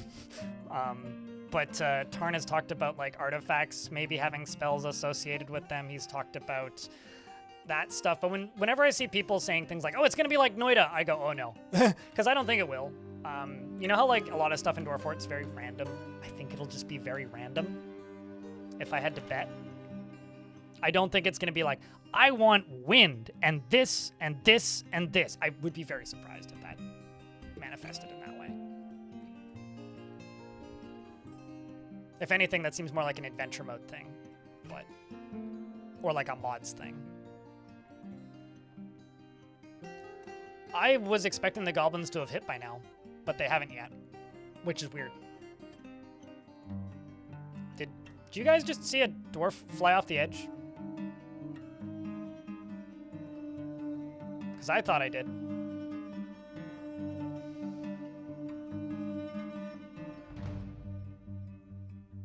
Sure. Or like forbidding items so that you can gimmick it. Silversheen. Curse all friends of nature.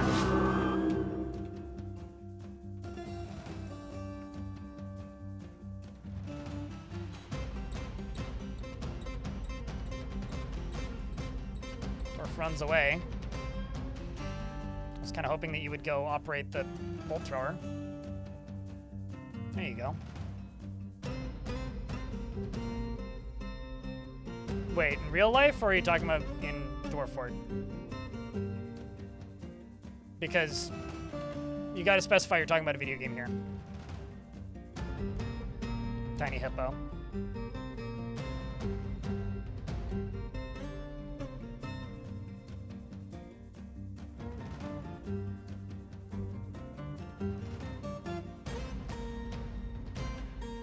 Guess I could do another lap.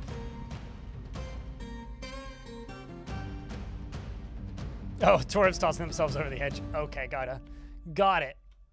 I don't know if that's what I saw, though.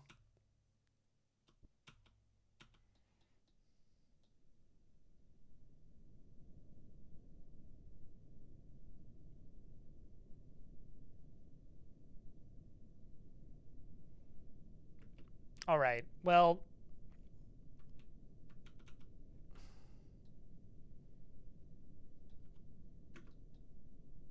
I don't know. Let's just wait. We'll keep cycling the squads. These 3 squads can just go back to training so that they can go eat when they need to.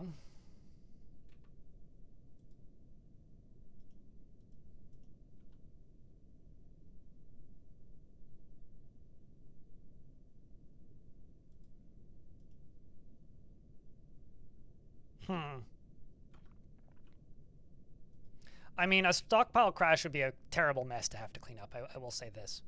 Because, like, if someone were to cave in a layer with a stockpile in it, and then all the dwarves are like, all right, time to go pick up all of those bolts and all of that food, and then Eurus is like, no, I would also throw myself off the drawbridge, honestly. If I was Eurus in that position, I would probably also do that.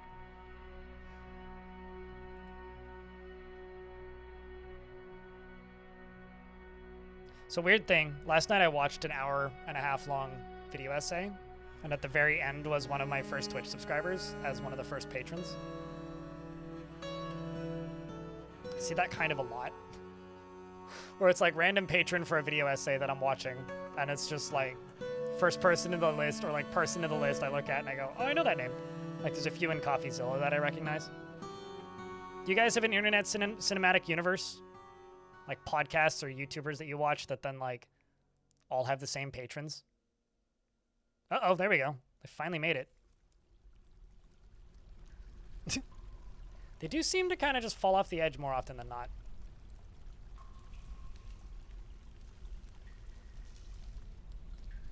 The bolt delivery system being delivered by the children. More bolts fly out. Reloading the bolt thrower with all those bone bolts. More bolts get fired up. Man, those elven swordmasters are brutally good. Brutally good. Well, it's like, yeah, look at this guy. He's a swordsmaster, right? So he's a very skilled dodger. Just dodge, dodge, dodge, dodge, dodge, dodge. Okay, well, he was already injured, so. Man, that's a young elf. 29.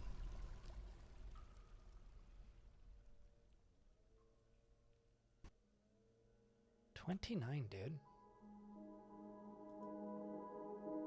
It's so young for an elf.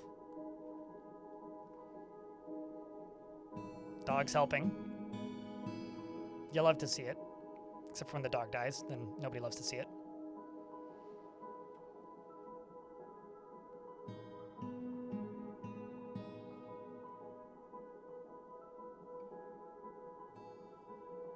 Found an animal that climbed a tree and tossed it and crossed it. Found an animal that climbed a tree and crossed it. So you built a bridge. Oh, they were trying to collect vermin corpses from the middle of goddamn nowhere? I mean, that stuff is disabled by default, right? Like, you're not supposed to be able... Well, the default setting is such that you don't haul vermin corpses. Just seeing how many are left that are visible. If there aren't any, then... Man, I'm kind of tempted to just fuck it. Chat, fuck it. We're going to say fuck it. So clear basically is run around outside. So we're sending all but one of my squads to go do a lap around the map. What could possibly go wrong, chat? Aside from, you know, everything.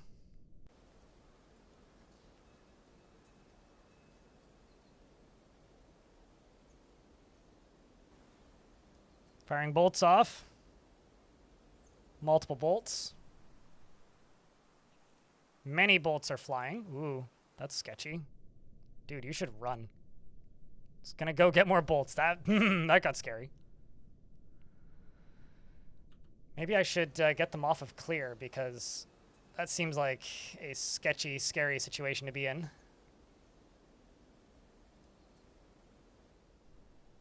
Once you get back inside, I'm going to take you off task and just get you to go Work on the siege engines, if you can. Yeah, you can. Get back to the siege engine, Dwarf. Come on. Unless you're gonna go eat somebody. In which case, then, I get it. Is he hungry? I think he's hungry. We seem to have missed him, and then mysteriously a dwarf appeared completely drained of blood. It's weird how that happens. Yeah, it's probably in the lower cavern layer based on that. Oopsies. Dwarf's off to go pick up some sort of equipment. Not sure what. Oh. Clothing from the vampire, I bet. Yeah.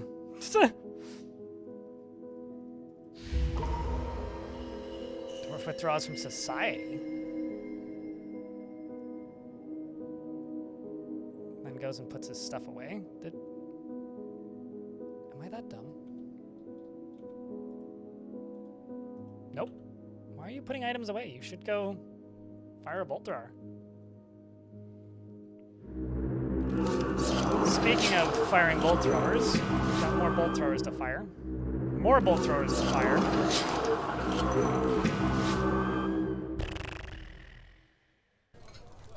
All right, can I get 2 more Vile Forces of Darkness, please? Because good lord. And YouTube folks, you guys can just hit the party button a bunch, yeah? Did we find them or did they find us? Okay, I'm just gonna...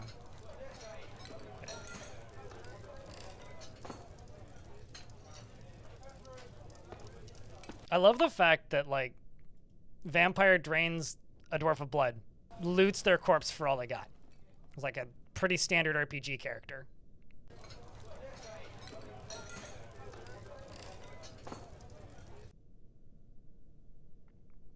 Like, genuinely a pretty standard RPG character.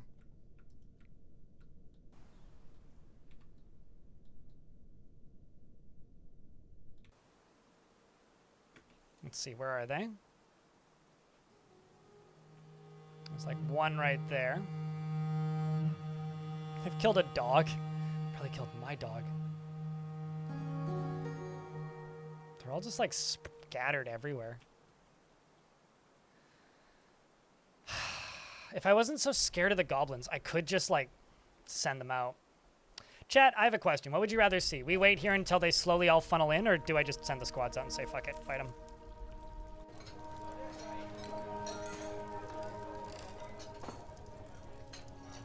Doesn't need to be the vampire. Catan's squad is volunteered. The blockaded nobles are heading out to go clear. Good luck, dwarves. I just want to see where they're actually colliding. It's like they are sprinting.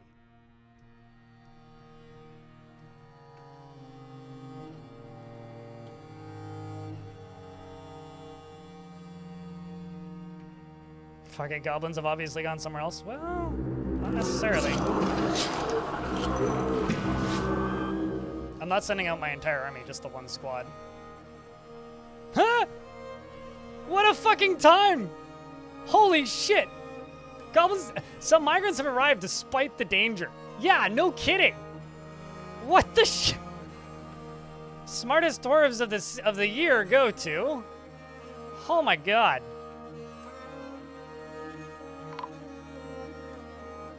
I'm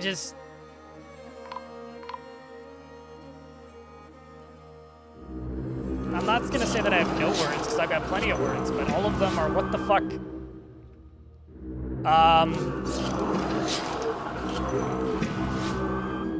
What? Giant Codys, eh? What a Cody pie. And, poor Meztub. Menzub has noticed them and is in pieces.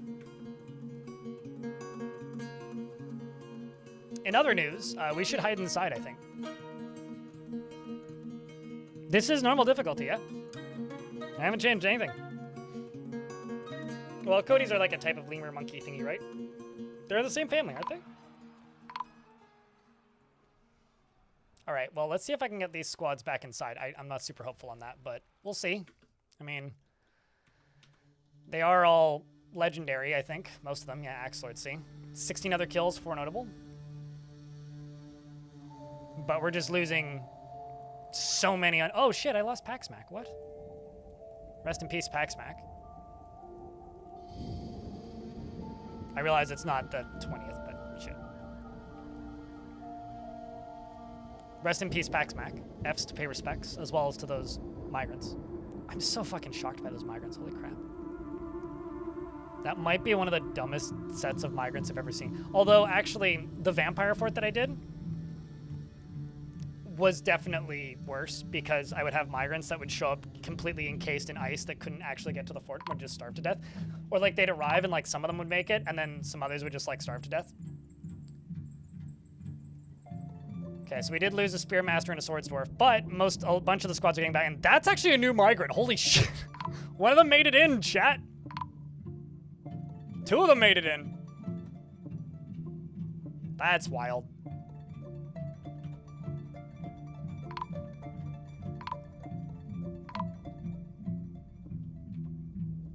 Got a dwarf that's been missing for a week. 2 peasants that have been found dead.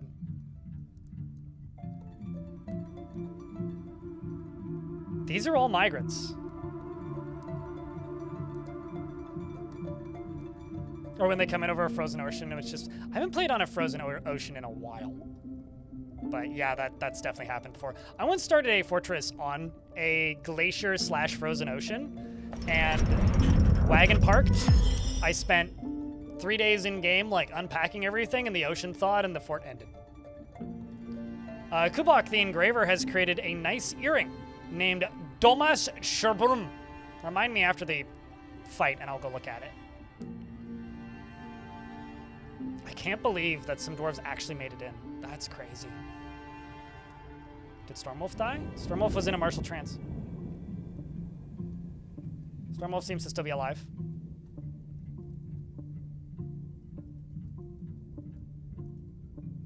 Also, if you're wondering about your dwarves, just, like, let me know. You can do that kind of whenever, and I will check as best I can. More dwarves are coming in.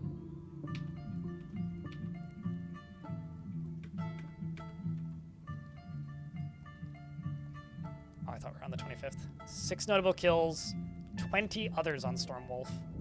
Besmer's injured, but he's got 9 kills, including one that's legendary. We got goblins and piles of others. There's also a mule all the way the hell over there.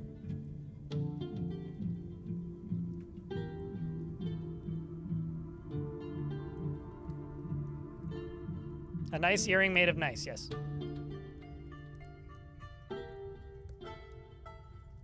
Okay, let's check. How many are left? So, there's a pretty good chance the fight's over. And I say pretty good, like asterisk.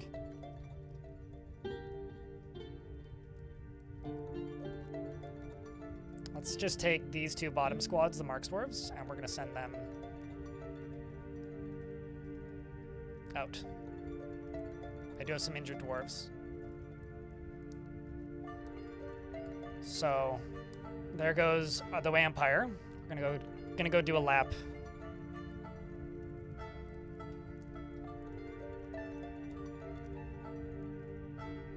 I think actually sending out that last squad was the right decision. I think it was.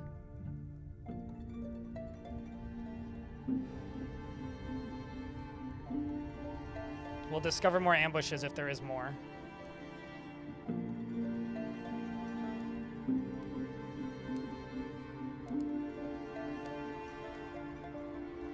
I also need to look at what the default recovering wounded task is. I think it's an orderly. Because if that's the case, yeah. Let's get these dwarves back inside. I think we're done. If we find more elves, we'll deal with it then.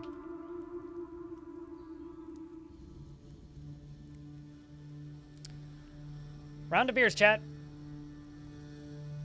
We defeated the siege. The ambushes. It's strange that the elves didn't, that the goblins didn't show up this time, but...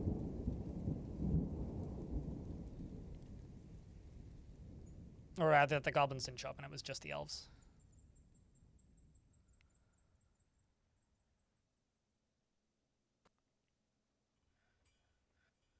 And then the other thing I'm going to do is I'm going to go to here and I'm going to butcher the animals that we don't need.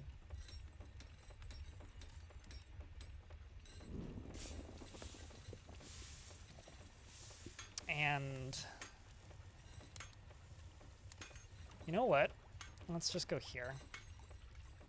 Just double check orderlies. What is orderlies specifically? Yeah, okay, so orderlies does include recovering wounded. Basically what I want to do is I'm going to disable hauling.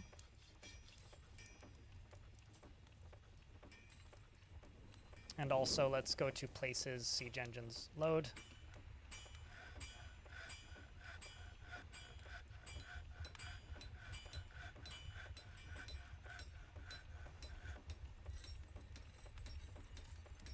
And I'm going to see if we can have a break after those fights.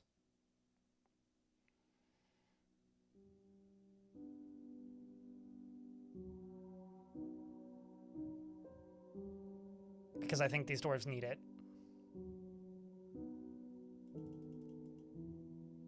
I wonder what set us up in a situation where the goblins attacked last time. Because I know the attacks have much... Well, they still have logic to them, but they're just less predictable now.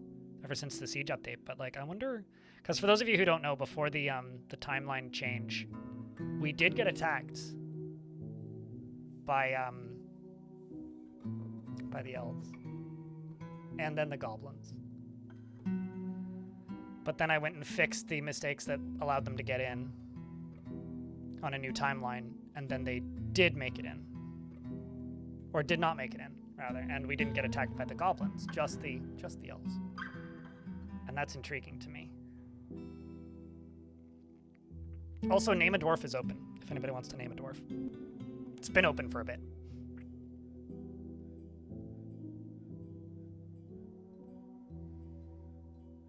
In case you've had a hankering for a dwarfing.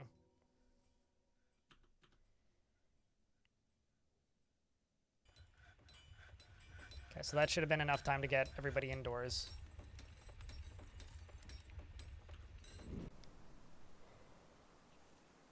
Bertrude, beardless, I presume, based on the username?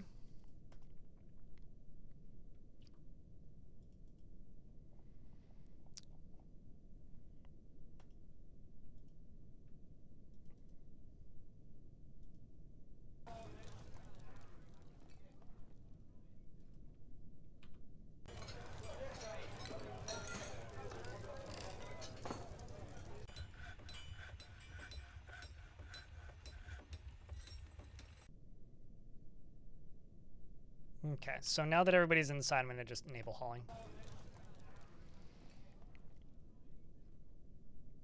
Beardless would be cool, but no preference. Okay, on the 10th we can do it. Wonder how our recent thoughts are doing post that fight. It's certainly like that fight was absolutely a lot. That's the biggest takeaway I have, is that the fight was a lot. All right, so I guess now we have two options. Do I presume that we've evaded the goblins this time and then just go back to outdoor construction? I think that's what we do, hey? I mean, like, it's the most logical thing to do.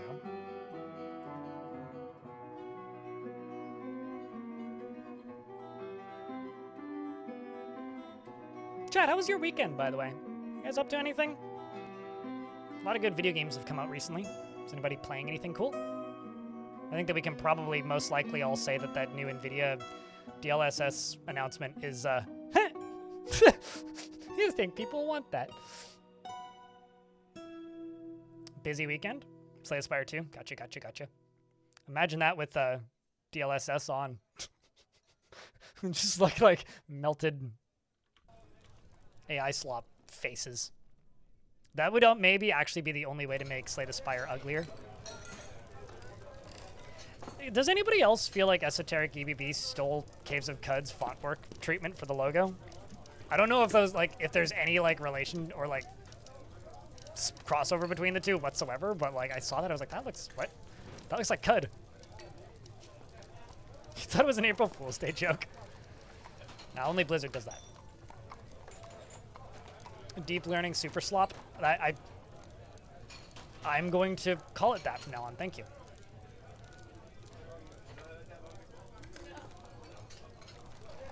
I was like thinking about it in my head as deep learning stupid stuff, or derpy learning stupid stuff. Chad, I just have to say real quick, Fs. Both the giant praying mantises died of old age. They reached the old age of 1, and they're dead now. So rest in peace.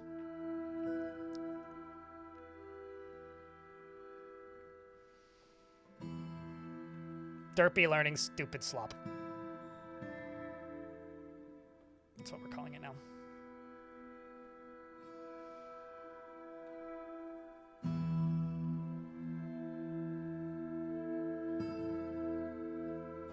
You like your game slop free? I do actually like the original few implementations of DLSS. Like, it does have some uses. Like, if you have a lower power PC that you want to plug into a TV and just use as a console, like, there are some things about the idea of DLSS that make sense to me, but it is wild the direction they're going with it. It's like, since it was like DLSS 3 that I started going, but like the original version of DLSS, it's like, yeah, it adds some latency, but for games that like don't require super high latency, it never really bothered me all that much.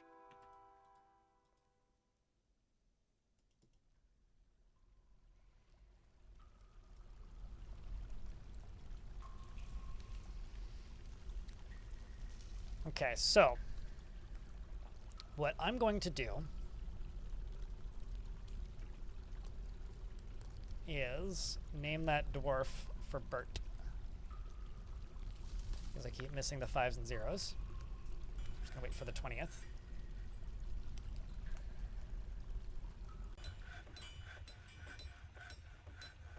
I mean, there's frame generation, and then there's just like, what do they call those things where you like make your face look different in Snapchat? Filters. Frame generation's cool, but graphic filters, eh. You know? It's like, I really like the idea of like playing retro games on a modern PC with no latency, but the second you put like CRT filters over it, it just looks wrong to me. Like, it looks, I know that like it's more the intended art style, air quotes, but like none of them look good, except for the really expensified ones, or expensive ones.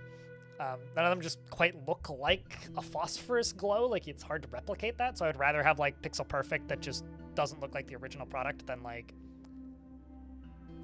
blurry. Smearing Vaseline on the computer or TV never looks good to me. But just like, yeah, I don't know. It's frustrating though, because like I do really like the add ray tracing to whatever game modding that they've been doing. Because like Portal with ray tracing looks weirdly cool, in my opinion. I still kind of like that version of Portal. So what I'm gonna do is this. We're going to go find a dwarf. Do you have preference of gig at all? Because there's a bunch of happy ladies in the fort. Here we got farmers, planter, an engraver.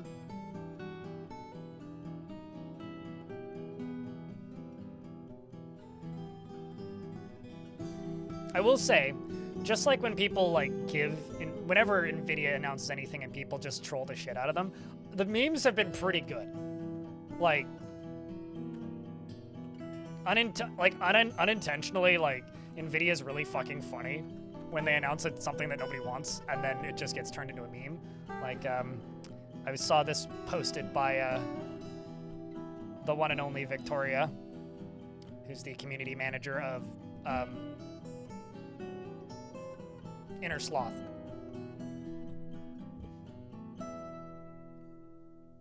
Yes, quite. They should actually like put a DLSS mode into Among Us and then just make it do that. They should do that. Just like just a toggle. It's just like perfectly normal, then just like hyper realistic background. This is I think the VR one that they made, right? That's what that backdrop looks like to me. I'm pretty sure that's Among Us VR. Anyway, that made me smile when I saw it. Very amusing. Chat, what's your favorite DLSS meme? I feel like I could probably do that with Dwarf, where it's just like DLSS off, DLSS on, and it's just like super blown out Lord of the Rings. Wait, no, that's just The Hobbit. The Hobbit, but like turn the brightness all the way up. So Bertrude, Chamber Fondle. Are you here to fondle my chamber, or are you just happy to see me? Is very ambitious and always looking for a way to better her situation, without developing a sense of obligation. Preferring to act as the current situation demands. She feels strong urges and seeks short-term rewards, and is quick to anger. She is a friendly individual and does not easily fall in love, or rarely develops positive feelings. She's somewhat fearful in the face of imminent danger, and she often feels lustful. She often acts with compassion, and she doesn't cling tightly to ideas and is open to changing her mind. She does not reveal personal information and likes to brawl. She is assertive, and she does not easily hate or develop negative feelings, and she has a sense of duty. She often is nervous, and she generally acts with a narrow focus on the current activity. She is not particularly interested in what others think of her, and she needs alcohol to get through the working day and doesn't really care about anything anymore. I'm here to fondle your chamber pots. Wait, it's kind of crappy.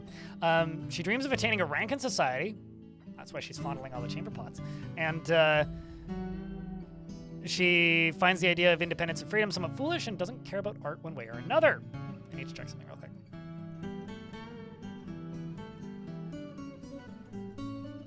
We good.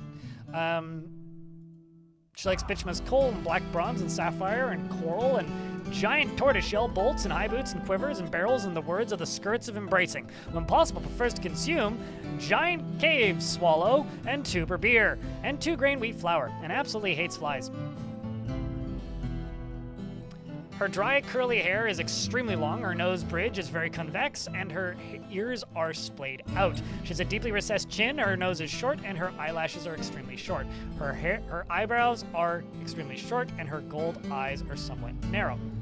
Her somewhat tall head is somewhat broad, and her hair is dark chestnut. Good in theory is her husband, who's dead. Dead in reality is good in theory. And she's satisfied at work and doesn't care much about seeing an elf's dead body. She's a member of the correct religion. Probably why she's not super bothered by her husband being dead. And that's it. So, I said I was going to do a thing. We're going to do a thing. So I'm going to go to bodies. All corpses are permitted already. Currently, the only dwarf allowed to deconstruct things and construct things is you, and I'm curious if this will work. Oh. Yeah, we also have the burrow one.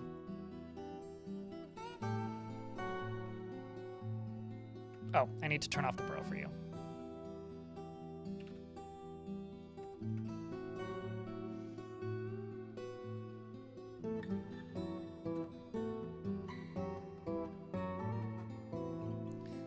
Is there's way... Okay.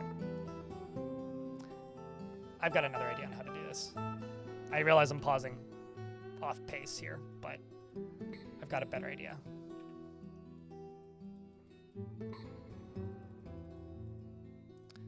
What I'm going to do is just this. I'm just going to put a door right there.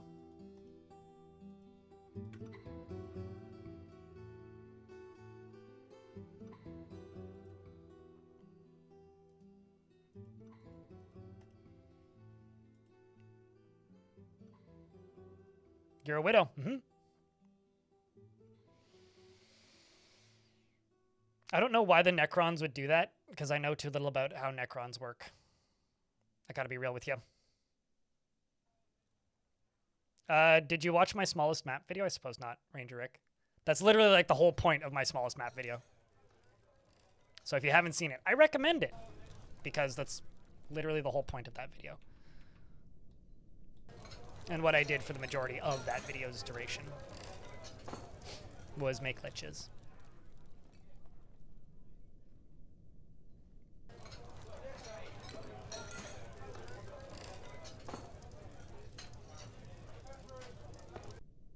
But yeah, you can have if a vampire becomes a intelligent undead. Well, actually, sorry, no, I didn't make a vampire lich in that video. But if they become undead, they still be vampire. It's just like if a necromancer becomes undead, they keep the necromancer curse. All right, so we're gonna go down to here, and Lampy McPire is gonna go over here.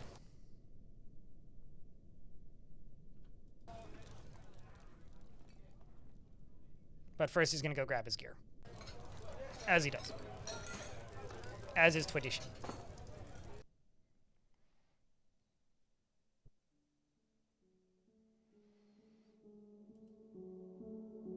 Actually kind of curious as to where he left the rest of it. Probably outside somewhere, hey? So this dwarf is going to go stand in that zone down there. And we're going to get him toppling a whole bunch of coffins. And, you know, disposing of bodies. Now, the reason I'm doing this is, in my headcanon, like, the dwarves are taking a break because it's, you know, they just fought off this massive fight, and it's going to take a little while for them to regroup to be able to put away the bodies. Did you walk that far to grab a steel gauntlet? I think you did. Plutterino, how you doing, mate? And because I think it would be... You good there, dwarf? What do you... You seem to be in combat. That was weird. My plan is to make it so that we start getting ghosts. And for those of you who watched my Ghost Fort video, I do talk about ghosts a little bit in that video, or a lot in that video, but I'll talk about ghosts a little bit. If a dwarf died violently, or if you violate their tomb, they become a murderous haunt. And dwarves that are murderous haunts just start murdering people. And I kind of have this goal that I want this dwarf to be the only one left alive by the end of this fort. Like, just an insane vampire alone in a fortress is just a fun visual to me. So I'm trying to set that up. That is the goal. That is the hope. That is the plan.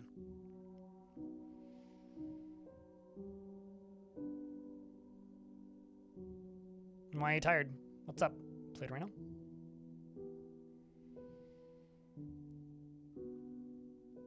I feel that, but I've been sleeping a little bit better as of late. Now that we're kind of through that. How does one violate a tomb? Unmake it? Yeah. Topple it. Break the gravestone.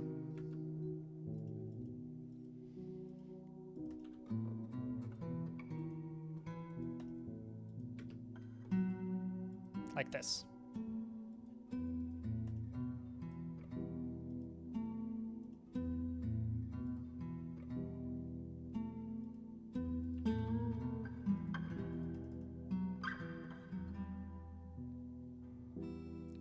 Go collect and put into the stockpile.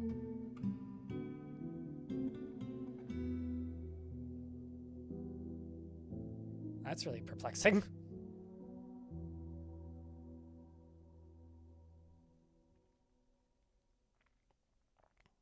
God is taught. Thank you very much for the 39th month. Welcome back. Appreciate you, mate. There's an elf's head. I don't know how that elf's head got down there, but I suppose it did.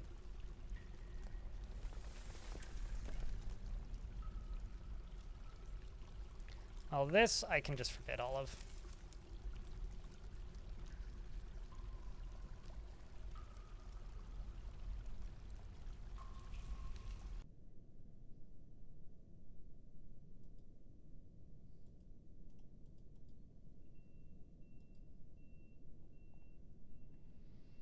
For a second there, I thought a fire alarm was going off, but it's just a backup signal on a garbage truck.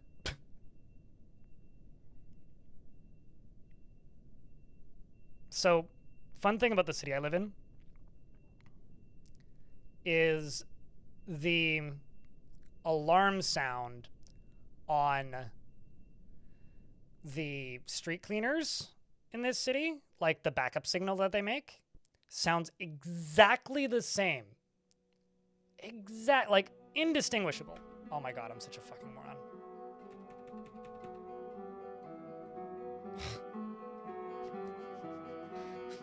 Can't even fully explain to you guys why I'm such a moron, but oh my god, I'm such a fucking moron. Indistinguishable from the fire alarm in my old apartment building. I'm such a moron.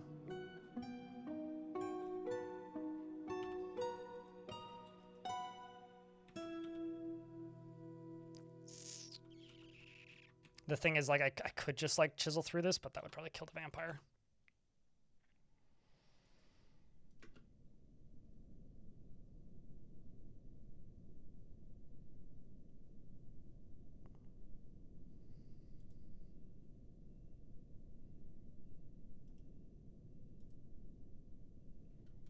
Let's just station you here.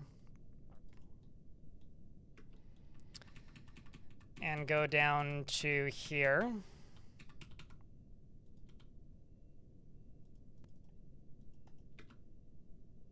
There you go. You're gonna go off and chain somebody up, that's fine. Gotta get his rocks off somehow.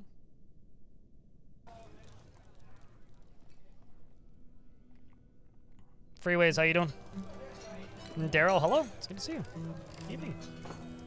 YouTube chat's been quiet for the last little bit, so if I'm slow to respond, I apologize.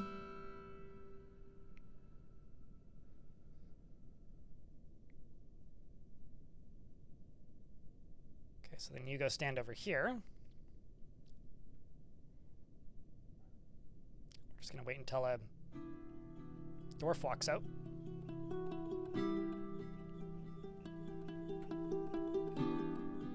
You go. Okay, so now we can destroy buildings.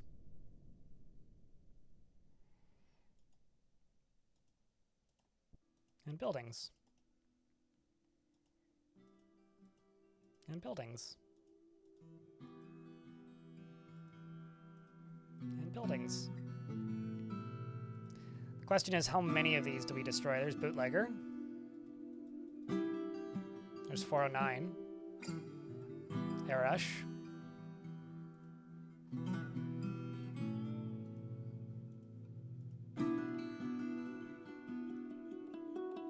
There's Server Lord.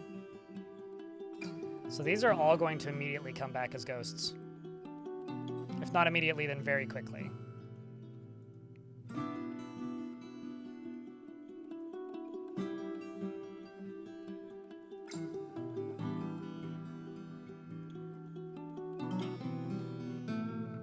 If anybody has a specific dwarf that they want me to bring back, we can make that happen. I'm just going to pause this because we're on the 15th.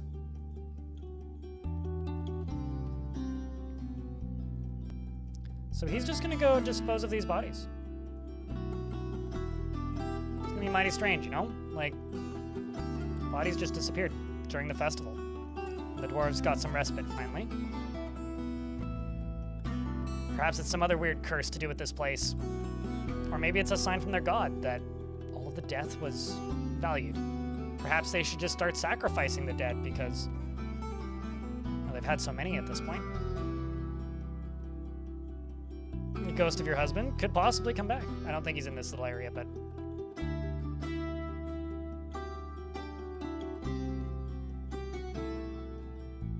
It's kind of interesting that he doesn't feel anything after seeing their bodies anymore. He used to.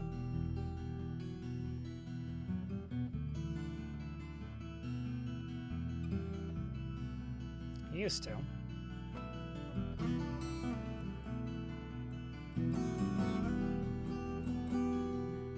Literally reading the book is what they do to become a necromancer.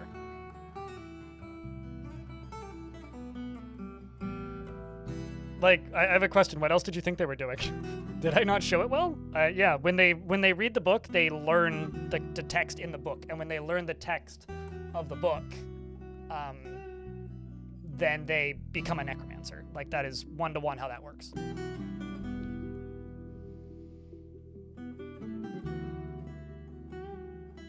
There's a second monitor? Oh, that's fair.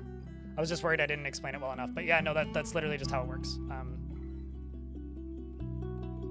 What item are you going for down in the stockpile? Please tell me it wasn't canceled. That would be a bummer. No, it wasn't. Well, that's good.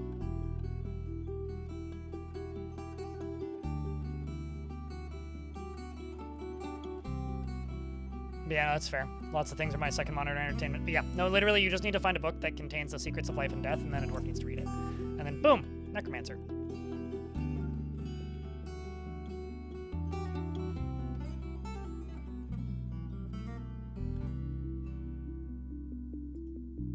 I'm a little bit perplexed as to why this dwarf is still running down this way, but there's got to just be a lot of crap down here that I wasn't aware of. Yep, looks like it. Oh, I know why. Okay.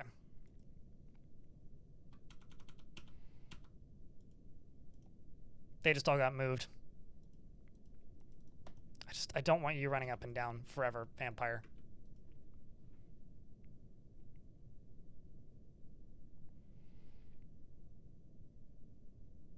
Seldom? Maybe? You'd have much more luck if you...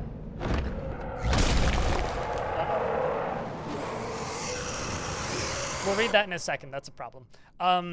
You'd have much more luck if you played adventure mode and you distributed them. Because in fort mode, I think items just disappear off into the ether. Or if you let a bunch of dwarves read the secrets of life and death and then expel them.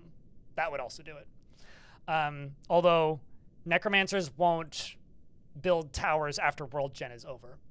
The Wereskink Captain Kivish Fikod Dondakis has come. Hey, does anybody want to look this dwarf up in Legends? Exclamation point Legends if you want to see the Legends printout. I'll read their last name when I click on them. A large twisted skink twisted into humanoid form. It is crazed for blood and flesh, and its eyes glow chartreuse. Its charcoal scales are blocky and close set. You will know why you fear the night. Just for last name purposes, I will just check. Its last name is Glazen Joy.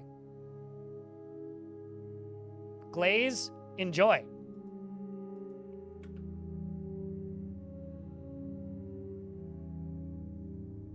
At least the vampire is safe.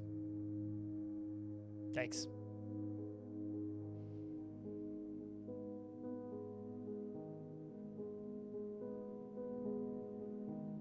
I can't pause until the 25th. So, well, okay. There was no combat logs. So I'm presuming we're safe.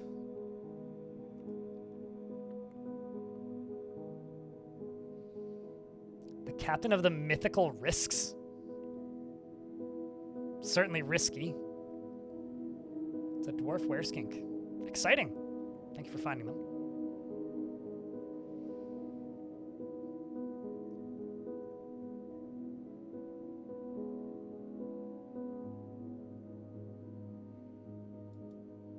Early on, rock and hydra? I find almost always when somebody worships a rock or a hydra, it's because their whole family was killed by them at some point.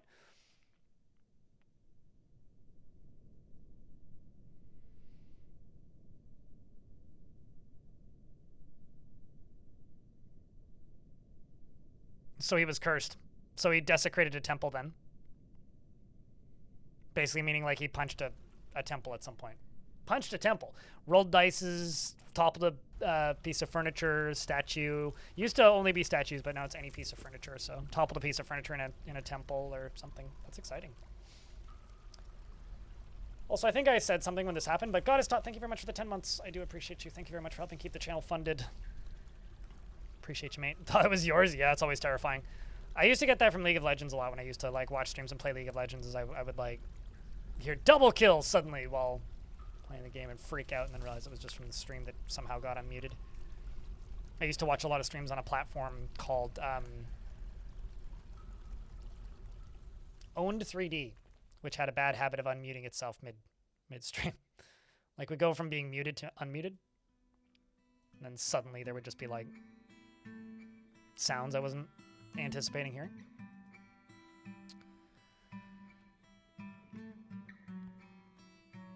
Profaned a structure in 185, gotcha. Kavish profaned the structure of the Chapel of Oiling in earbusts. Earbusts, that's just a big bass speaker.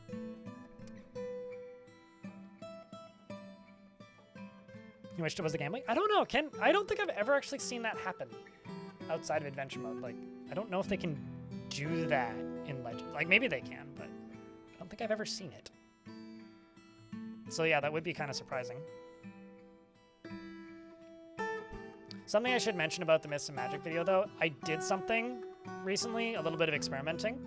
There was a sequence where I kind of state what the goal of the video is, and there was also a sequence at the end where I shut up my blog.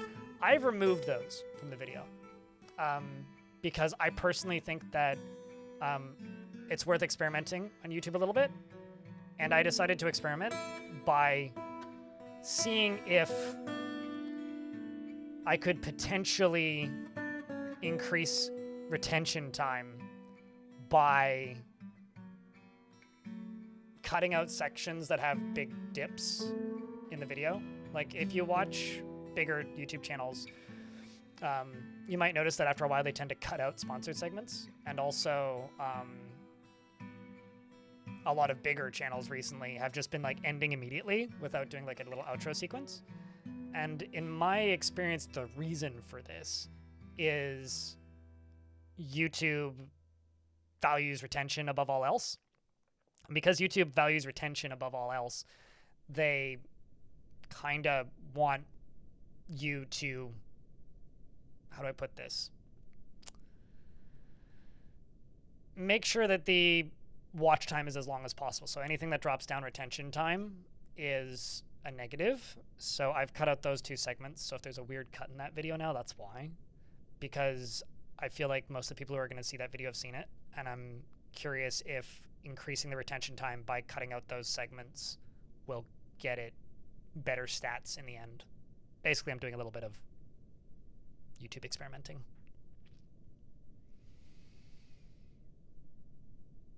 Is that where you are, Bully Played? I was going to say, it's not spring break yet, but that seems really warm. I don't know what normal weather is for SoCal Long Beach. I haven't been to Long Beach since TwitchCon was in Long Beach, and that was a long time ago. 2017? Almost 10 years. Darrow in YouTube chat says, in the Quern, I tend to task mill plants like Dimple Dive cups for dye. That's what I'm doing in this fort, yeah. Other than the Quern, you can't make a work order at the Quern to mill plants. I only ever use mills, so I don't actually know. I only use powered mills because they're faster. Querns are really slow. Maybe you can't. I don't know.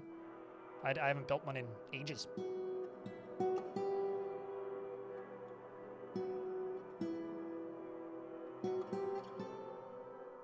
Chat, do you guys know?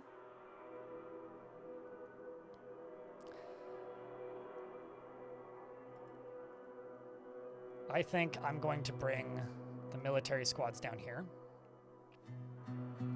We're going to get the military squads helping.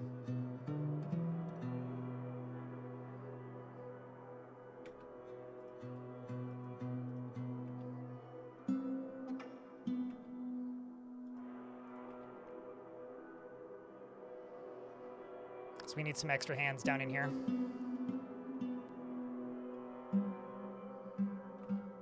Well, that's not good. Which one of you thought that was a good idea, dwarves?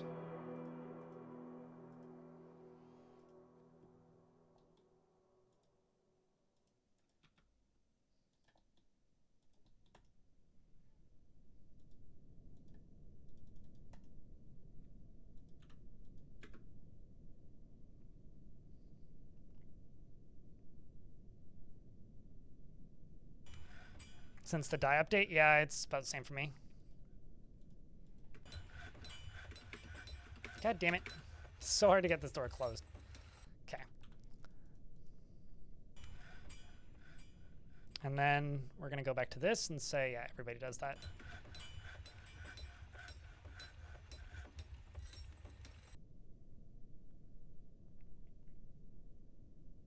Getting everything put away and tossed.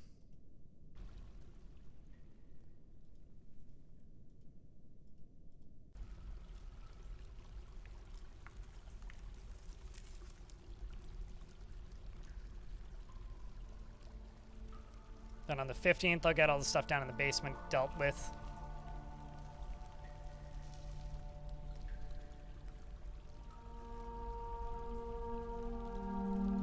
I'm trying to think what the justification would be for this outside of, like, religion.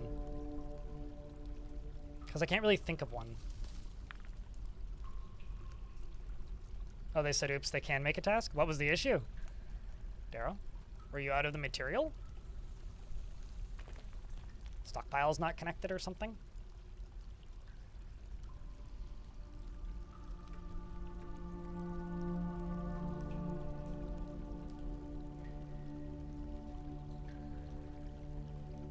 Okay, so just about, there we go.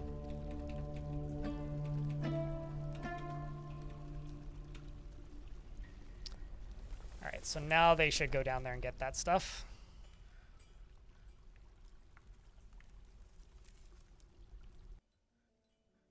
Yeah, I couldn't tell you the last time I used a quern.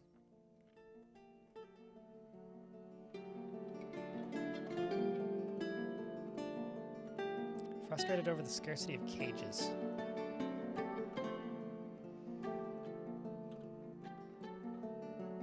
And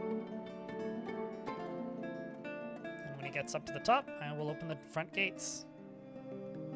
By that I mean the doors. Yeah. So hard to click on. There we go. Got one.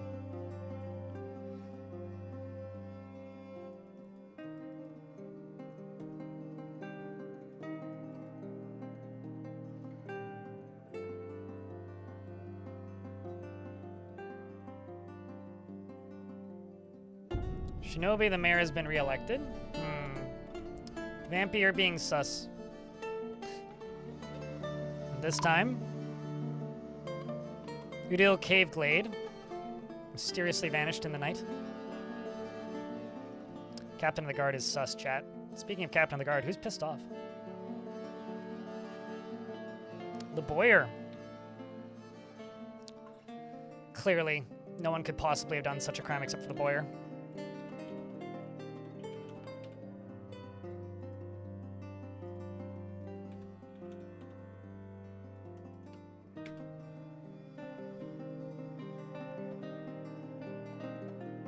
What's the update on the secret vamp? We died once.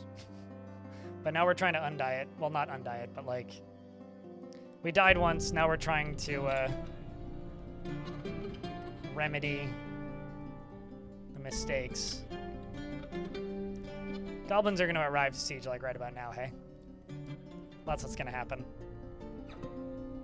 It's time to head to bed. Just don't slip. Travel safely. Currently what I'm doing is I may or may not be releasing ghosts. Because the thing about ghosts is if they were in a tomb and their tomb was disturbed, then they come back as a murderous haunt. And I'm kind of hoping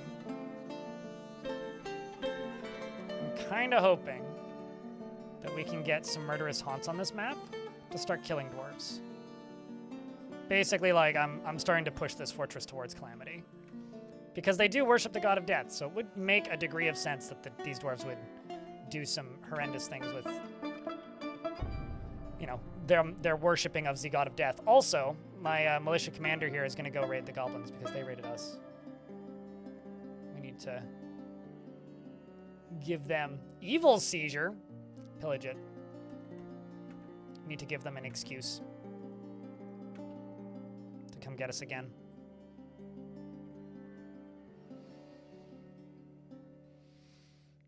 Oh, sorry, the second vamp. The second vampire is dead.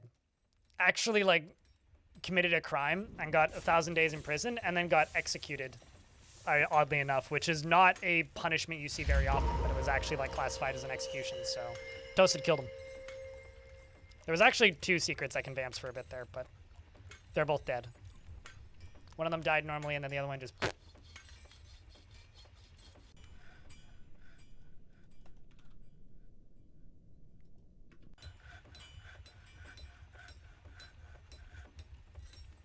Excuse me. The hiccups at the minute. Yeah, there's you know it's like there's a lot of stuff that needs to be thrown out when they actually start putting socks and clothing and stuff into the refuse pile.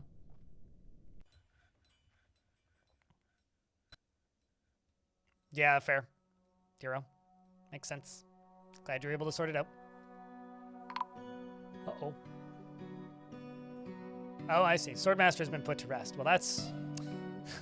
I actually don't know how that happened.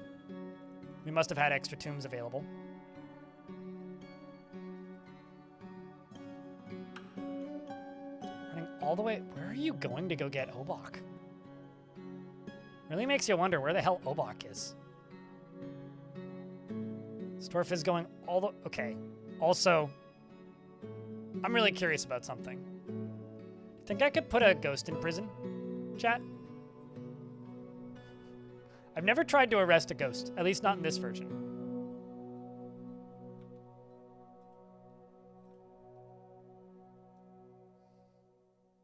I'm gonna try to interrogate a ghost.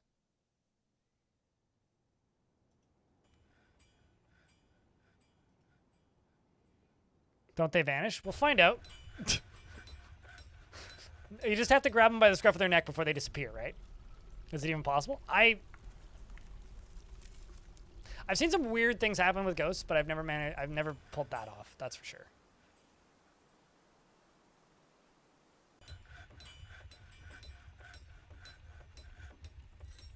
That would be a new one for me.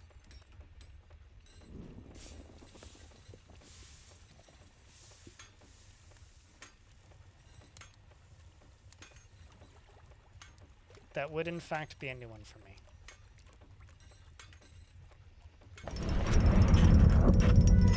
Woodcrafter named Kadul has created a tower cat bracelet and claims it as a family heirloom. I'm kind of just ignoring artifacts that aren't super interesting. Trying to bust those ghosts. Well, I have a vampire, and I'm following this vampire for 10 years, and my kind of side goal is I only want the vampire to be alive by the end of the 10 years. Although it's crazy, like, you know, this vampire is here and he's the captain of the guard, but all these other dwarves just keep mysteriously committing all these crimes like murders. It's wild. Also, I think I need to get rid of some of these puppies. There's too many puppies. It's making pathing a bit of a problem.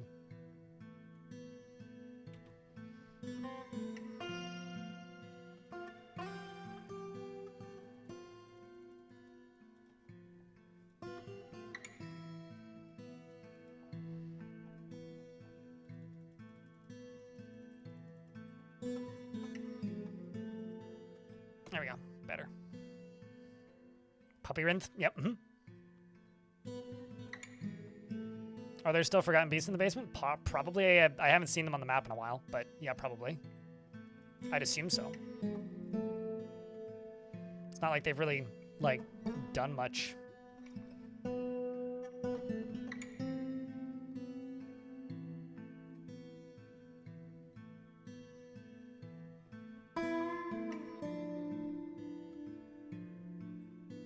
Some more migrants have arrived despite the danger.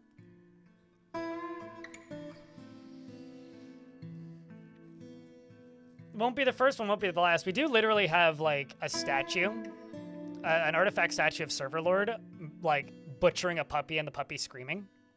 Like, literally that that is an artifact statue on this map. Wait. Are you...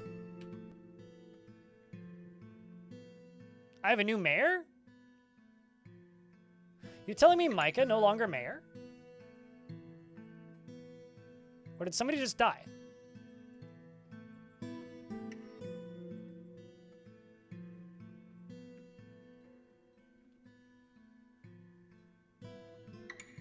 I thought that... I can't remember if Micah was the mayor or not. Shinobi was the mayor? Yeah, you're right. So then what happened to Shinobi? Did Shinobi die in the fighting?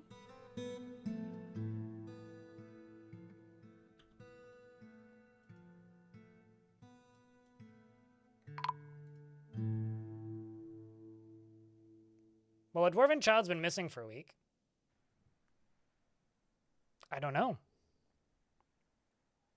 You think Shinobi has been ghosted? No, that's just me that gets that.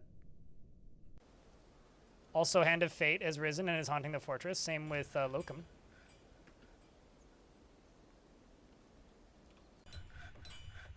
I mean, we can see if one of them did it.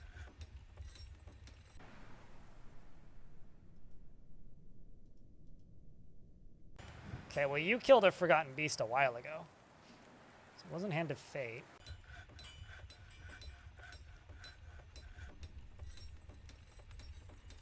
Wasn't you.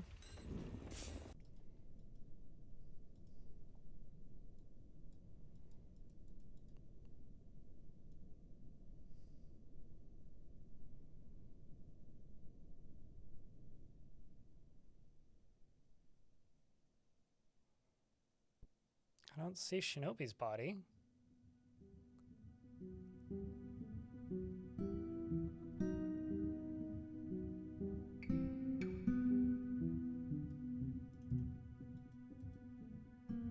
Unless, like, he left the map and died, like...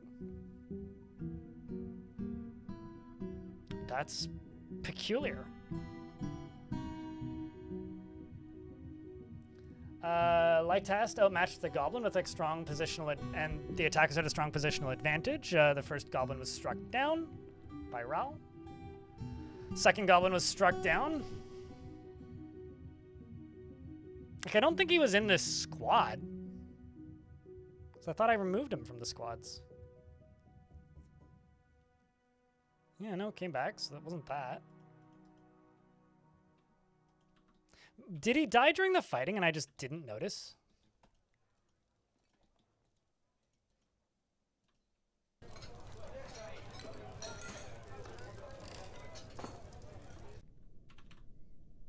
Like, genuinely. I wonder, like, if... Okay, actually, here's a theory.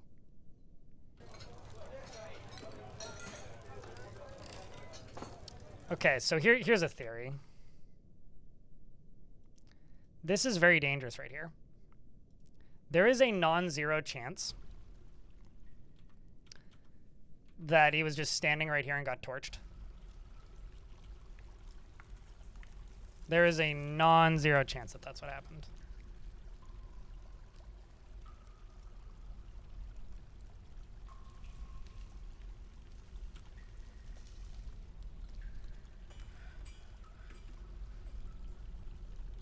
Can I check in Legends? Not without crashing the game, and it would take like 10 minutes.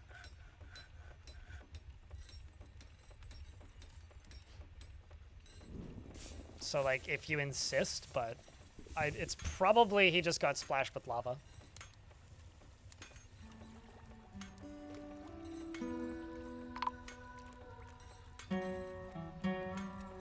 Yeah, I've got a few dwarves that are popping up missing for a week. He must have just gotten splashed with lava. That's like the only logical things that could have happened.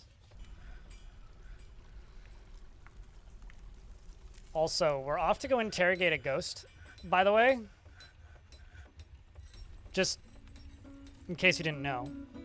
Yeah, I'll just say he went missing, though. Yeah, because, like, nobody's seen the death yet. It's just going to say went missing.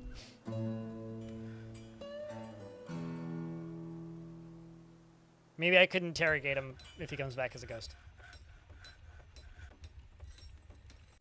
So we're about to find out if you can interrogate a ghost. I don't think you can. Like, I think it's just going to cancel.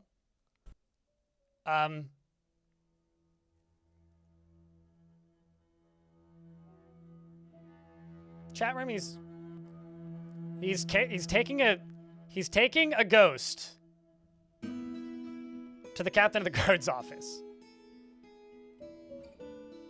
That's why he's walking slowly, is because it's behind him.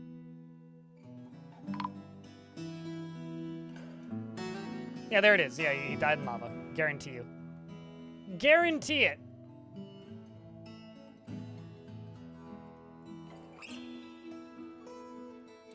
Guarantee it.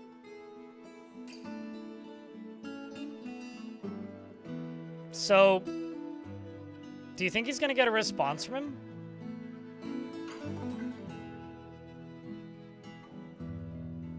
My god, wouldn't that be fucking funny if that's what the ghost does? I don't know, Bone Doll. Your guess is as good as mine.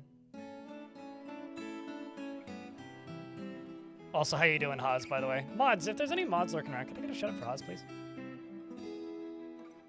Man, I really need to, like, move these puppies out of here. This is getting silly.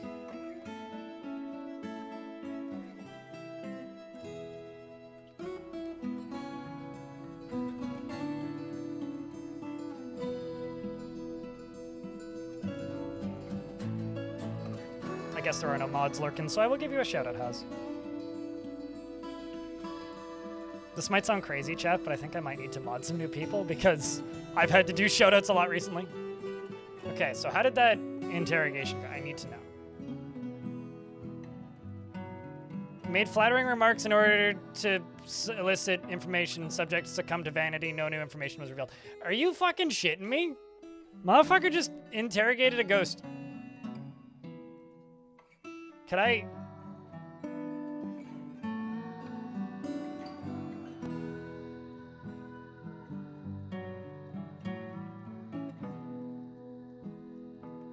convict a ghost of a crime. Will he chain up a ghost? It's all good, Hobo. I already done did it. Maybe a bald dwarf, sure. I can do that on the 15th, so in 1 day in game. Okay, he doesn't seem to chain up the ghost. I mean, what? He can just, like, phase through it. It's fine. Also, how you doing, Hobo? How's thing, man? Would like a bald dwarf. Now, is this bald dwarf any gender or bald dwarf male? So I have a problem. There's a lot of hoods in this fort. I don't actually know who's bald. For many of these dwarves. Because most of them have hoods. Not everyone, though, like this one. Thankfully.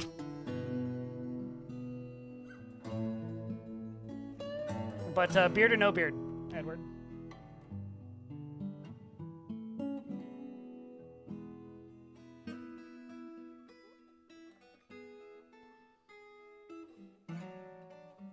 Went to Ren Fair, had a wonderful time. Good stuff, good stuff.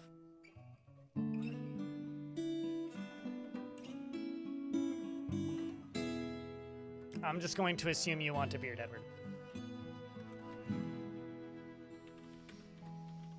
Edward Grin, Lanced Bristle, relies on the advice of others during decision-making, and he accepts favors without developing a sense of obligation, preferring to act as the current situation demands. He is unfriendly and disagreeable, and is bothered by this since he values friendship. He is not careful with resources when working on projects, and often spends unnecessary effort. He has a tendency towards forming deep and emotional bonds with others, and finds something special, and doesn't mind wearing something special now and again. He acts impartially, is rarely moved to mercy, and tends to not be swayed by emotional appeals. He does not often feel lustful and can handle stress, and does not have a great aesthetic sensitivity. He is conflicted by this, as he values artwork and its creation. He quite often tells pointless stories when he's bored and needs alcohol to get through the working day. He dreams of raising a family and personally values good craftsmanship. He likes magnetite and trifle pewter, as well as Levin opal and plum wood and sparrow leather and bluefish bone, and cotton paper, maces, quivers, and totems and goats for their eating habits, and the words of the goldenrod smiles, and when possible prefers consume halibut, reindeer cheese, leeks, cassava beer, and garden cress leaves, and absolutely hates cave spiders. He dreams of raising a family and personally values good craftsmanship. He likes, already said all that. You worship Vudness of the Cavernous Sack. The Cavernous Sack is, the Bag of Holding is the religion you're a part of, but what the fuck is the Cavernous Sack?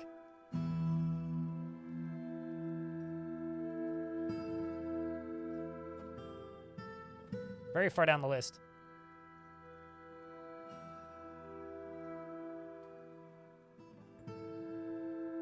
Maybe not. not that far down the list. Where the heck is this cavernous sack? It's the god of fame.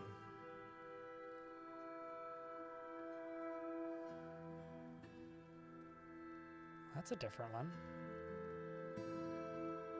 Something's up with this.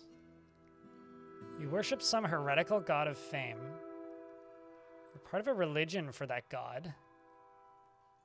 But you don't... But the religion isn't makeable here. That's weird. Oh, I see. Former member of the cavernous sack. I'm dumb. You don't actually worship a religion. That's a former group. But that's an interesting god.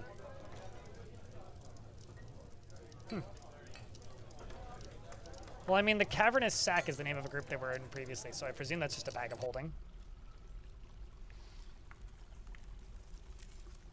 Or they really like Santa. I don't know.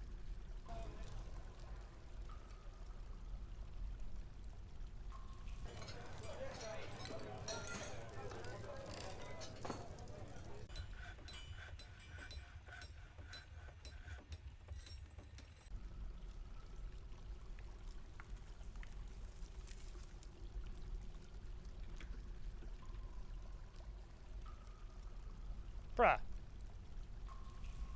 Well, that's interesting.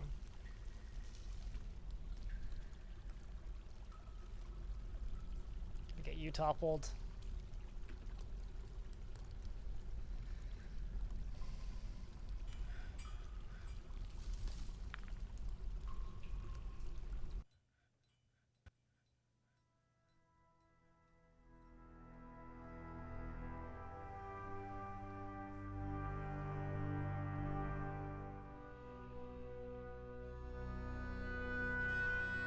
You're gonna go down here and destroy a building. Just to, you know, get some more ghosts appearing periodically around the fort. And then they get thrown into the lava with the rest of them.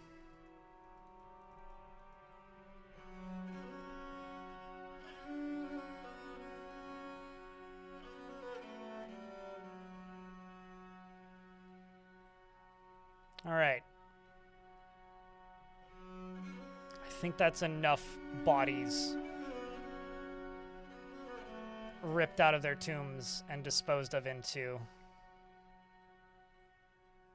the lava.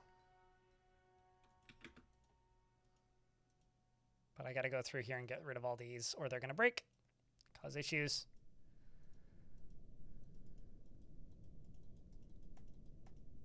That can go away. And that can go away. All right. I'm gonna go down into here. And I'm going to do this. Up to here. Except I don't actually want to do it that way, because that's the dumb way. Go back down to here.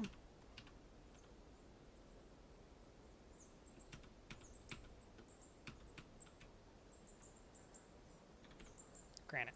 So for those of you who don't know, we are currently in the year 221. Fall year 221 will be the end of year 6, because 224 fall is the end of this attempt, basically. So we're getting there.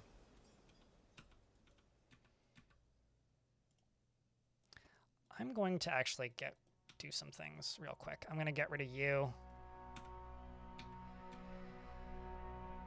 Because I could actually just use floor pieces, which would probably be a lot easier.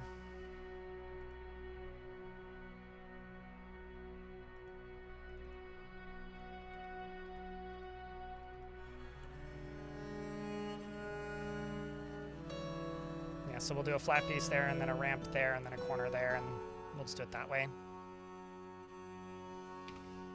We'll just do it that way. Also, are these open?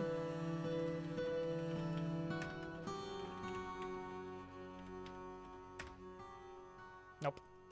So, chat, as a reminder to everybody, this is a crowdfunded channel. We make a living because people throw money at the stream and help keep the channel funded one day at a time. We did get a few new members on the blog today, which is really nice to see, but I just want to remind everybody that if you happen to have a Prime subscription available, I don't know, maybe think about me, because the day-to-day channel here is funded because of Twitch, generally. Sometimes it's the YouTube channel, but like 80% of the time it's because of Twitch. So if you like what I do here and would like to keep it sponsor-free, or would like to help keep it sponsor-free is maybe the better way to put it, I don't know, consider subscribing to a channel near you. And if you have a hat next to your name, congratulations. You're one of the ones who helps keep the channel funded. And if you're hanging out in the chat and you can't afford to subscribe, that's cool. But if you could help me keep the channel moving, like chat discussion-wise, but whatever. I mean, what you're doing this week, what your hobbies are, what games you've been playing, or whether or not you think this dwarf's beard is long enough. It's okay. You're in the process of getting a new one. All of your hats are in the wash. Freeways. I should just say if you have a skull next to your name, but...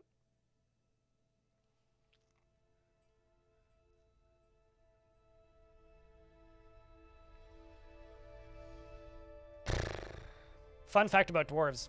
When male dwarves are born, their beard is minimum possible length, which is just basic, baseline stubble. And then their beards grow for the entirety of their life.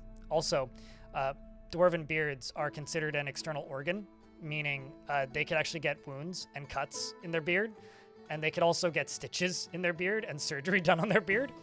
And it is possible for a dwarf to die of a beard infection.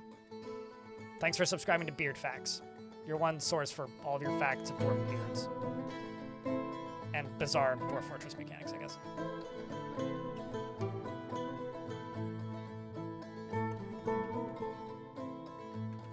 Because we're in an ad break, I will plus. Let's see what they've been able to do here.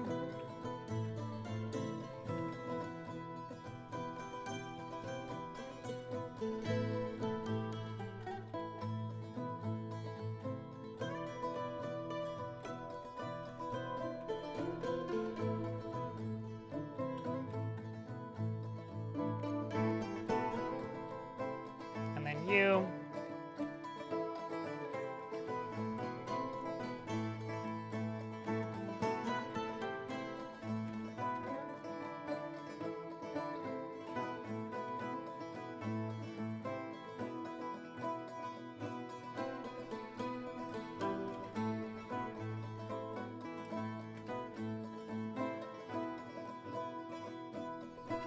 You were up till 5 a.m.? What kept you up so late?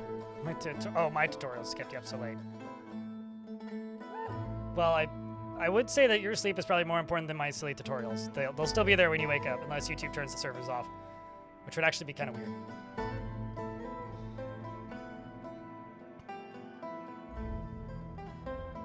But yeah, at this point, like, we're far enough into this fort where we're just gonna finish it, and it might take a little bit to get there, but damn it, we're gonna finish it. So I hope that you guys are enjoying this fort, because we've still got a little ways to go, but it will be done sooner than later, you know? Sooner than later, this fort will be complete, and you'll miss it already. You know, it was funny, actually, when I did the 10 years of following COG, the last time I did a 10-year following of a dwarf, chat got real fucking bored with it towards the end. Like, it was really difficult, so I'm kind of expecting it to be similar. But after that video released, I had so many comments that they wished I'd gone for 50 years. There was, like, overwhelmingly, it was just like, man, I would love to watch you follow a child dwarf from childhood to adulthood. Or I would love to watch you, like, do that. I was just like, you realize that this took, like, 70 hours? And chat was complaining it took too long? I kind of understand, like, the more is better kind of in a lot of instances with content, but, like, yeah. I'm almost regretting doing this one because, like, it is getting kind of, we're in it.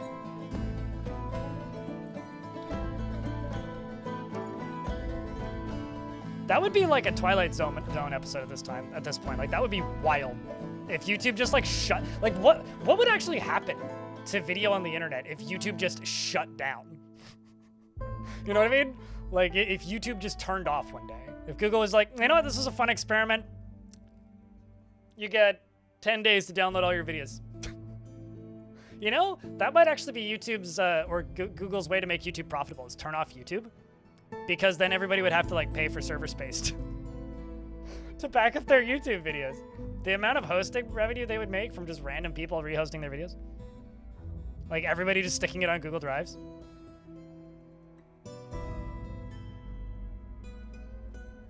Anything happen yet? All sorts of exciting things have happened. You should tune in more, Happy Bassett. I've had sieges. There are ghosts. I interrogated a ghost. Which seems like a bad witness if you ask me, but not much brain left. We've had artifacts, forgotten beasts, although none of the forgotten beasts got into the fort this time. We had a mayor mysteriously disappear in a sheen of lava. Very mysterious. Rip me at the zoo. I feel like Rip me at the zoo might be one of the most reposted videos I've ever seen.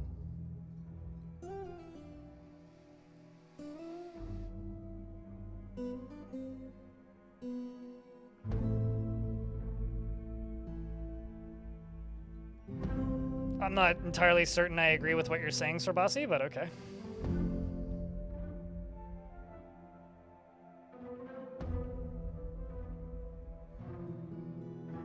You watch that every time you feel really down? Yeah. I don't really have any... I mean, if I know that... If I need to clean my apartment, and I know it's going to take a while, I just put on, like, the oof video that H-Bomber guy made. Because that video is like 4 hours. Gets me through the working day.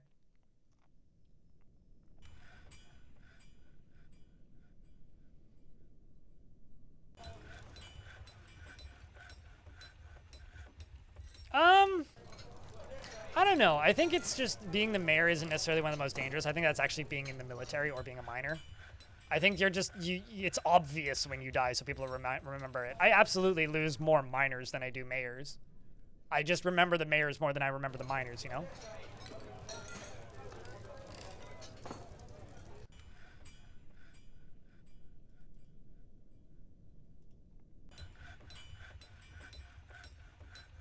Let's lock the dwarves in the party zone.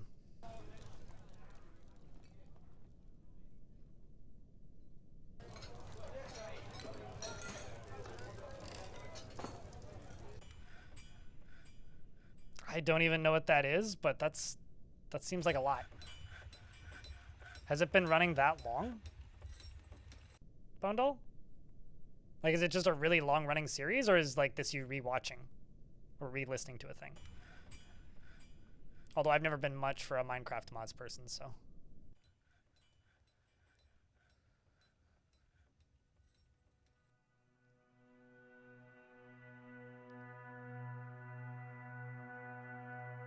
I mean, I might do that soonish in regards to the adamantine mines.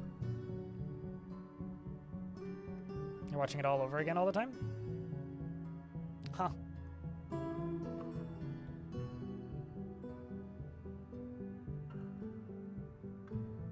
Yeah, there aren't really any like series like that I go back to. I'm more likely to rewatch a movie. To be with family, but you have no family. I could lock you in a room with a person, but then you might eat them. I feel like I need to just let my vampire chill for a little bit and maybe make some friends. Although we need to make him cages and chains. So we can deal with the frustrations. Uh-oh, ghost!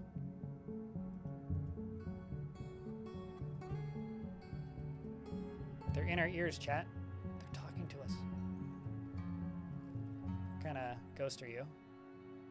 Restless haunt, troubling past. The spirit has not been properly memorialized.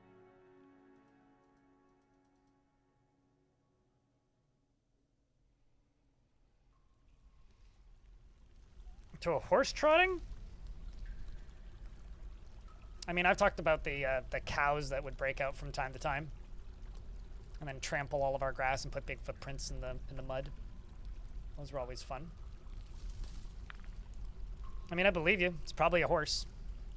It'd be weird if it wasn't a horse.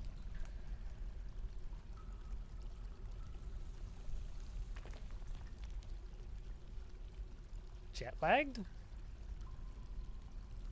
I'm not sure what jet lagged is.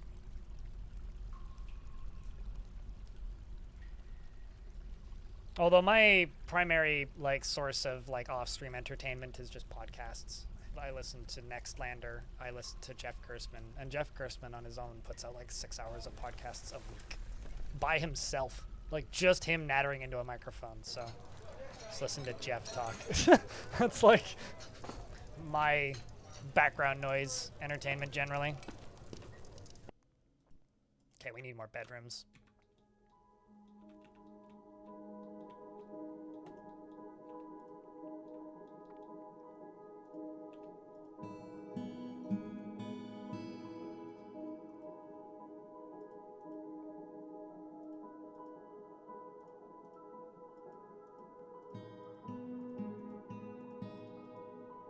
Bastet, thanks for the raid. What's up? How was stream? You still Digimoning? Because that's what you were doing the last time.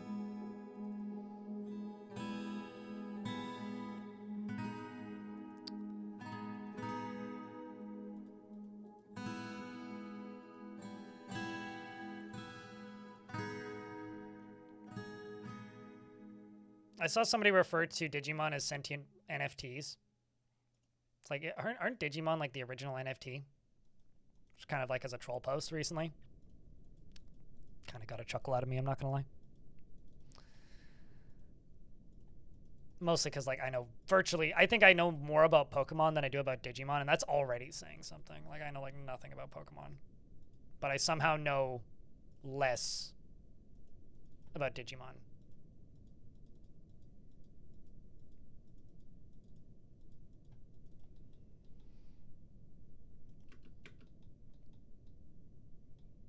Somehow.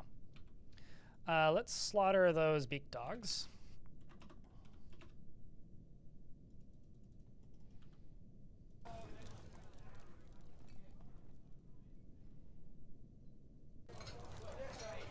There's Hand of Fate. This one's just a forlorn hunt. Okay, maybe that's changed then, because they don't all seem to be murderous hunts. I mean, chat, can we get a round of beers for the raiders? Please don't drown them. Or drown them. It's up to you.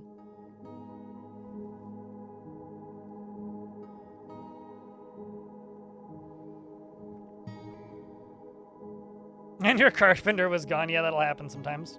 Rough toke. Dwarf's just disappearing into the ether.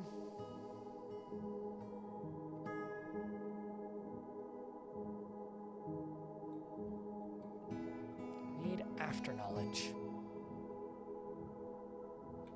Do I have extra tables and chairs? No. Surely just make a bunch of gold ones.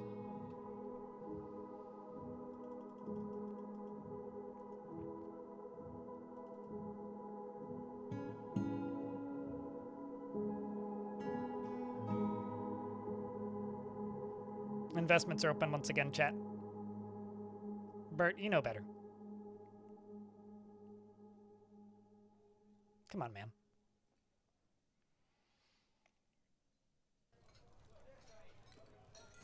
I will say, in regards to new video games that aren't Dwarf Fortress, I have to admit that I will probably be buying Star Wars Galactic Racer and playing it off stream because that looks really fucking fun. Like, I do not see myself streaming that at all, but I can almost guarantee you I will be playing that off stream because that looks like a fucking riot. Like, I am way more interested in that thing than I thought I would be.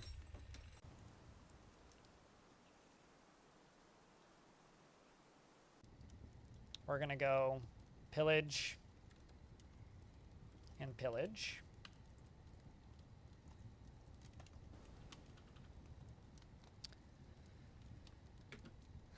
Pillaging the goblins. And the other thing I'm going to do is I'm going to go over to here. I'm going to turn the burrow off.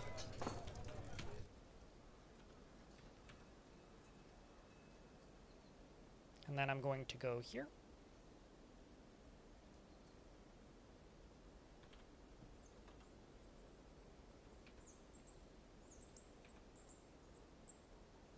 you can just be that. Oops. That.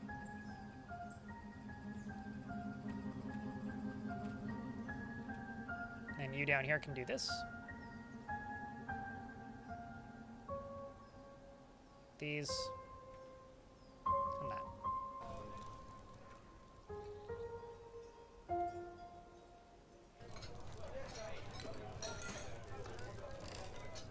Actually, since we're here, the other thing I'm going to do is I'm going to go down to the bottom.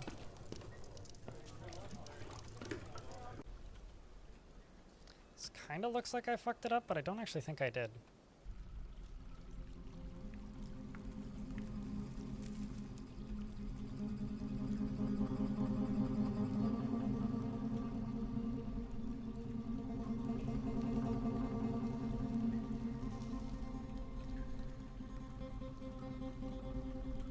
Oh, I did fuck this up. That's kind of funny. I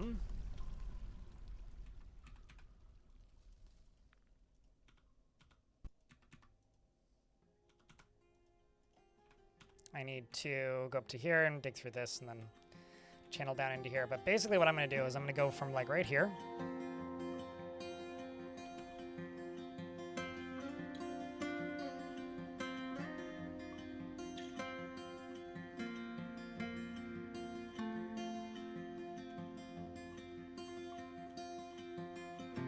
Some weird lag because the game's paused, so I shouldn't be. It's just like taking a while to process this.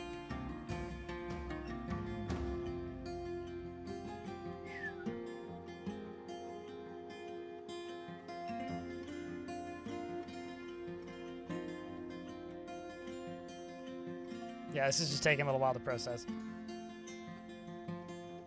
So that's 104 blocks.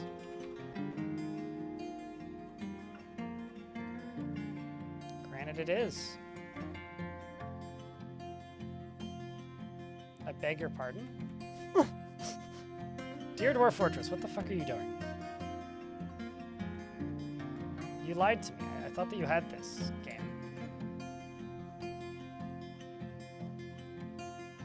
That is not the most efficient way. We've been over this. It's like you were so close, but you got everything else. How the heck did that happen? Well, we can get them to do all this, so that part's fine.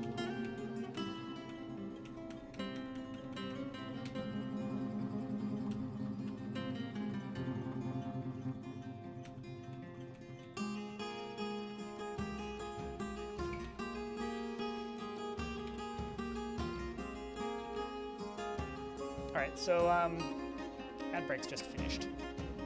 Good timing. Something like that. It's actually going to be like a minecart elevator if I can make it work. But we'll see. Not positive, but we'll see. It's going to be the most ridiculous lava cannon I've ever built. If I can make it work. I don't know if I can make it work, but I will try and make it work. How are you doing today, later on? Fuck yeah, good luck. Yeah, we'll need it.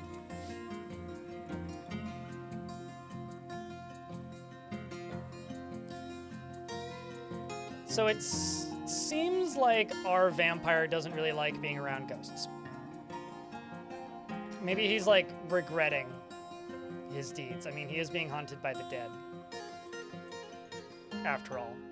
Strange possession in the night, you know?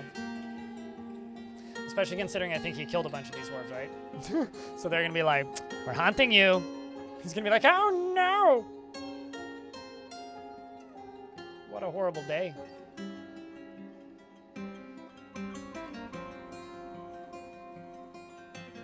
Pretty good, J-Mega, I think.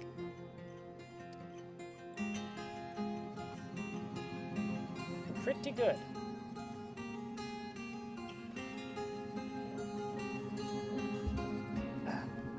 I'm gonna go rinse my coffee mug. I will be back in a moment. Nose feels itchy, cherry blossom. Yeah, we got cherry blossoms here too. Just starting.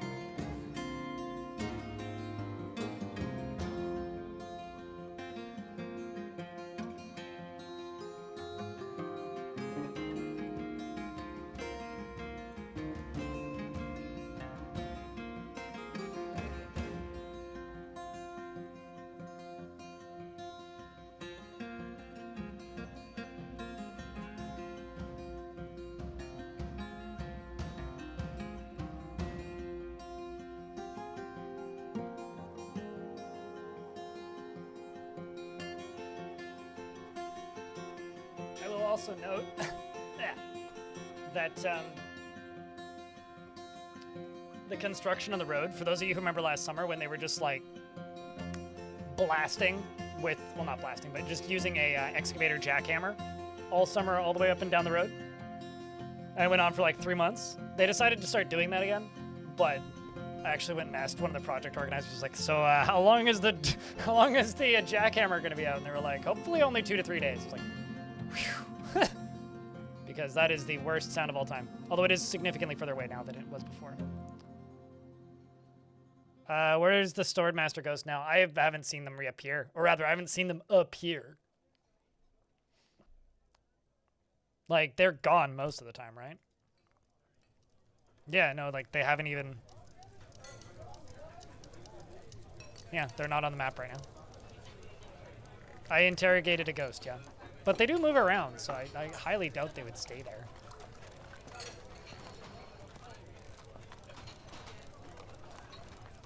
But I could try interrogating another ghost if you want.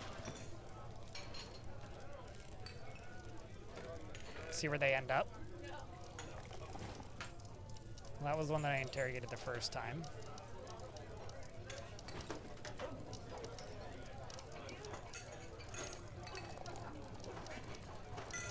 Like this one who's constantly appearing. This one, this one, this one.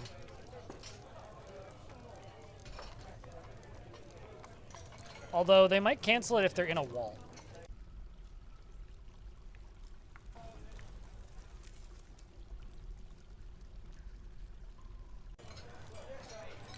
I don't know what crime this dwarf committed, but I'm sure it was bad, so.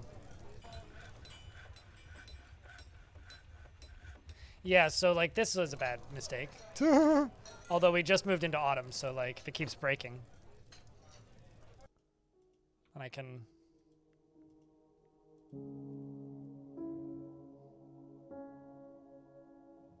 Because I guess they would have to get to them, right? So if they're like in a wall, they wouldn't be able to get to them. Yeah, so like he grabs... If they're not in a wall, then he can interrogate them.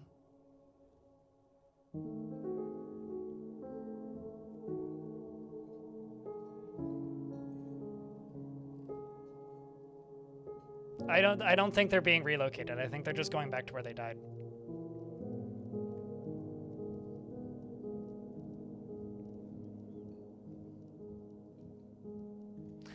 So, how do you feel about this, chat? Should you be able to interrogate ghosts? Oh, there we go. Caught him.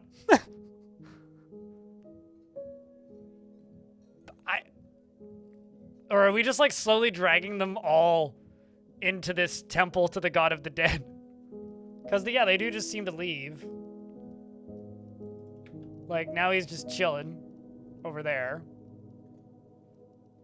I mean, it is scaring the shit out of him, for one thing.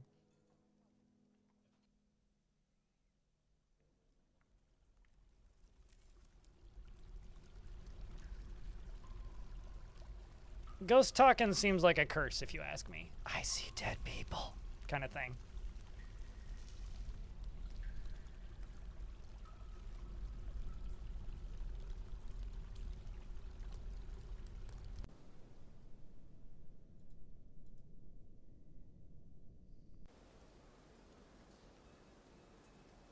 It certainly doesn't seem like the sort of thing that I would feel like you'd want, you know? It should be an option to try. Well, I mean... Okay, now we're just hauling diorite.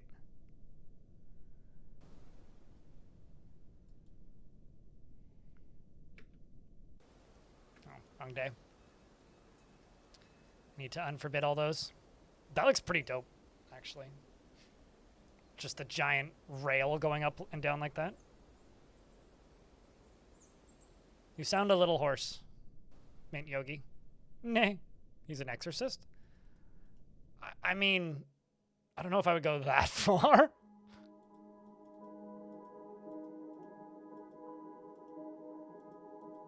That might be giving this dwarf too much credit, I think.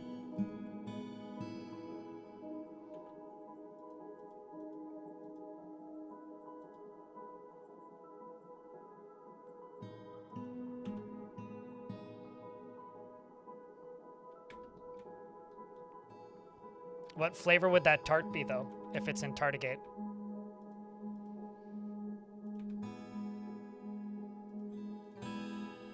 This is going to be kind of gimmicky here. So we need wall pieces first. Ramped pieces second. Floor pieces third, and then I can queue all three up.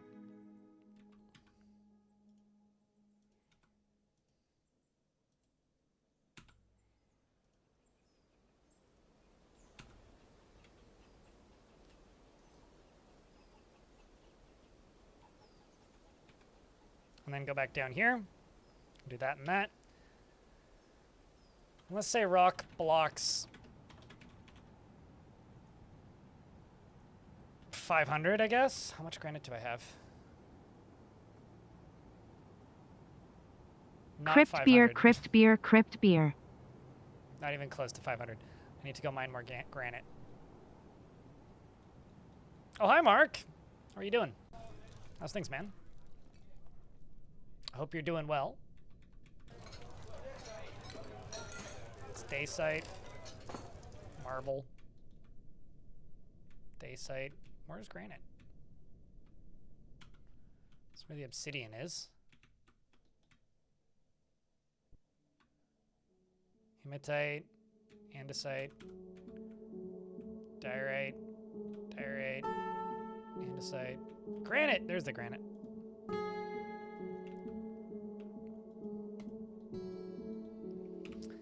And I need to deal with the scarcity of chains.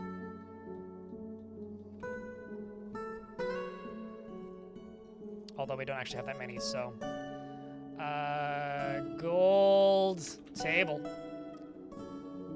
Gold throne. Gold chain, because I've just got tons of gold just lying around.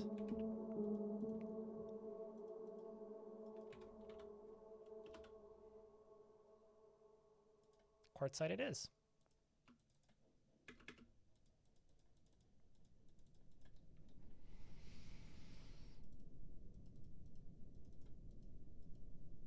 He did not. We do actually have a Tommy Wiseau emote, except it's not just Tommy Wiseau, it's Tommy Wiseau's face put onto Anakin Skywalker's face, and Tommy Wiseau is Tommy Wiseau in Star Wars Episode 1 featuring Tommy Wiseau. It's a very meta piece of fan fiction.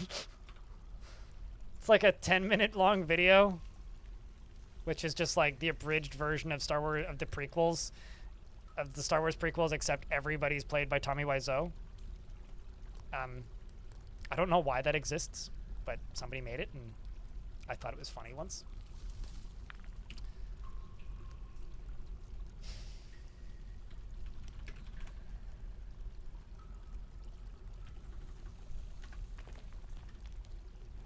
And then also the other thing I'm going to do is I'm going to go into here and I'm going to start clicking do everything.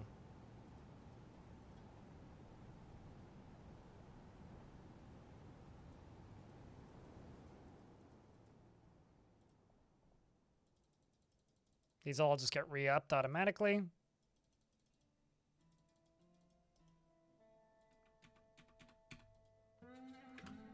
There we go. Back to work. These dwarves have been gone a long time. Oh, hey, they're back finally. Let's see how that pillage went. Bad Cobras was the first place that we pillaged.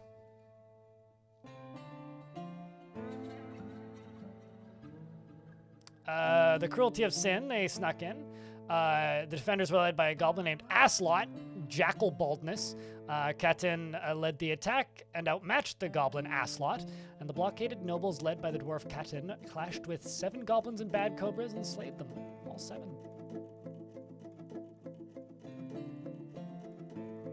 I just have to say, Drowning Hosts is one grim goblin name. Bessemer got a kill. Hogsack got a kill. Stormwolf, in fact, got a kill. We got Momas who got a kill. We got Stormwolf who got another kill. And they looted treasure, which is probably nothing of real value. Yeah, nothing of super heavy value, but The other fight went pretty well as well. We attacked the Frothy Witch specifically, and Lightas Tool Smokes led the attack, and their tactical planning was superior to the Goblin Samatsu quested ghouls. And once again, they looted treasure.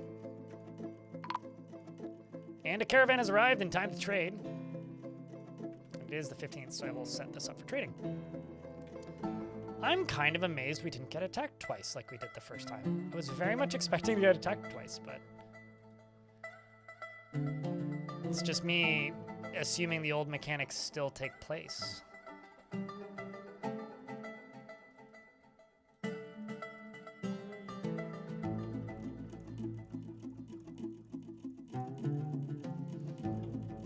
But how you been today, Letteran?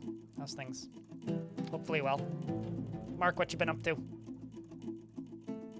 We're just here following this vampire and trying to slowly let this fortress fall into chaos. If not quickly let the fortress fall into chaos.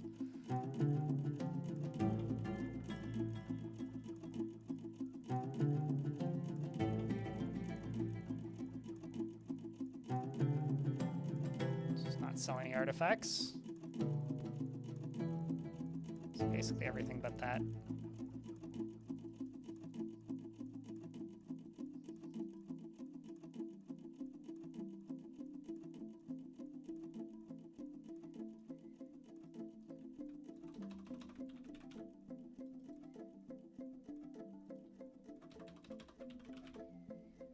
Ah, crowns are contraband. Got it.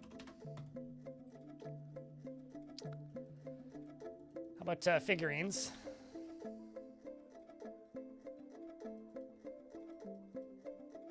Jelly opal figurine of Domas Guild Clapped. I want to get Guild Clapped out of existence, you know?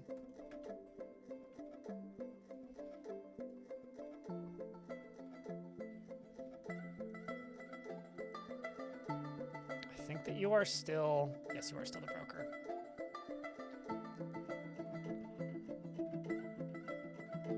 What's up, Ham? Evening? Is it that late in the day? It's 3:15 here. Still feels early. Yes, this dwarf witch is a vampire. Has this dwarf killed or fed on or killed anyone? Like 20 something? 27.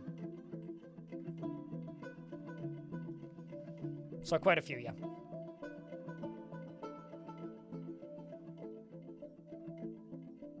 Does Alexa really have, like, Suno bullshit or something built into it now? Because that's grim. I maintain, I feel bad for everybody named Alexa. Like, that is, like, there's probably not that many people named Siri, but I knew a lot of people named Alexa in, like, post-high school age. Like, I knew so many Alexas. It's actually...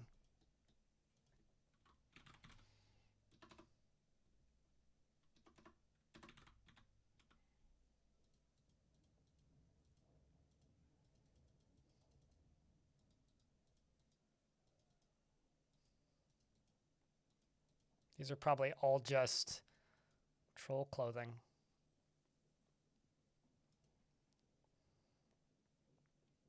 Large Gorlak. Yep, definitely troll clothing. Sword. Except let's just say anything made out of wood that isn't a crossbow.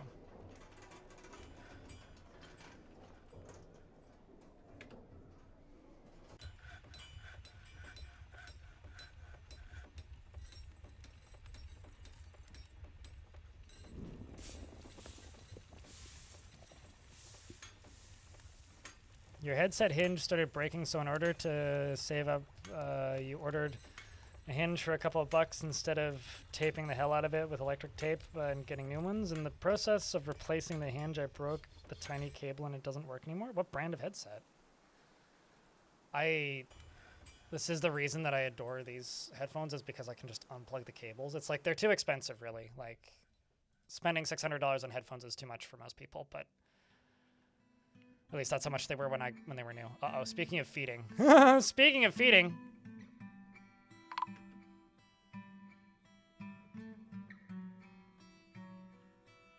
Yeah, Sennheiser. But these are the HD 650s. It's like I can just unplug these and plug them back in. I've replaced this cable like maybe 6 times since 2011 when I bought the headphones, and the cable is like 12 bucks.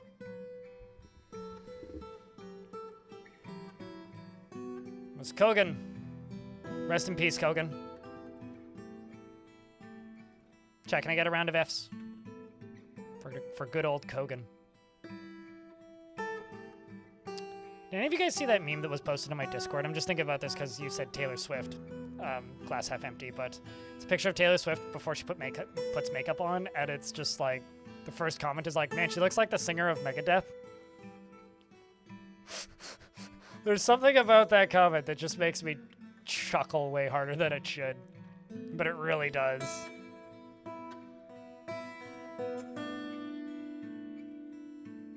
It's like, man, she looks like Dave Mustaine. I think Dave Mustaine just puts on enough makeup so that he looks like Taylor Swift. Let's see if I can find that picture.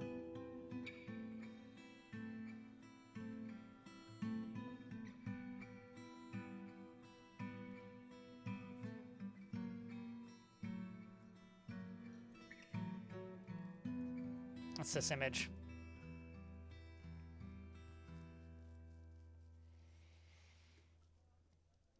It's like that one comment just right there. It looks like the singer of Megadeth.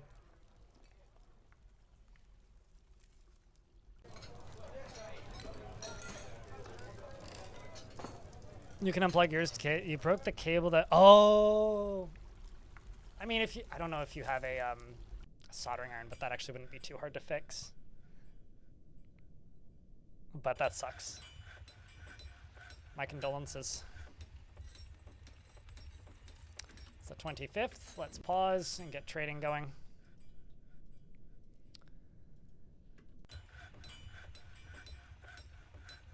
Let's also do diplomacy real quick. I'm relaying from the Mountain Homes. They speak with the new mayor. I come in power to elevate this land in the eyes of our realm. There's much to share. And I will just keep requesting wood, which is like the only thing I've actually requested up until this point. And they want ivory and tooth crowns. Crowns made of ivory. I mean, huh.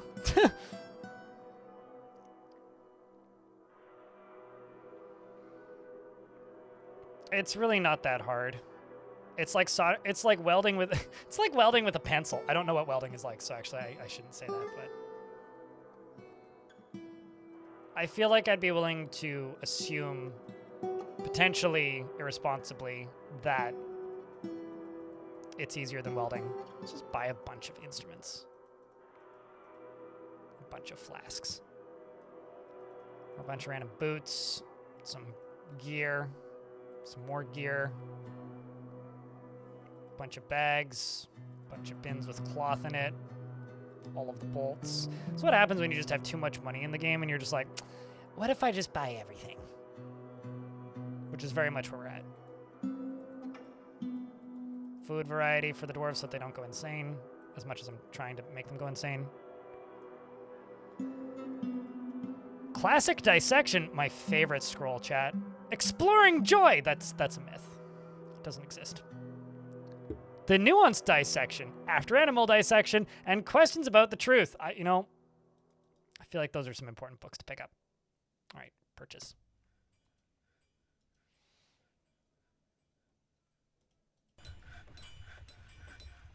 Yeah, so trying to interrogate ghosts, maybe not necessarily the best of ideas.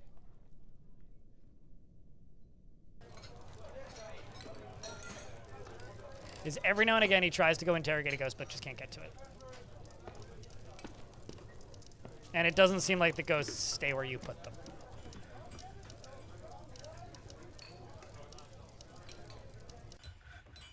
You mean there's a new Stellaris game out? I saw a meme once. I don't know how accurate it is, but I assume it's real because it was a meme on the internet, and you should believe everything that you read on the internet. Necrontier, that every time they patch Stellaris, they just release a new game. It's like, it was basically just Blizzard fans once, and then it's just like deleting Warcraft 3, and then it's like Stellaris fans every time the game patches. Stellaris Reforged!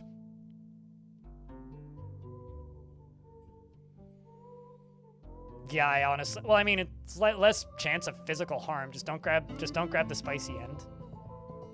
Better end. I did actually see somebody do that once though. Years ago, I was taking a soldering class and I saw somebody grab a soldering iron by the wrong end. He literally had to shake it twice to get it off of his hand. Do not recommend, in fact. Might be a surprise, but I very much recommend against grabbing the wrong end of a soldering iron.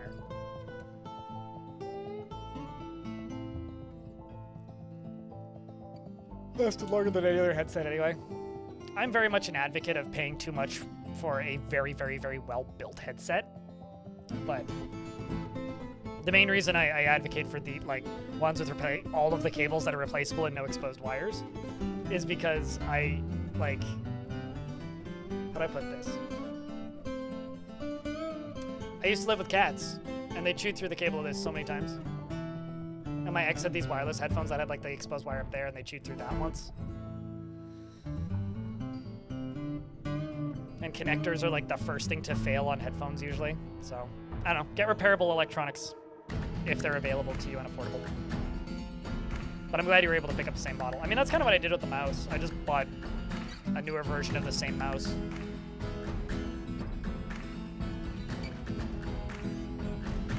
Okay, we should be able to go work on that tower in a minute.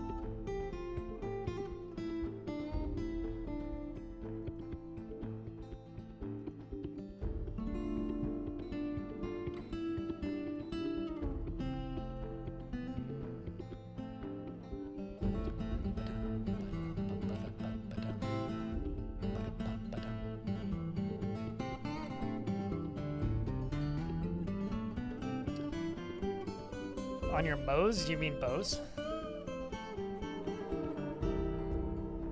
I guess I'm a little bit audiophile hoity-toity when it comes to Bose headphones. I'm not a big fan of the brand. But in theory, there isn't anything necessarily wrong with Bose. I don't like them. So let's do granite. Let's do ramps. And floor.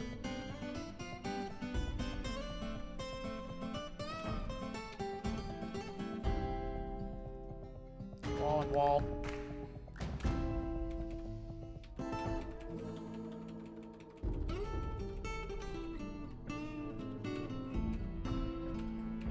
And then down here, I'll just build stairs all the way down because I need to do that anyway. Vampire's getting a little bit upset.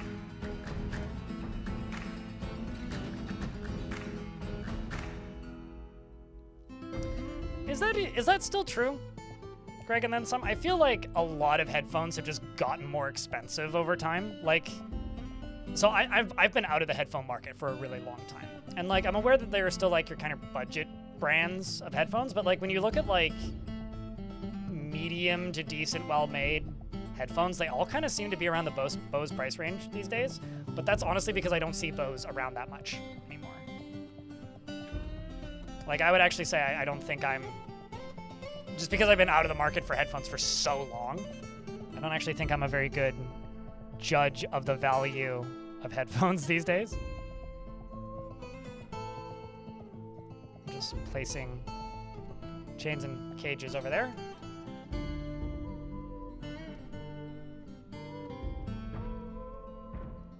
I'm actually going to take my vampire,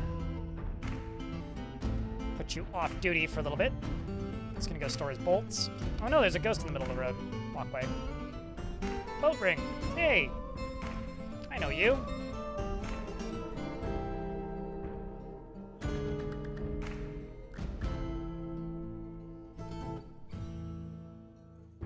Yeah, that's another thing is like, every now and again I'll run into somebody who's like, yeah, I've always used like speakers on my computer, and that is another universe to me. Like I cannot imagine using speakers with a computer because it's been so long. Like I think I've spent more than half my life now without speakers for a computer. I think the last time I had speakers plugged into a computer has to have been like pre-2008. Because around the time I started playing video games, I started using headphones because I didn't want to bother my little sister because her bedroom shared a wall with me. Which actually just, we're in an ad break, so I'm gonna pause the game. Which actually just means that like my mom wouldn't buy me speakers for Christmas because they didn't want me to bother my sister, so they bought me headphones. Yeah, that's totally fair. I mean, I could pretty easily, like I have 2 extra amplifiers and 4 extra speakers, which I thrifted ages ago, just in the closet right here. I could very easily just like grab one of those grab one of the two functional. I've got 3 if you count one that doesn't function. I can grab one of the 2 functional amplifiers from there, plug it into this computer, into the out jack, and then just wire up the speakers on my desk, and boom, I'd have like a pretty nice little setup. I just kind of, I don't know, I don't do that.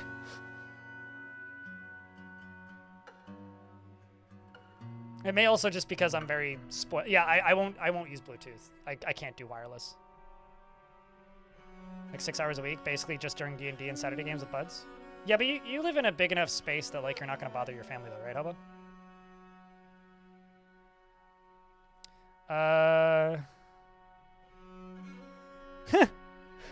So Sly Fox in YouTube chat says, I would like to offer up the name Heinrich for your sourdough. Something Germanic certainly feels fitting. I went with Bogwater.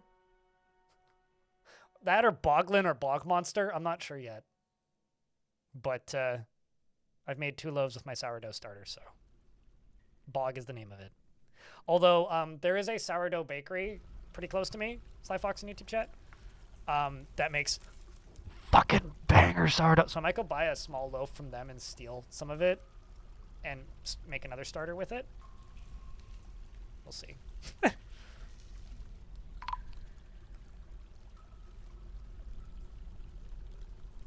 Well, that's perplexing. A dwarf was found dead, dehydrated. Where? Oh. Well, that explains a lot. I may or may not have locked a child in a tunnel. May or may not have done that. Whoops. Oh well, nothing of value was lost.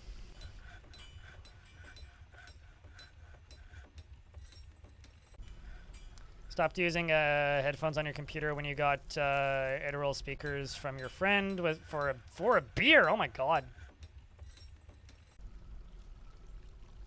You pretty much use them when you hit the gym. I get you. The Hillocks of Torch Frenzies has been founded nearly a day's travel to the west and incorporated into your holdings.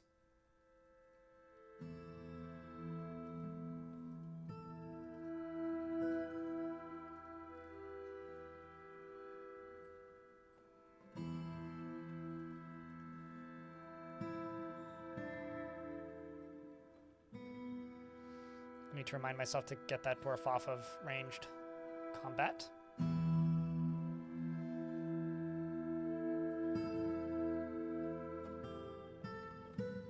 Some open move shocks.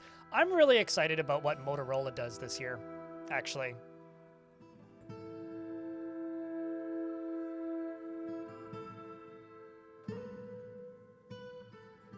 I changed the name to Pete. That's actually really funny. So Sly Fox in YouTube chat just says, Bogwater's a really good name for it. If you dehydrate it, will you change the name to Pete?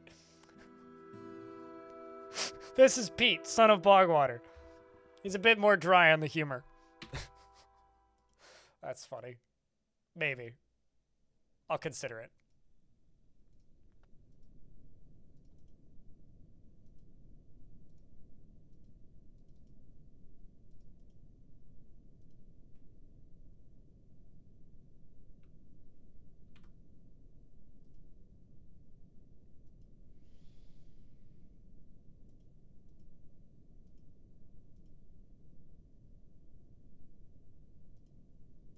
So this squad, these 2 squads,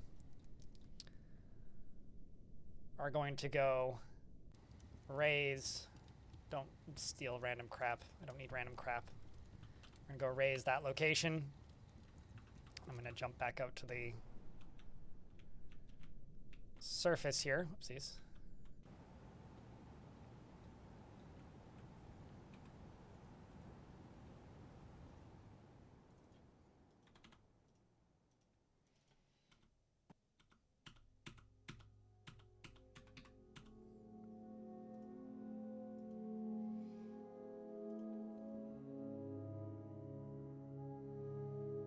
I've always wanted a set of those. My brother-in-law uses those, Darius, when he's on job sites.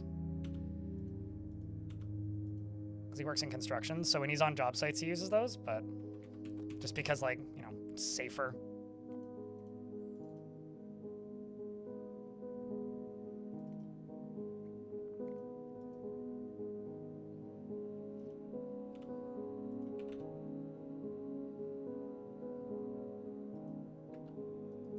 To go out of my way to cheer this dwarf up for a little bit.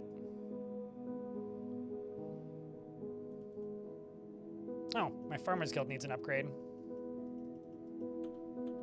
Can probably... Whoa, whoa, whoa, whoa, whoa, whoa, whoa, whoa, whoa. Why are you injured? Seems like somebody's coming to recover the injured, so that's good. Existing conflict. I'm sorry, I need to go look at this. Bloodman?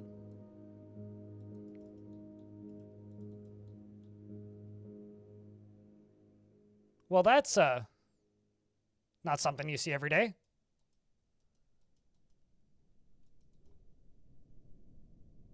He's not very strong. I mean, he's just like, he's liquid, right? So his attacks are just glancing away. That is not something you see every day. He's beating the Gorlak because the Gorlak is just too tired to keep fighting. You guys want to explore a cavern layer just so that we can kill the Bloodman? Hole for a face? Yeah.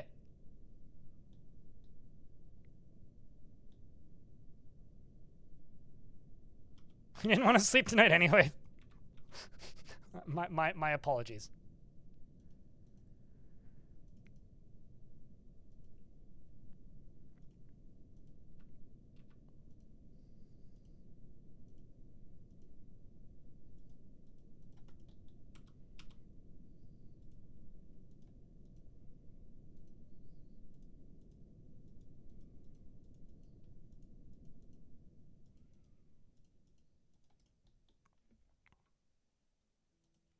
I really wonder how long that fight goes on.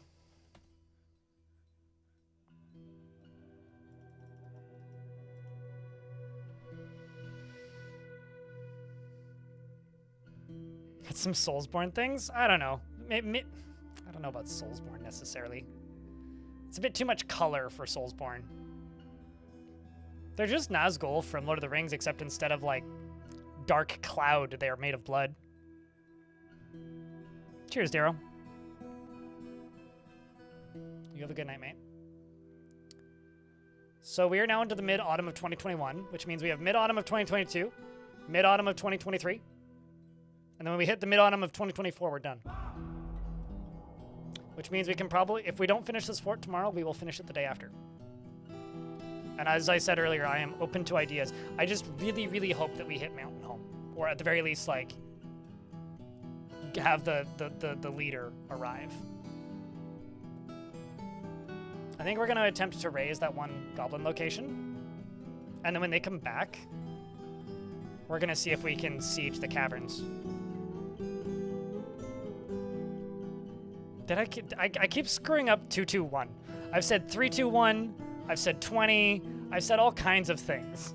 This was my fault for starting it at 2-2, right? I'm just like one slight slip up from saying 2020. Not the first time I've done that.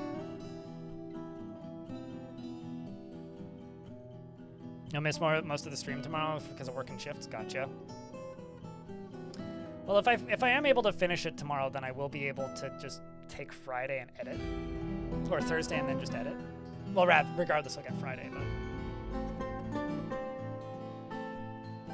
How many people does Toasted have to eat to become king? Kind of a lot. Kind of a lot.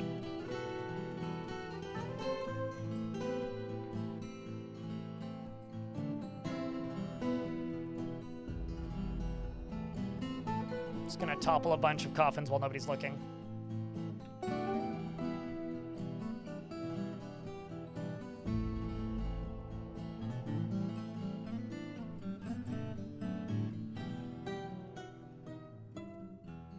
It is madness, after all.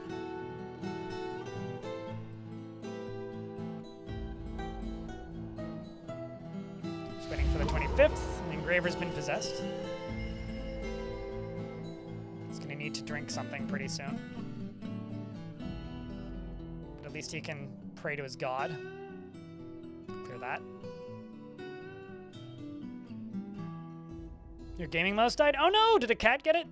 Jokes aside, though, like, what happened? Okay, so it's Alath is the ghost that... So we keep trying to interrogate this ghost. I'm actually going to make...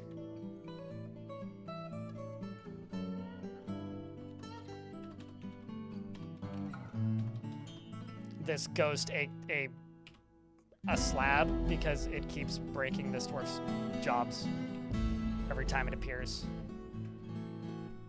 So the next time it appears here, I'm just going to designate it. I'm just going to pause as soon as it pops up. There it is. Locum is who we're trying to interrogate.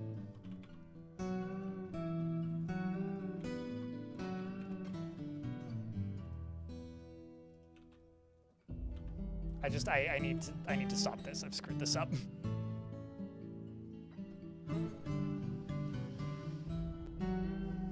Oh, that sucks. Yeah, that's what started happening to my mouse. My old mouse, which I had from 2016 until, I guess, Black Friday last year. The center mouse button stopped working and I cleaned it, and then it stopped working entirely. So like I couldn't scroll up and down, which is kind of important for Dwarf.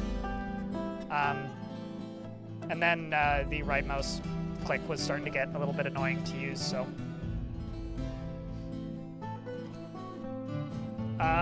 Yes, but I cannot remember how I did it. You'd have to go watch the World Gen stream that I did. I couldn't tell you. I could not tell you. If I recall correctly, we did... It was basically just a force lots of variance, but from high elevation to low elevation, and tick the object to periodically erode extreme cliffs. And we tried increasing rainfall and reducing rainfall, which had varying different effects. Basically fuck around until you figure it out, is quite literally what I did. Although I wasn't going specifically for steep cliffs, I was going specifically for deep oceans, so it just ended up also generating a lot of steep cliffs.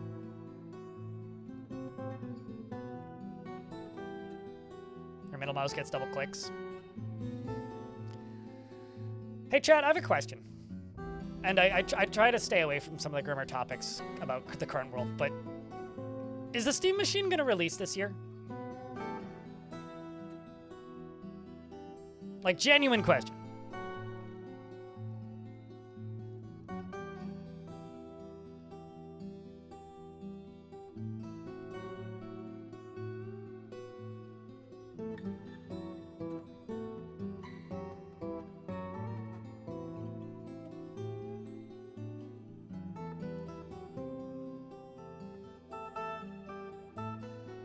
It'll release when GTA 6 releases? Wait, hold on.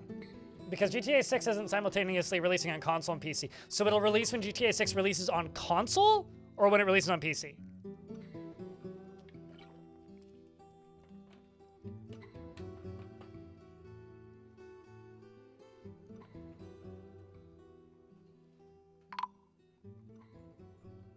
We'll see some RAM producers enter the... I mean, there's a bunch of Chinese RAM manufacturers.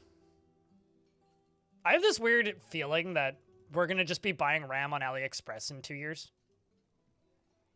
Like, all of the consumer RAM manufacturers are just going to vanish, and then we're just going to be buying RAM online through, like, Chinese imports. I'd actually be willing to believe that it's going to be the way going forward.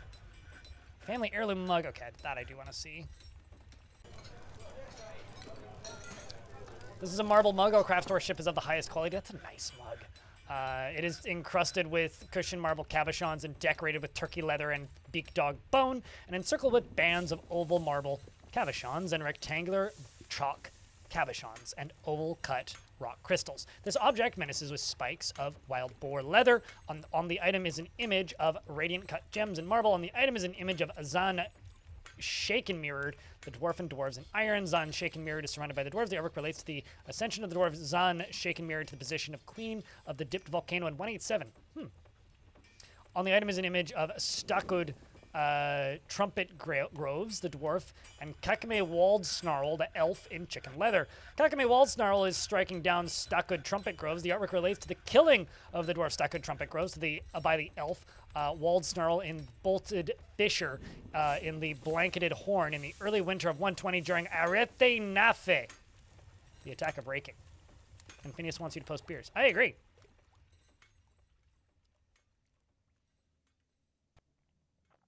You know, I like to remind people when they mention the value of these, the 80s Hammer, that pre-Steam, the value of artifacts was significantly higher. So it's very rare that I go, whoa, on the value of an artifact, because, like, back in my day, it was like, if you had an artifact that was worth less than 100k Dwarf bucks, like, what the fuck are you even doing? Like, your dwarves are, like, don't have good materials or something. And I still kind of feel that way, even though, like, I'm very much aware that it's like, I'm just wrecked because it used to be so much more ridiculous. They chopped the zeros off. No, they just changed how the math was done. Like, I remember getting, like, an artifact, this admittedly did have adamantine in it. An artifact adamantine corkscrew that was worth, like, 4 million Dwarf bucks or something. It was ridiculous how much it was worth.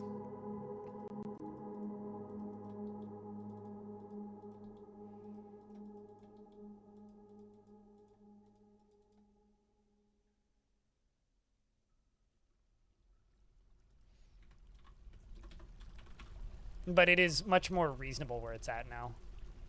And the math makes more sense. Basically, there was, like, a few, like, issues with Tarn's math in places where, like, things were worth, I would argue, probably more than they should have been based on how the mathematics was supposed to work. But, because there were certain materials that just gave bonuses which were, like, fucking ridiculous and, like, no real discernible reason as to why.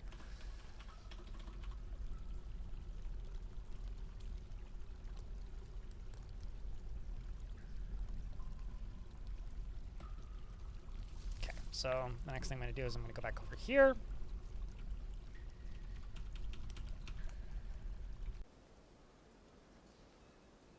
Let's see if I can do more. So this should be granite.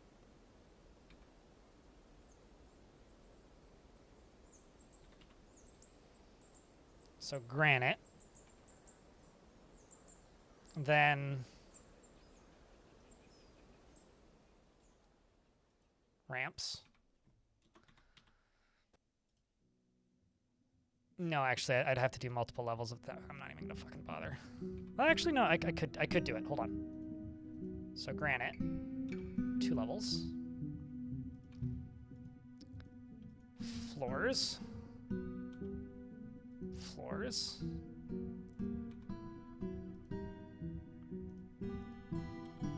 Walls.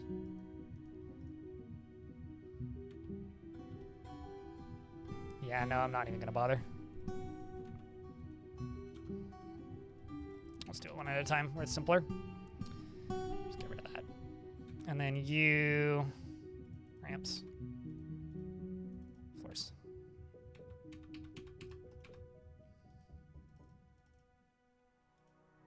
No, I don't need that. I do, however, need this.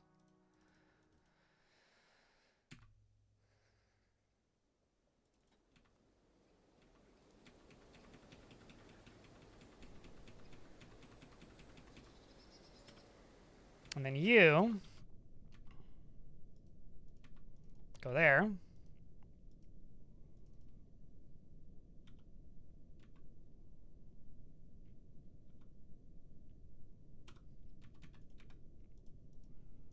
you do this. Ellen! Thank you very much for the 20 months. Chat, can I get a round of beers for Alan keeping that sub alive for 20 months? Report crime. What crime? Did I murder somebody and I didn't notice?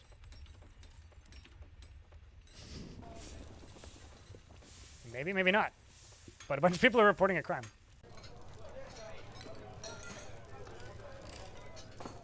Maybe.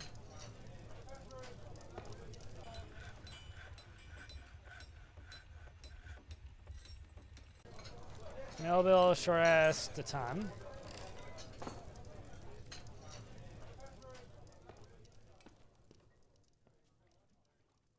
Maybe? Weird. Also, it looks like the squads are... Nope, the squads are not back.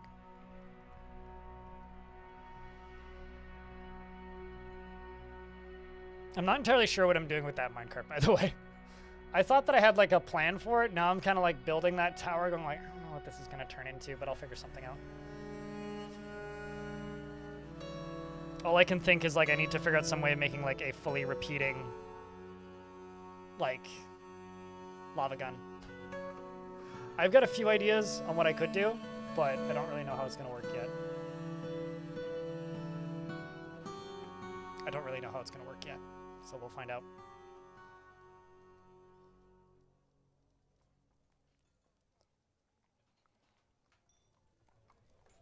Hello, Tim Graham. Good morning.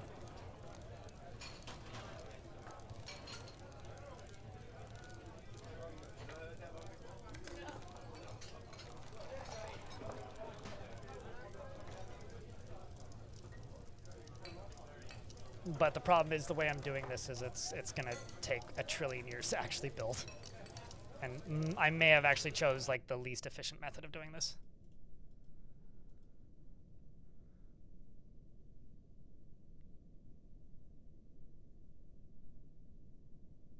Getting rid of giant coyotes.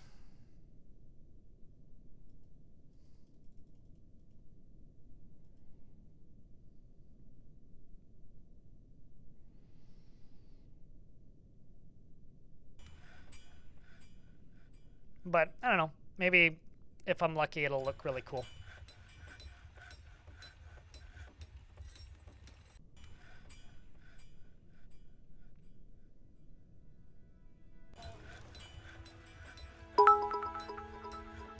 Holy shit. Bits. Letter and cheered. X1000. Heading off to do inventory. You're off to poker night at the inventory? I'm assuming that's not what you mean, but... That's what it means in my heart, goddammit.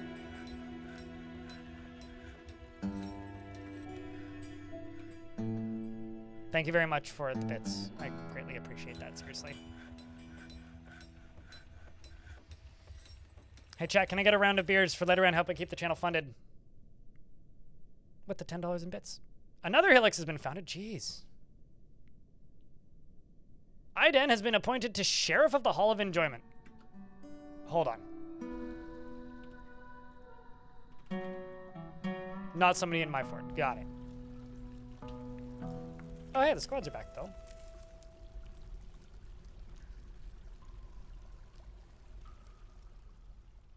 But a historic dwarf has been appointed to the position of sheriff.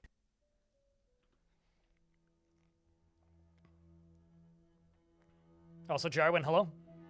I've thought it would be fun recently to do an embark anywhere on a Helix. And then just build a fortress on a Helix. Let's wait until the 15th and then we'll check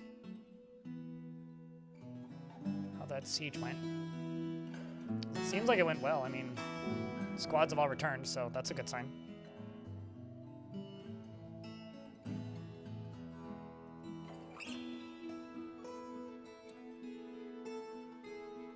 And then we can go after that lower cavern layer. See what we can do.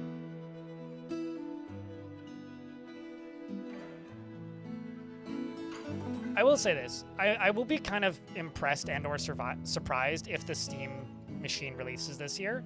But I really wish they would release the Steam controller because my Xbox controller is getting kind of gnarly.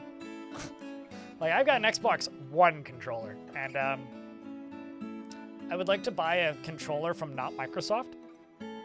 I guess I could buy like an 8-bit Do controller or something. But... Lytas Tool Smokes led the attack, and the defenders were led by a goblin named Casbin Nutswhite. Good for you. Casbin Nutswhite was unfortunately not a very superior tactician, and thus had a very massive disadvantage. And the dwarves, specifically the goblin Abba, was killed by one of my dwarves almost immediately in Sinful Muse. And Umbral, Alderman, thanks for the $4. Apparently they're gonna let us customize those soon. That's what the scuttlebutt's saying. I just want to have like minecarts going everywhere. You could fire a minecart shotgun. Wouldn't that be fun? Or really obnoxious, depending on who you are, I guess. They rampaged throughout and searched the place and found nothing. Did I destroy it, though?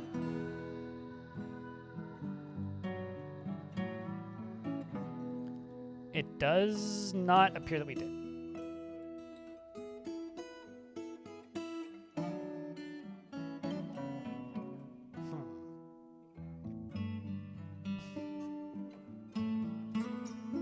Is there a bigger one here? It's just this one with less than 10. That's terrifying. The real question is how many are actually there?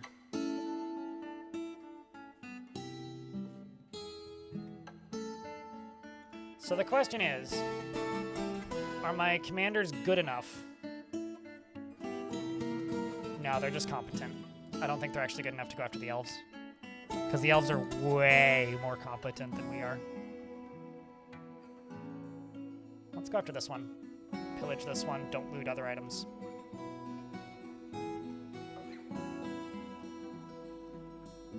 I'm going to send the same 2 squads. They're just going to leave again. Good luck, dwarves.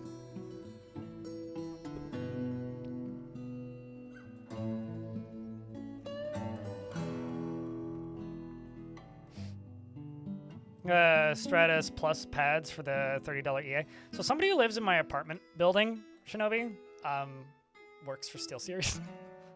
And I've been kind of like sitting there thinking like, specifically he works for like a company that is hired by SteelSeries to do things. And I've been kind of tempted to be like, hey, do you get free shit? But apparently they are the least hard to work with of the companies that they work with, because he works for a marketing agency that like basically helps do like online marketing and making content for brands that need to be marketed. And supposedly they are like the least uptight and precious about their brand, which is kind of great. He's like, yeah, I got to help direct a video that like involves hanging the CEO of the company for Halloween, which like, man, you have to be pretty comfortable with like the quality of your brand to hang your CEO. I kind of respect that a little bit. I have one SteelSeries thing in my repertoire of stuff, and it's this. It's this mouse pad. I think I bought this in like 2009 or something. Like this was one of the first like computer things I buy. And like, that's not dirt. That's just scuffs. Like it's just scratched, wear and tear.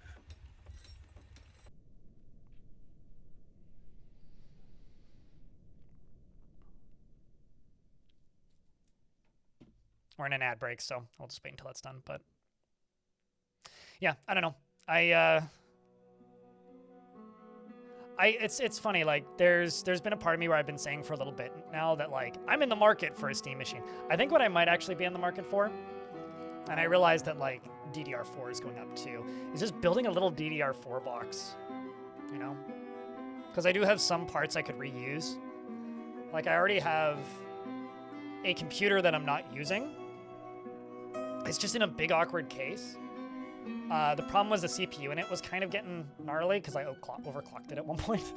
And it kind of needs like new thermal paste, and like I don't really trust the cooler in it because it's super old.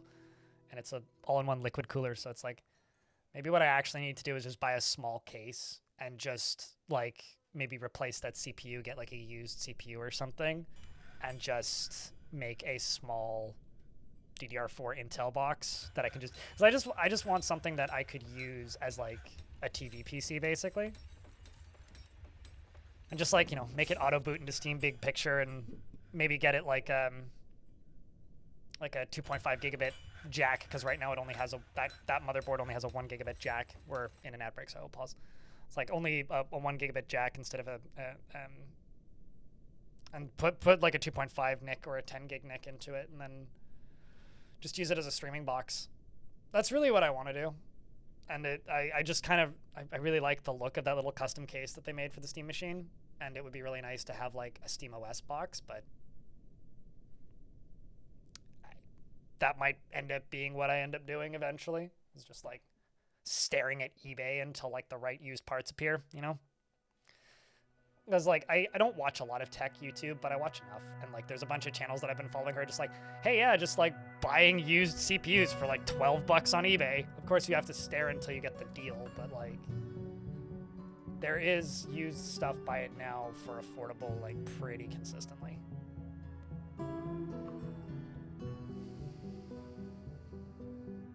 So I don't know.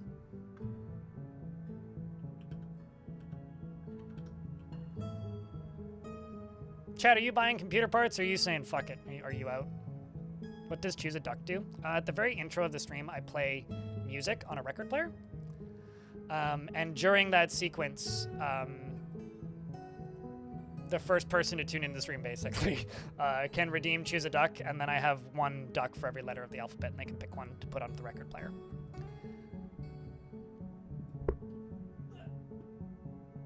I couldn't remember if I put the record away or not. I did. It's literally like this scene right here. Yeah. It's like my starting soon screen, essentially. Just something that I checked behind the scenes during the ad break. Chat, as a reminder, this is a crowdfunded channel. I make a living because people help keep the channel funded by throwing bits, tips, primes, and gifts, etc. If you're interested in helping keep the channel funded and would like to support this stream financially, one of the best ways to do that is if you happen to have a Prime sub, consider thinking about me. I do have a daily minimum where if I hit that, I made minimum wage for the 8 hours of stream, and while I did get a couple new subscriptions on my blog, Twitch is the thing that gives me long-term stability at the minute. So if you happen to have a Prime subscription or a couple extra bits on your account, I'm just under halfway to the daily minimum, and we literally haven't made it in 2 weeks. So I don't know if that's me like making a self-fulfilling prophecy, or if the world is just ending. I think it's the world's ending. But The Severe Heavens, what a fucking name for a book. Yeah, I don't know. That's just your Prime sub reminder, that's all. Prime sub a day keeps HelloFresh at bay. Actually, it's more like 20, but... You're gonna wait for RAM to normalize? I agree. I agree. You've never caught the start of the stream? Yeah, I mean, depending on like where your time zone is, it's rough. I'm not gonna lie. You bought stuff at the perfect time. I should have bought RAM. I didn't expect RAM to go up. I expected hard drives to go up. I expected M.2 drives to go up, and I expected like graphics cards to keep going up. RAM kind of caught me off guard. RAM was the one that like startled me, which like I don't know. I guess like because like hard drive like server bank hard drives are going up. So I'm really happy I bought my server last year. I just wish that I spent like the extra $200 to get like an extra 64 gigs of RAM just to have.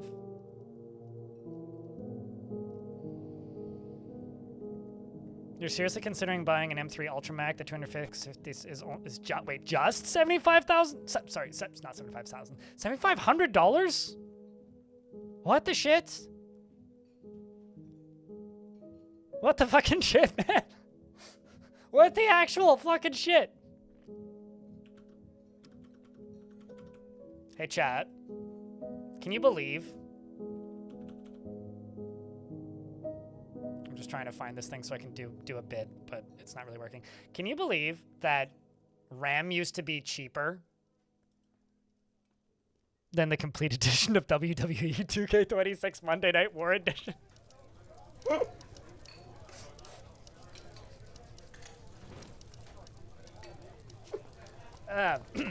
It's almost as expensive as a used car. No, that makes sense. I mean, depending on like what you're doing. I have a local LLM that I fuck around with, but that's about it. Not much more than that. I mostly use it for spell check. Yeah, Jesus Christ, though. Have M3 Ultramax always been that expensive? 'Cause I don't know. I feel like those used to be like $3 grand. Which is like an expensive computer. I think the last time I heard about a computer being that expensive was, this was Windows XP era. I had a friend whose dad was a 3D modeler. Like he did 3D modeling. I don't actually know what he did it for, but he did like 3D rendering as part of his work. I think he did some sort of graphic design. But that kid's dad we would play games on his computer sometimes, although I wasn't allowed to use his dad's computer. I'd use my friend's computer because my friend's computer was like the cheaper one that they trust me using. Gory Paws is going around toppling statues. Lovely. And I remember once asking him, I was like, well, what kind of computer does your dad have? And he goes, I don't know, but I do know that it cost him $12,000.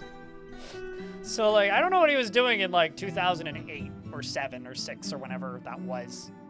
Or 5 even, but I feel like that was the last time I heard about computers being that expensive. It was like, or like that one guy that I knew back when I played a lot of like first-person shooters and free-to-play stuff, who had like a server computer that he was running, like he was playing on, but also running private World of Warcraft servers. There was one guy that I knew who did that, and it was like, I remember him saying, he's like, yeah, I've got a dual Xeon processor and like it's like 128 gigabytes of RAM or something. In like 2008, 9-ish.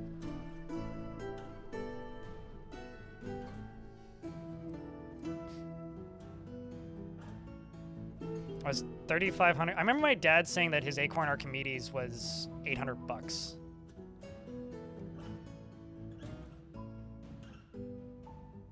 Who are we giving water to? Prisoners? So, this dwarf is sleeping. And the vampire was bringing them water. Why were you bringing them water? Was the baby thirsty or something? Huh.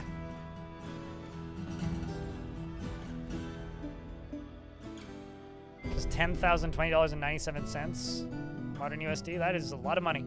Hello, Darren. How are you? That is a lot of money, Darius. I would not hesitate too much to say too much money.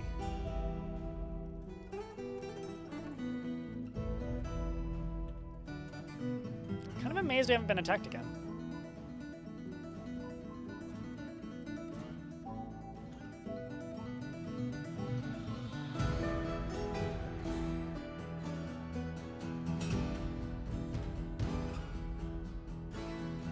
Oh no, I'm well aware. Black Winds. I am well aware, but as far as my computer and stuff goes, like, I'm good for quite a while as long as I don't try to play AAA stuff on stream. As long as I'm not streaming like high-end stuff, I'm good. But the reason like I'm kind of in the market for maybe building a little tiny computer is partially because I just kind of want a streaming box for my TV, just for vanity's sake. But if I don't end up doing that, the other thing that I've been looking at are like V-Links and other mini PCs, just something that has a good rendering chip on it. The Helix Mind Wound has been found at a day's travel to the northwest and has been incorporated into your holdings. Another one. Oh my god, this faction is active. And the reason I'm thinking about doing that is because I could actually quite easily, Ezim batters the militia commander.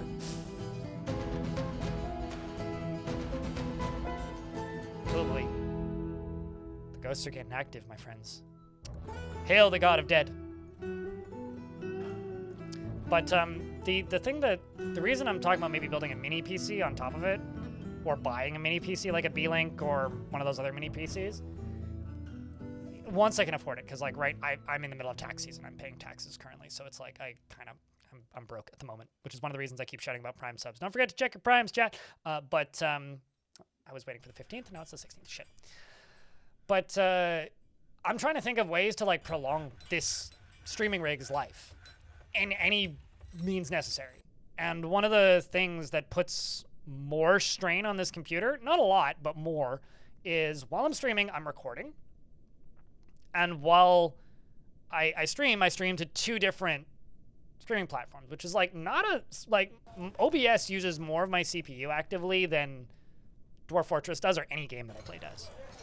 And I've been thinking that it might not be a terrible idea to take some of the load off of the main computer and go through a mini PC. But I don't know if I'm actually going to do that. Is it a bad idea in general to make a vampire doctor? That's like asking, is it a bad idea to make anybody a doctor in Dwarf Fort? I mean, like, he'll kill 2 to 4 people a year, just out of nowhere. It's kind of no different. I mean, it's not a bad idea, but like, I think having a vampire in general in your fort is a bad idea. So if you're going to commit to having one anyway, then it doesn't really matter. Got a new piece of clothing. You got a new shoe. Oh, look at that. It's got fancy dyed shoes now, chat. Hell yeah. All right. Let's do some logging, because...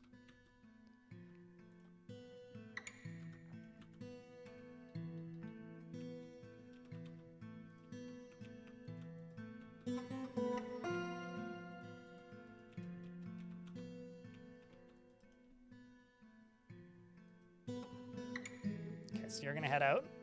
You got attacked by the dead. Oh no. Winded. Her right false ribs are fractured. The ghost took the wind out of her.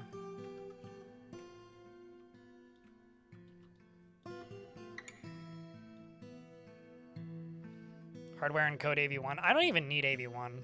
Like, AV1 is like a luxury.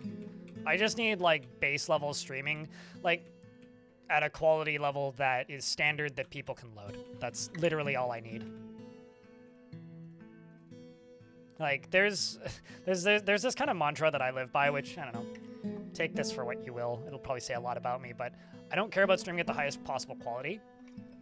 I don't care about streaming at the highest possible bitrate. I don't even care about the fastest possible rendering times.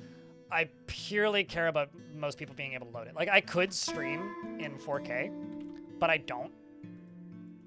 And it's not because I don't want to stream in 4K, it's just because I'm just aware that most people aren't going to be loading my stream in 4K. Like, that's just kind of a fact, right? Like, most people are not going to be able to watch at that level of fidelity anyway. And so because of that, I just kind of don't care. Like, would it be nice? Yeah. But I don't need it.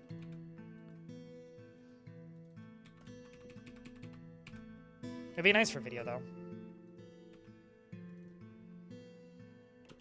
Although my main rendering PC, like, does all the rendering for me anyway, so at that point, it kind of almost doesn't matter. It's a bit of a moot point.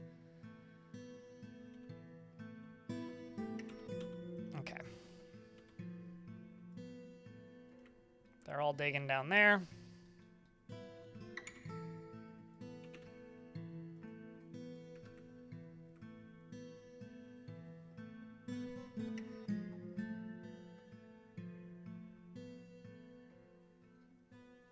Popcorn from scratch? So in my mind, popcorn from scratch would define that as like taking a corn on the cob, cutting the popcorn kernels off, drying them, and then making popcorn. That's what that means to me. Uh-oh. Chat, it's that time again. The vampire is thirsty. Rest in peace to Dishmab Future Rooms. Your time in this land is so brief.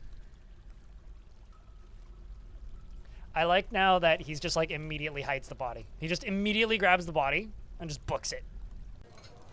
Just instantly. Just immediately just gone. Like, Dwarf dies, commits murder, immediately goes and hides the body.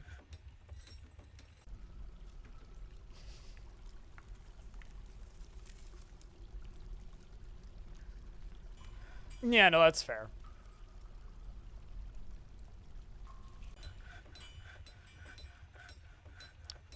Chat, can I get a round of Fs for Dishmab? bringing us up to 29 notable kills. Not all of them are dwarves, but a large number of them are.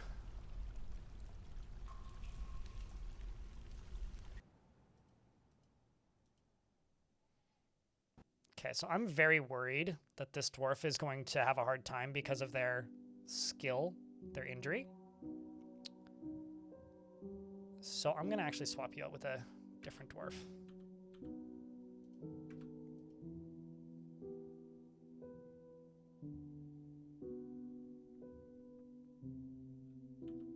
Was that wandering around? Most of them are like poltergeists, but bust crystal.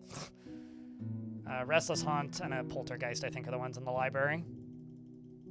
There's one sadistic haunt,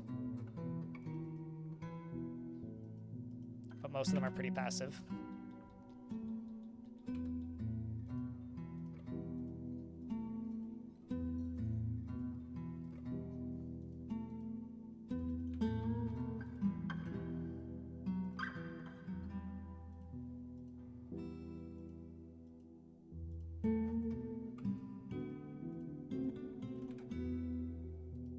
Let's just go into furniture, instruments.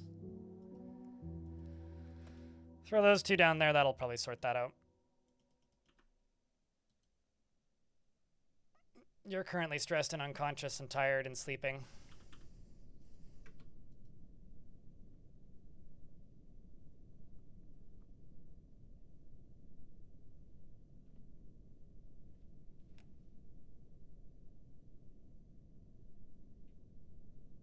Okay, so I thought I was hearing a phone vibrating in my apartment going, my phone's right next to me.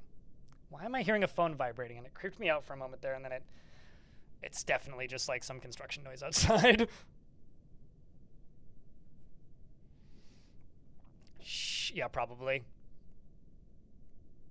The truth about rainfall, it pisses me off.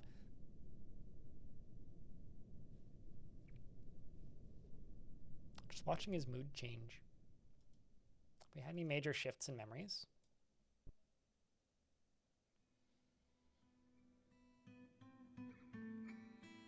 Nothing crazy. Haunts are haunting me IRL. I will say that, okay, so this was around the time I moved into this building. My neighbors, who I share a bedroom wall with, I have new neighbors now, but the neighbors I had when I first moved into this building, Freeway slipped into depression. When I first moved into this building,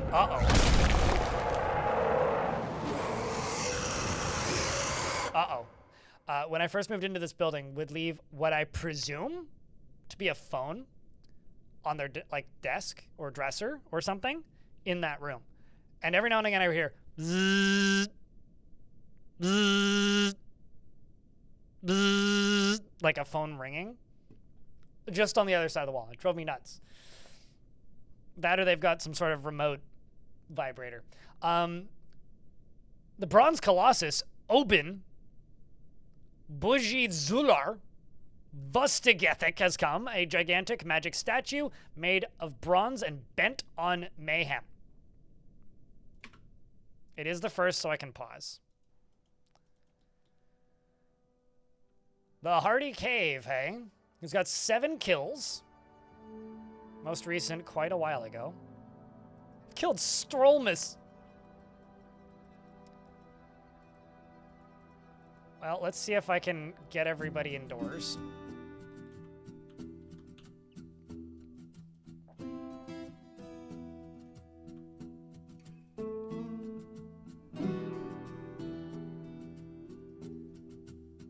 Places, siege engines, fire! Except you. You just go fire. Chat, wish us some luck. Before the moon's path, Dwarf, I really, really need you to go to the front door, please. I really, really, really, really need you to go to the front door, please. Like, I don't need you to read this book. Please stop reading this book. Thank you. Oh, come on. I really need you. Please?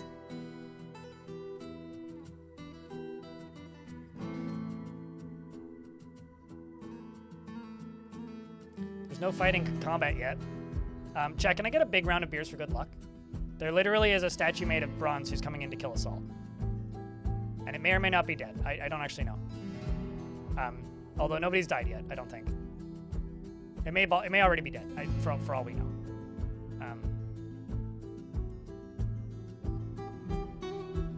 I won't know until the 5th.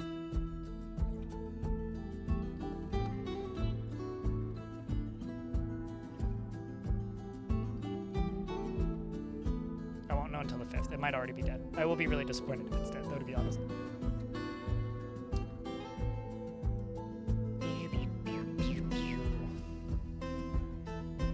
Dear Dwarf, you are very too much a bookworm. Steel bolt hits it in the head. Hallelujah! They beheaded it. We got it. Never mind. We're all good. No need to panic. You don't need to panic, Chad. I repeat, you do not need to panic. The Marks Dwarves did their work. They had their work cut out for them, and they cut the head right off of them. Which means I can add a statue to the collection. That's pretty dope, actually. I haven't seen one of these because they've changed them. So it used to just be a random bronze statue that you would get from them. Now you get specifically a statue of the Bronze Colossus. That is rad.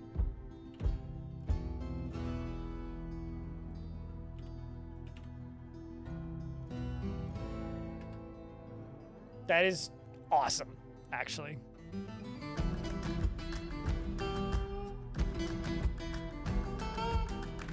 Yeah, I kind of liked the random statues, but I think like the statue of literally like that image is great. I don't know if that was lore. I think that was just headcanon, but... Reanimating the Bronze Colossus? You can't reanimate a Bronze Colossus. It's already a statue.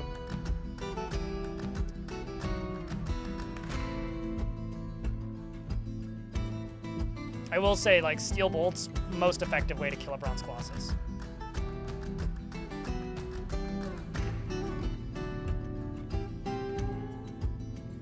Time to be free after being humiliated due to confinement. Have to go pick up equipment. From what? All it takes is some magic. True that, yeah. But then, like, wouldn't all statues suddenly be a threat then? That would actually be really cool. If they just let us... If there was, like, a spell where you could animate your statues and then just, like... makes, like, 100 statues of, like... I don't know... chickens. And then you give a bunch of chicken automatons. I feel like that would need to be a pretty rare consumable, because those would be real strong. Just platinum chickens. Go get them, boys! Fear my army of cats! I mean, it would be busted if you could just make them infinitely, though. It'd also be like it would be hell on your pathing. Although I'm kind of imagining just playing like a tower defense game literally in Dwarf Fort where you just build like archer dwarves that just shoot bolts. Or crossbow dwarves that just shoot bolts, rather.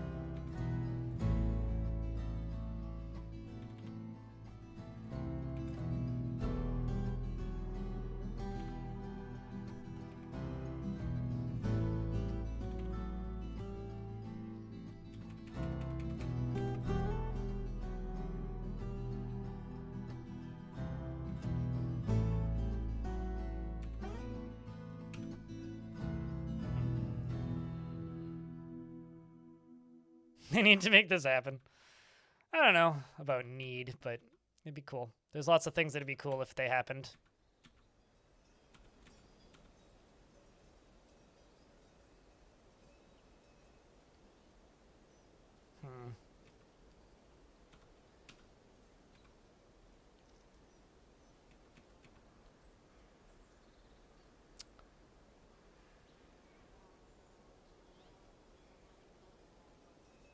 Trying to figure out how best to do this.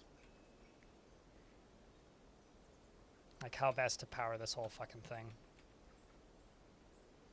Because basically, like, I'm gonna have to do this. I'm gonna have to do this. I have to do that. I should just, like, fix this now while I can.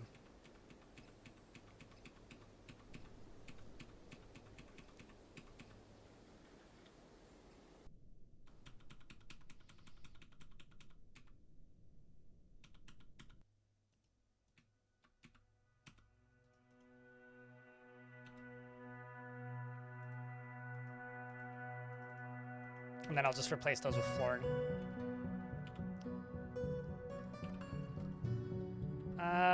What else do I need? I need more bedrooms.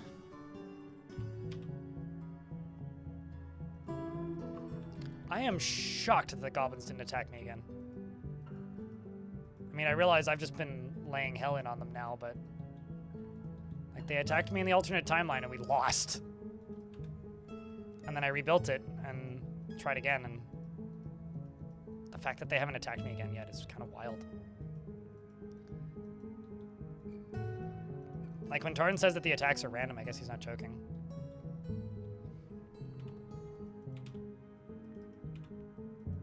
Oh, apparently I have no woodcutters. That explains a lot.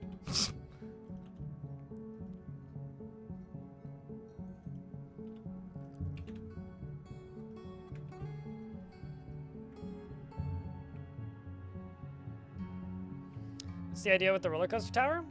I'm trying to make a really convoluted minecart shotgun to shoot lava, but I decided to do it in a way that I thought would be cool, and now that I'm actually building it, I'm very much regretting it.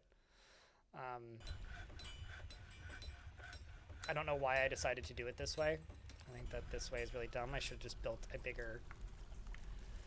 bigger series of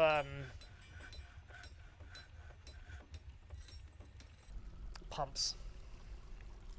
I should actually just do that. I should really just do that.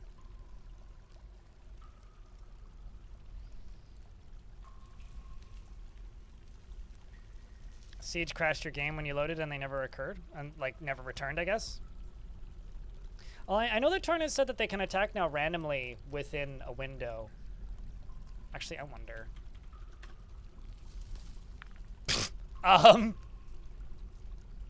Every now and again, I use the fix retrieve units command and immediately think, oh shit, what have I done? That's one of those times. Oh shit, what have I done?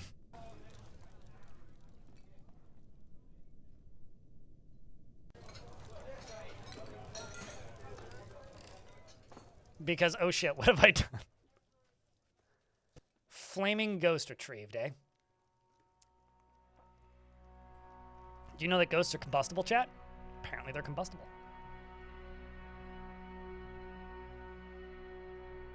Another Helix has been added to our holdings. My god. I do have to say, huge thank you to those of you who've tuned in so far today, by the way. I greatly appreciate all of you. I really hope that this isn't the trend that we are seeing for, like, the general traffic that the channel's getting. Because I said this last week, and it sounds very apocalyptic and shitty, but for full transparency here, the amount of money I'm currently making, if the trend continues in the direction that it's going, I will have to start seeking sponsorships by the end of the year, which I don't want to do. So I do really hope that we get kind of another influx sooner than later. Hopefully Tarn puts out a patch, because it's starting to make me a little worried. Gotta be honest with you. I haven't made minimum wage in a stream in about a week and a half, so pretty bad. Weed. I do have to say thank you for the, like, behind-the-scenes subscriptions, but that is not representative of the vast majority of my income. Like, last year, I made about a month and a half worth of Twitch revenue through my blog. So, like, it is a very small fraction of my audience supports me through that. And so I focus on the Twitch revenue because that's where I've always received the majority of what keeps me doing this full time. So from a Twitch perspective, today's been very slow. yesterday. Last stream was very slow. The stream before was very slow. So I'm worried. That's about it.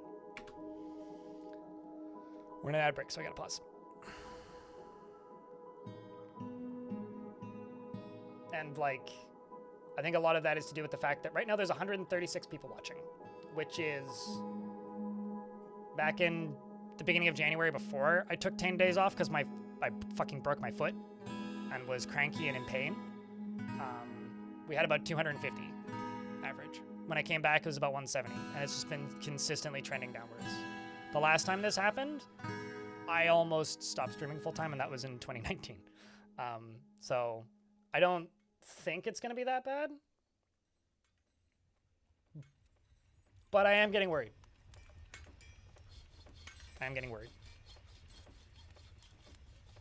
So financially, I don't think I've had a good day since for mid-February. Crypt beer. Genuinely. Cracker Lacquer, thank you very much for the 7 months. Appreciate you. At least when it comes to streams. So, like, there's been a couple behind-the-scenes tips that have been nice, but just strictly from a streamer perspective. You started watching streams like a week ago? Yeah. No, I mean, I've been doing this for 12 years. To give you full transparency here, I have about 430-ish active Twitch subs. That's actually a lower number than that, but that's how many sub points I have, so like the higher tier subs kind of throw it off a bit. And thank you, Crackalacker, for keeping that sub alive. I have 56 on my block. Most of them are at the $3 tier. All right, so where am I going here?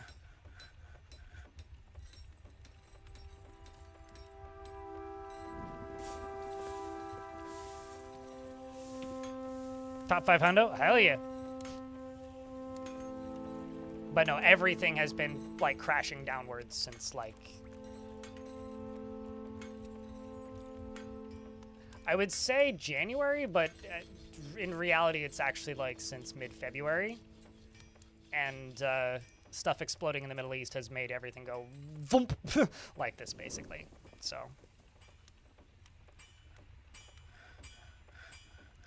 and I'm worried. I think like if I was still renting and living in the place that I hated where I was depressed all the time and didn't want to live anymore, I wouldn't be as money stressed, but I am money stressed because I decided to make the bold risk of getting a mortgage. I mean, at the end of the day, push comes to shove and my world actually ends, I sell this apartment and go back to renting. That would cut like my living costs in half. So like that is the worst case scenario, and I hope to not have to do that, but although admittedly at this point I think I'm like a year away from having to do that minimum, so there will be opportunities. It's just in the short term I'm stressed.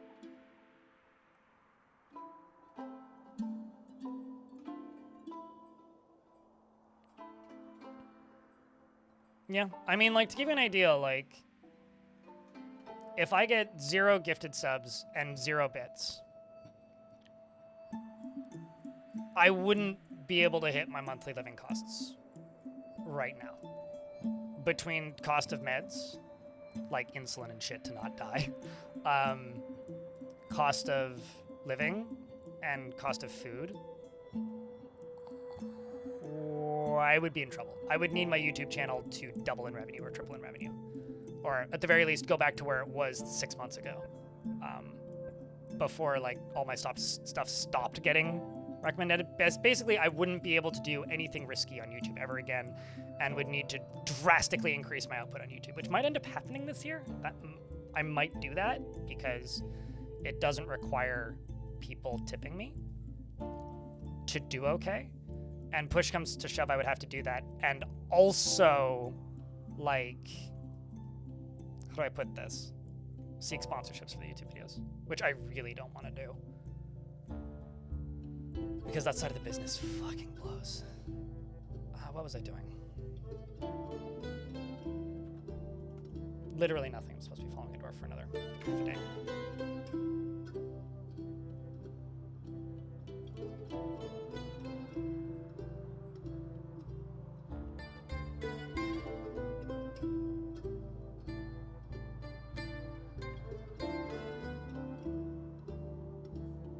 But yeah, I don't know, it sucks.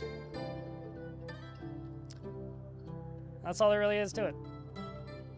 Although, like, even YouTube is, like, less sustainable now because, like, if you watch basically any like, YouTube insider talk about, like, the state of YouTube, like, the front page of YouTube, which is where the vast, like, it's where 90% of my views come from, is from the front page of YouTube. Like, 2% of my views or something comes from the subscription box. The YouTube homepage went from 30 videos on the YouTube homepage in 2016 to 12 videos on the YouTube homepage in 2019 to 6 videos on the YouTube homepage in 2023 when they like started heavily pushing shorts. And now we're down to 3 videos on the YouTube homepage and 2 rows of shorts. And I don't know if you guys are seeing this now too, but there's now algorithmic shorts in the subscription box as well, regardless of if you turn it on or off. Like, I have it on my TV and I have it on the computer and I have it on my phone. So I don't know how many regions that's hit, but that's a thing that's happening now. So it's like, on paper, that's okay if people still watch your videos, but like, it means it's even easier to fall out of the algorithm than it was before. A glassmaker's been taken by a famine. I should have raw glass. I should. It's not even enshittification, because enshittification is like costing money. It's just like targeting a different audience, right? Because like, to me, enshittifying requires like microtransactions, like business, like you're costing your audience more. So like, to me, enshittification would just be increasing more ads, but ads are worth less and cost less and pay out way less on the shorts for the amount of work that the creator has to do. Basically, it's like, it's requiring more effort and work for less compensation from the creators and threatening you with no money. So it's good to see you, Zion. So yeah, I don't know. I'm stressed out at the minute. It is worrying me. And like, the type of audience and content that I cater to is an aging audience.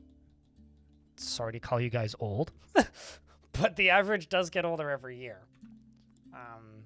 And people get busy and have families and shit that's more important than watching idiots like me on the internet play video games. So I will be here for the determinable future. And I've been here for 12 years, and it'd be stupid of me to stop now. But I may have to get creative this year if things continue at this rate, and I'm in desperate need of somebody to talk to me about literally anything else, so I don't just talk in circles about this for the rest of the day, because I'm realizing I'm doing that now. Shit.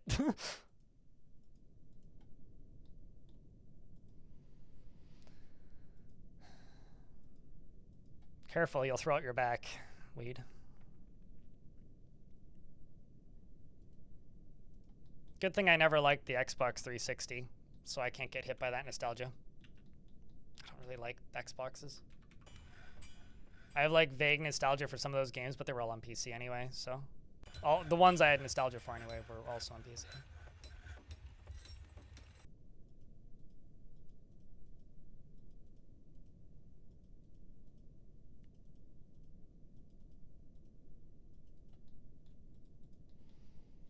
Basically, like, I don't know and won't know for a while if this is misplaced stress or not. But yeah, we were ahead of that trend, eh, Stoned? Or not Stoned, Stone.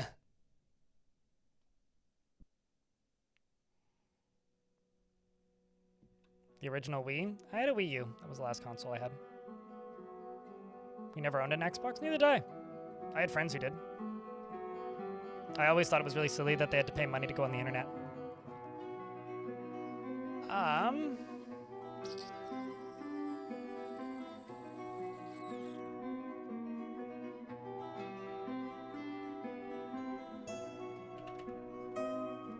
Still making blocks. Let's go over here and do this.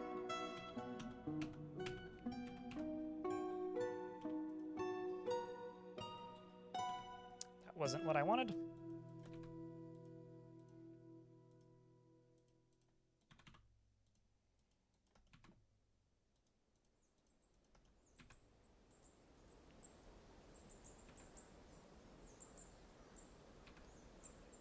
So I don't know. Cross your fingers for me, because that's all I can really ask for at the end of the day, you know. I can only do so much. And here's hoping that my craziness works, but I can't guarantee anything ever.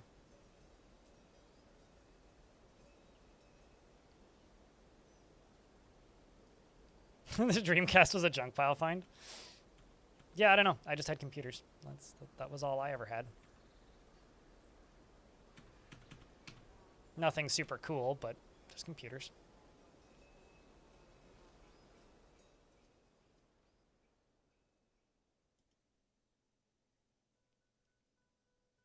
Is going? Do you feel you have a video put together? I've already got like all of the footage up until the stream today scheduled, and like basically like take the VOD, you cut the chunk, you skim through it at like 10x speed by dragging through the timeline and cut the chunks in that you want.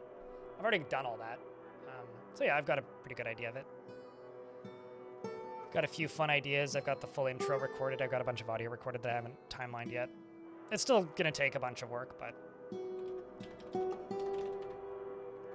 I just hope it does well, because I haven't had a video take off since September, and the format that I make videos in is pretty consistent, but it's also really high stakes, right? Like, if a video does well, then it does really well. If a video misses, then you wasted 2 weeks working on something that didn't pay you enough to buy groceries. It was more of a Blu-ray player. I bought a PS4 the day the... No, I bought a PS3 the day the PS4 came out. Not a PS4 the day the PS5 came out. Okay, dumb question, chat. And this just shows how much I pay attention to PlayStation. What's the current generation of PlayStation? Are they on PS6? Or is it PS5 still? I actually don't know.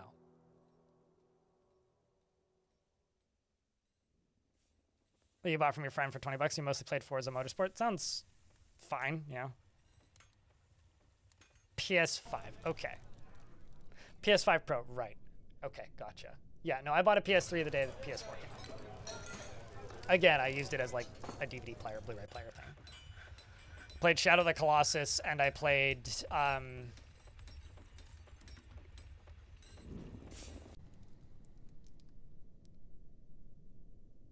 whatever the Naughty Dog games with the fucking not Indiana Jones in it was, and I thought those games were really boring. Like, just not fun. Did you miss the vampire is probably not going to fight him. He's probably dead, but we are going down to that cavern lair. You haven't missed anything. We just haven't gone down there yet. The defenders were led by a goblin. The dwarf's tactical planning was superior to the goblin. Goblins are such bad tactical planners, but the goblins had a strong positional advantage in lied instance. They lied about their instance and filled it full of malware. PS4 was also junk? Yeah, sounds about right.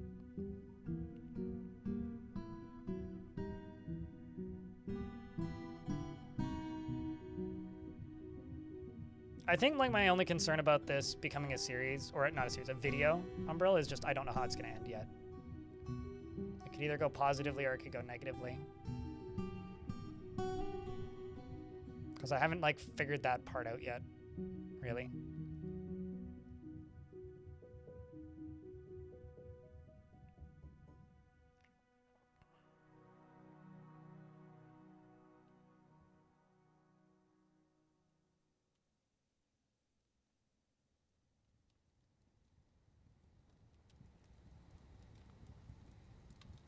Alpha struck down by Stormwolf. Alpha struck down. I'm looking for things that aren't elves or goblins. Not really seeing much of that. It's just elves and goblins.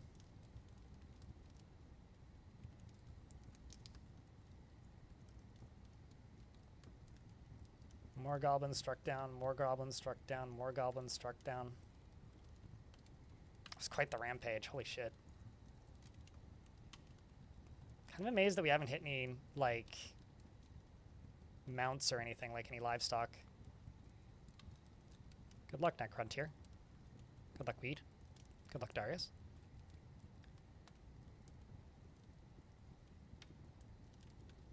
Anyway, I should try to keep my bitching to a minimum regardless, because, you know, you guys are still very generous and you still very much are keeping the channel here. But it is... I don't know. I guess it's normal human nature to be stressed out. It's not trying to... I'm trying to not let it get too much to my head, that's all. Because I still have plenty of fallbacks and alternative options if things get bad. But it's always easier to build back up once you have an audience, so. Realistically, maybe I just need to wait for the Slay the Spire hype to die down. Maybe that's all I need to do.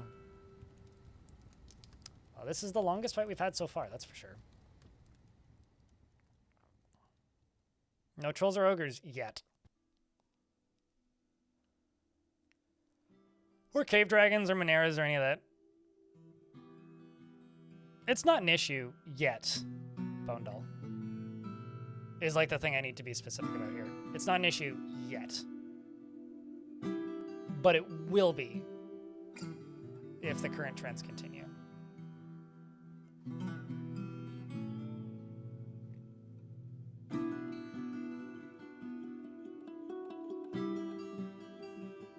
I don't have enough current Irish heritage to do that. Also, St. Patrick's Day is over. YouTube chat. Like, my grandma was Irish, but I don't really identify with that at all.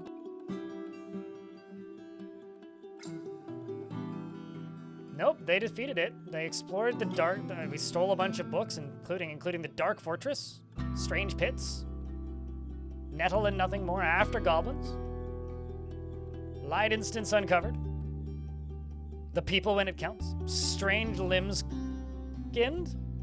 Strange Limbs Skinned. To the Dark Fortress. Boring Worry of Dabblers. It's like my life. My memoir at the minute. Records of the Fortress. Contained Steam. Concerning the Humans. They seize livestock as well. Damn. One helmet snake. Okay. Well then. Not bad. That's kind of impressive, actually.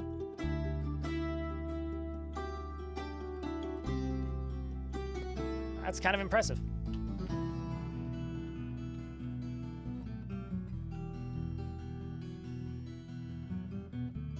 I think the last time things got really stressful was 2019. And then, like, shortly before Dwarf Fortress released, because it was just taking long enough that it was starting to stress me out. But, like... yes. In regards to that statement of compounding our RNG risk.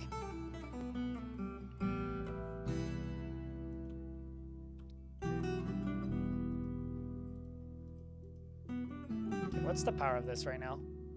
730?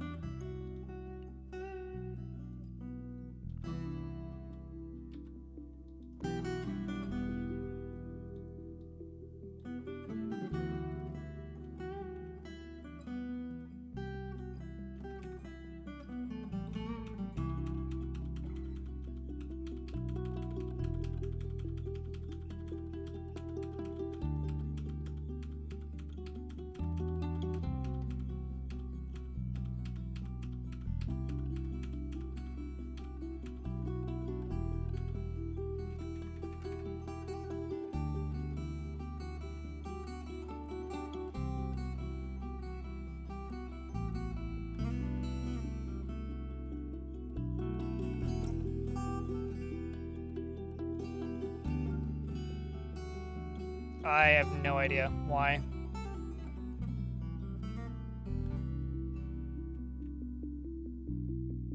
I don't have any family who are trying to migrate to Canada. Celesty, I am not the person to ask. Please see Canadian government websites. Very much outside of my jurisdiction and pay grade.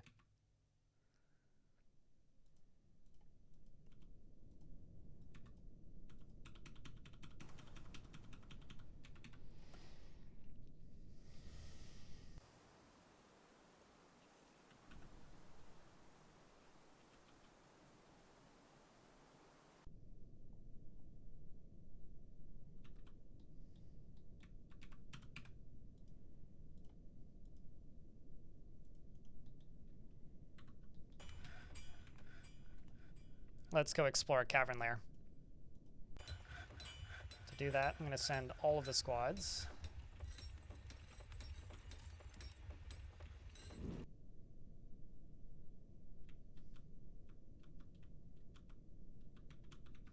To here. That's not true. I'm actually going to leave one of them. You guys can stay up top.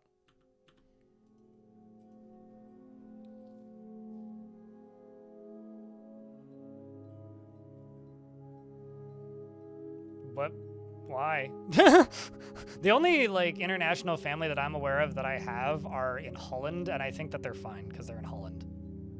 I don't really know what that would be a subject of. Wouldn't that be, like, intensely personal if it was a subject?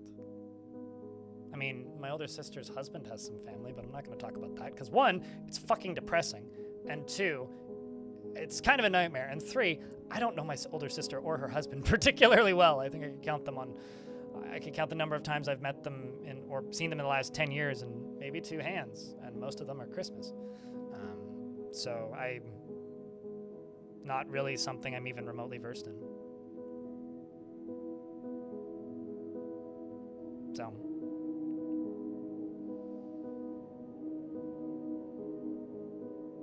Yeah, I guess I don't know how that would be something that I could talk about, really, even if it was something I was versed in.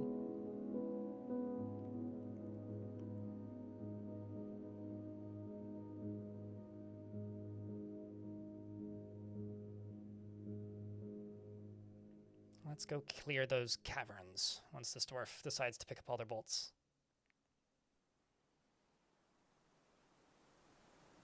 I don't know. I stream video games on the internet because I like talking with people on the internet about video games. I like talking with people in the internet about things that they're interested in, hobbies and other stuff. And I stream primarily the same game because, one, it's a game that I enjoy, and two, because it's a game that makes my brain tickle very creatively. But the last 2 months, it's been really difficult to keep conversations going for a multitude of reasons. I think mostly, unfortunately, due to the fact that world has been real tough as of late, and that makes keeping people positively engaged difficult. So I don't really know how to best do this at this point anymore. So I just have to say, thank you to those of you who hang out, but I do honestly feel like my job is just getting more difficult as of late, so. This is a clear glass bucket worth 18,000 Dwarf bucks. All craft storeship is of the highest quality. It is encircled with bands of pear-cut clear glass gems and fungi wood. This object is adorned with hanging rings of iron and menaces with spikes of cave spider silk and marble. On the item is an image of the cunning webs, the green glass armor stand in giant dingo leather. On the item is an image of a forgotten beast in iron. On the item is an image of Dusum Silver Power, the dwarf, and dwarves in green zircon. Dusum Silver Power is surrounded by the dwarves. The artwork relates to the ascension of the dwarf Dusum Silver Power in the position of king of the dipped volcano in the year 161. Cool.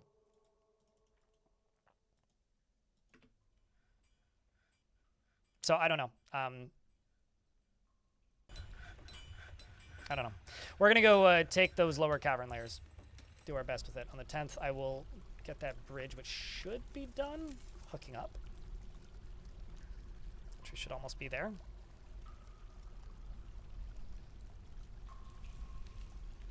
We should almost be there. Okay. So I will jump to up here with you.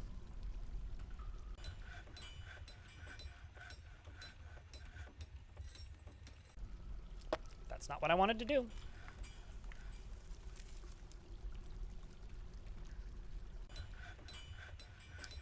Okay, so that's not what I can do. I have to literally manually jump.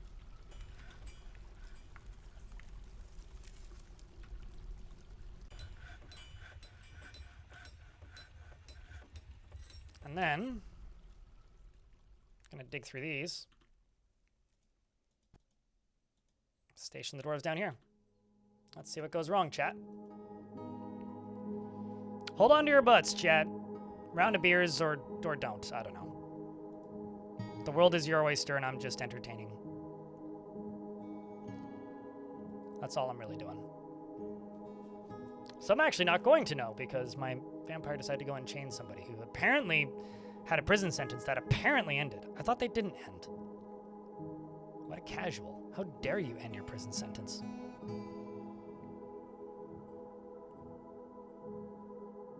So now effectively, I'm not going to know.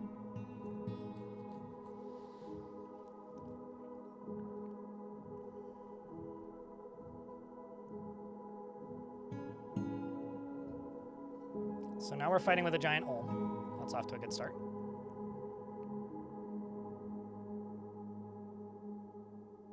On the 15th, I can find out if there's Forgotten Beasts on this layer. Which there probably is.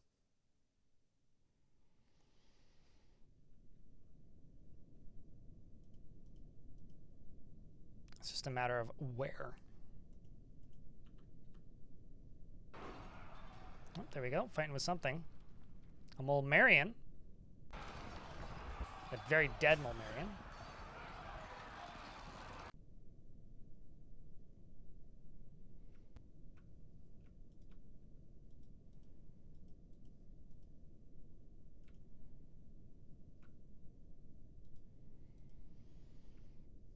More Mulmarians.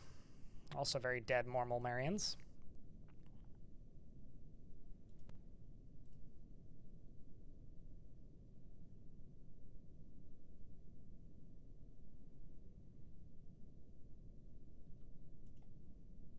There's a bug bat skeleton.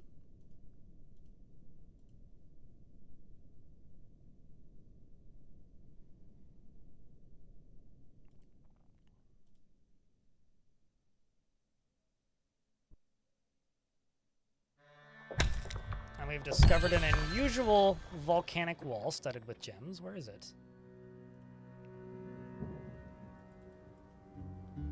Let's just tell the dwarves to go stand right there.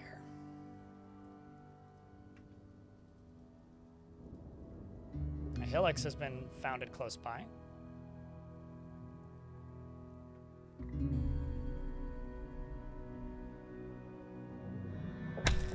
And a magma pool.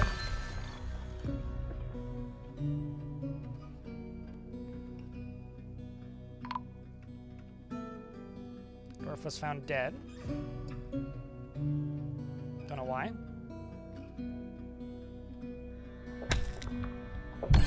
Found another volcanic wall studded with gems.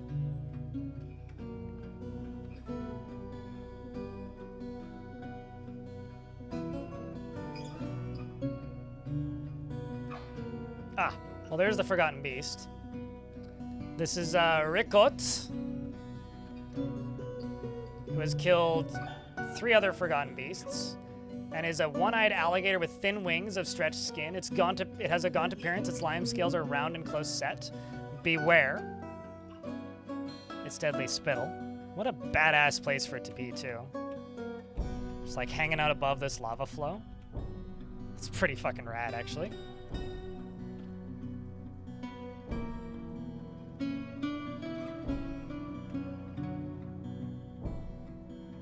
Vampire runs off to go collect equipment.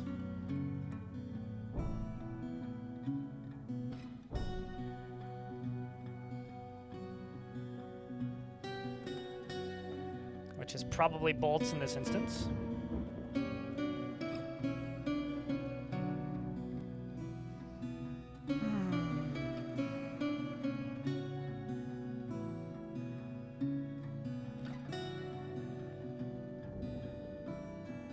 Because if I say the English word for German beer, which is piss water, it also won't post beer. That's my lead.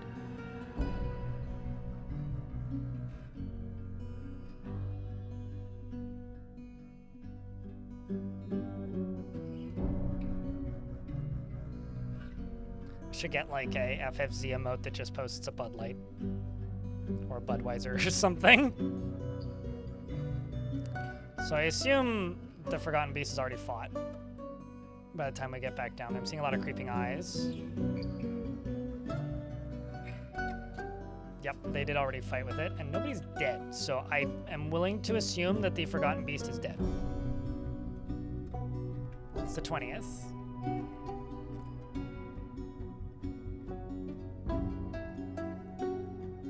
Spear Dwarf stabs the Forgotten Beast with his spear. The creature is now dead.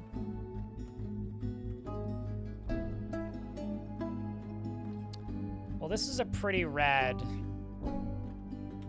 cavern lair, if I do say so myself. We could work with this, chat.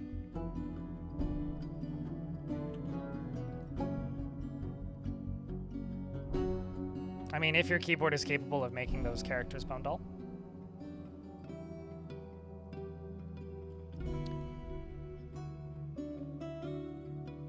All right, so the fortress is lagging, but that's because so many things are piling. Why are you not moving? Towards the fortress at the moment.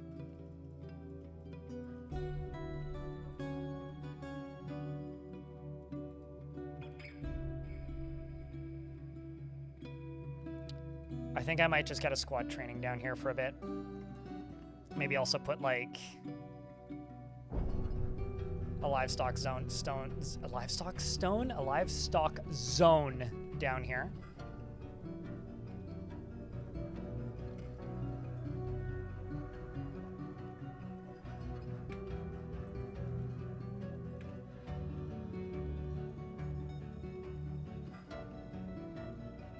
And these squads all go back upstairs.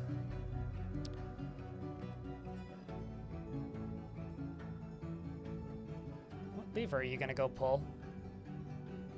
I don't actually know.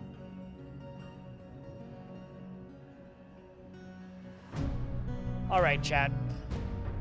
We've been on for 8 hours, and we've made some good progress. We're into late winter of the year 22-1, 221, not 2021, 221. Actually want this to get pulled. Oh no, I do actually. That's true. I do want that pulled. Which means currently this fortress has been running for, actually let's go till the 25th. This fortress has now been running since the year 214, late fall. We're now late winter. So we need to do late fall 221, 222, late fall 223, late fall 224. So 2.5 years are left.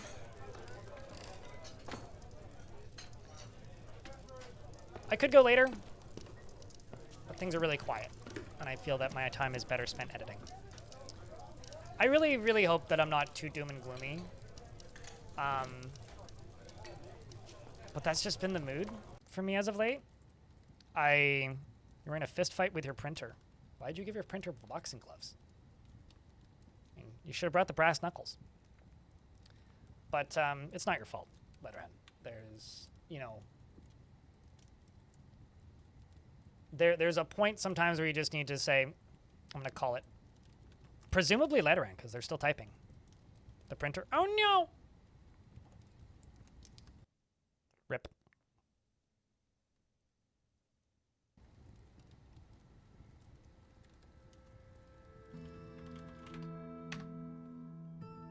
Cue Rocky montage. Rocky training montage.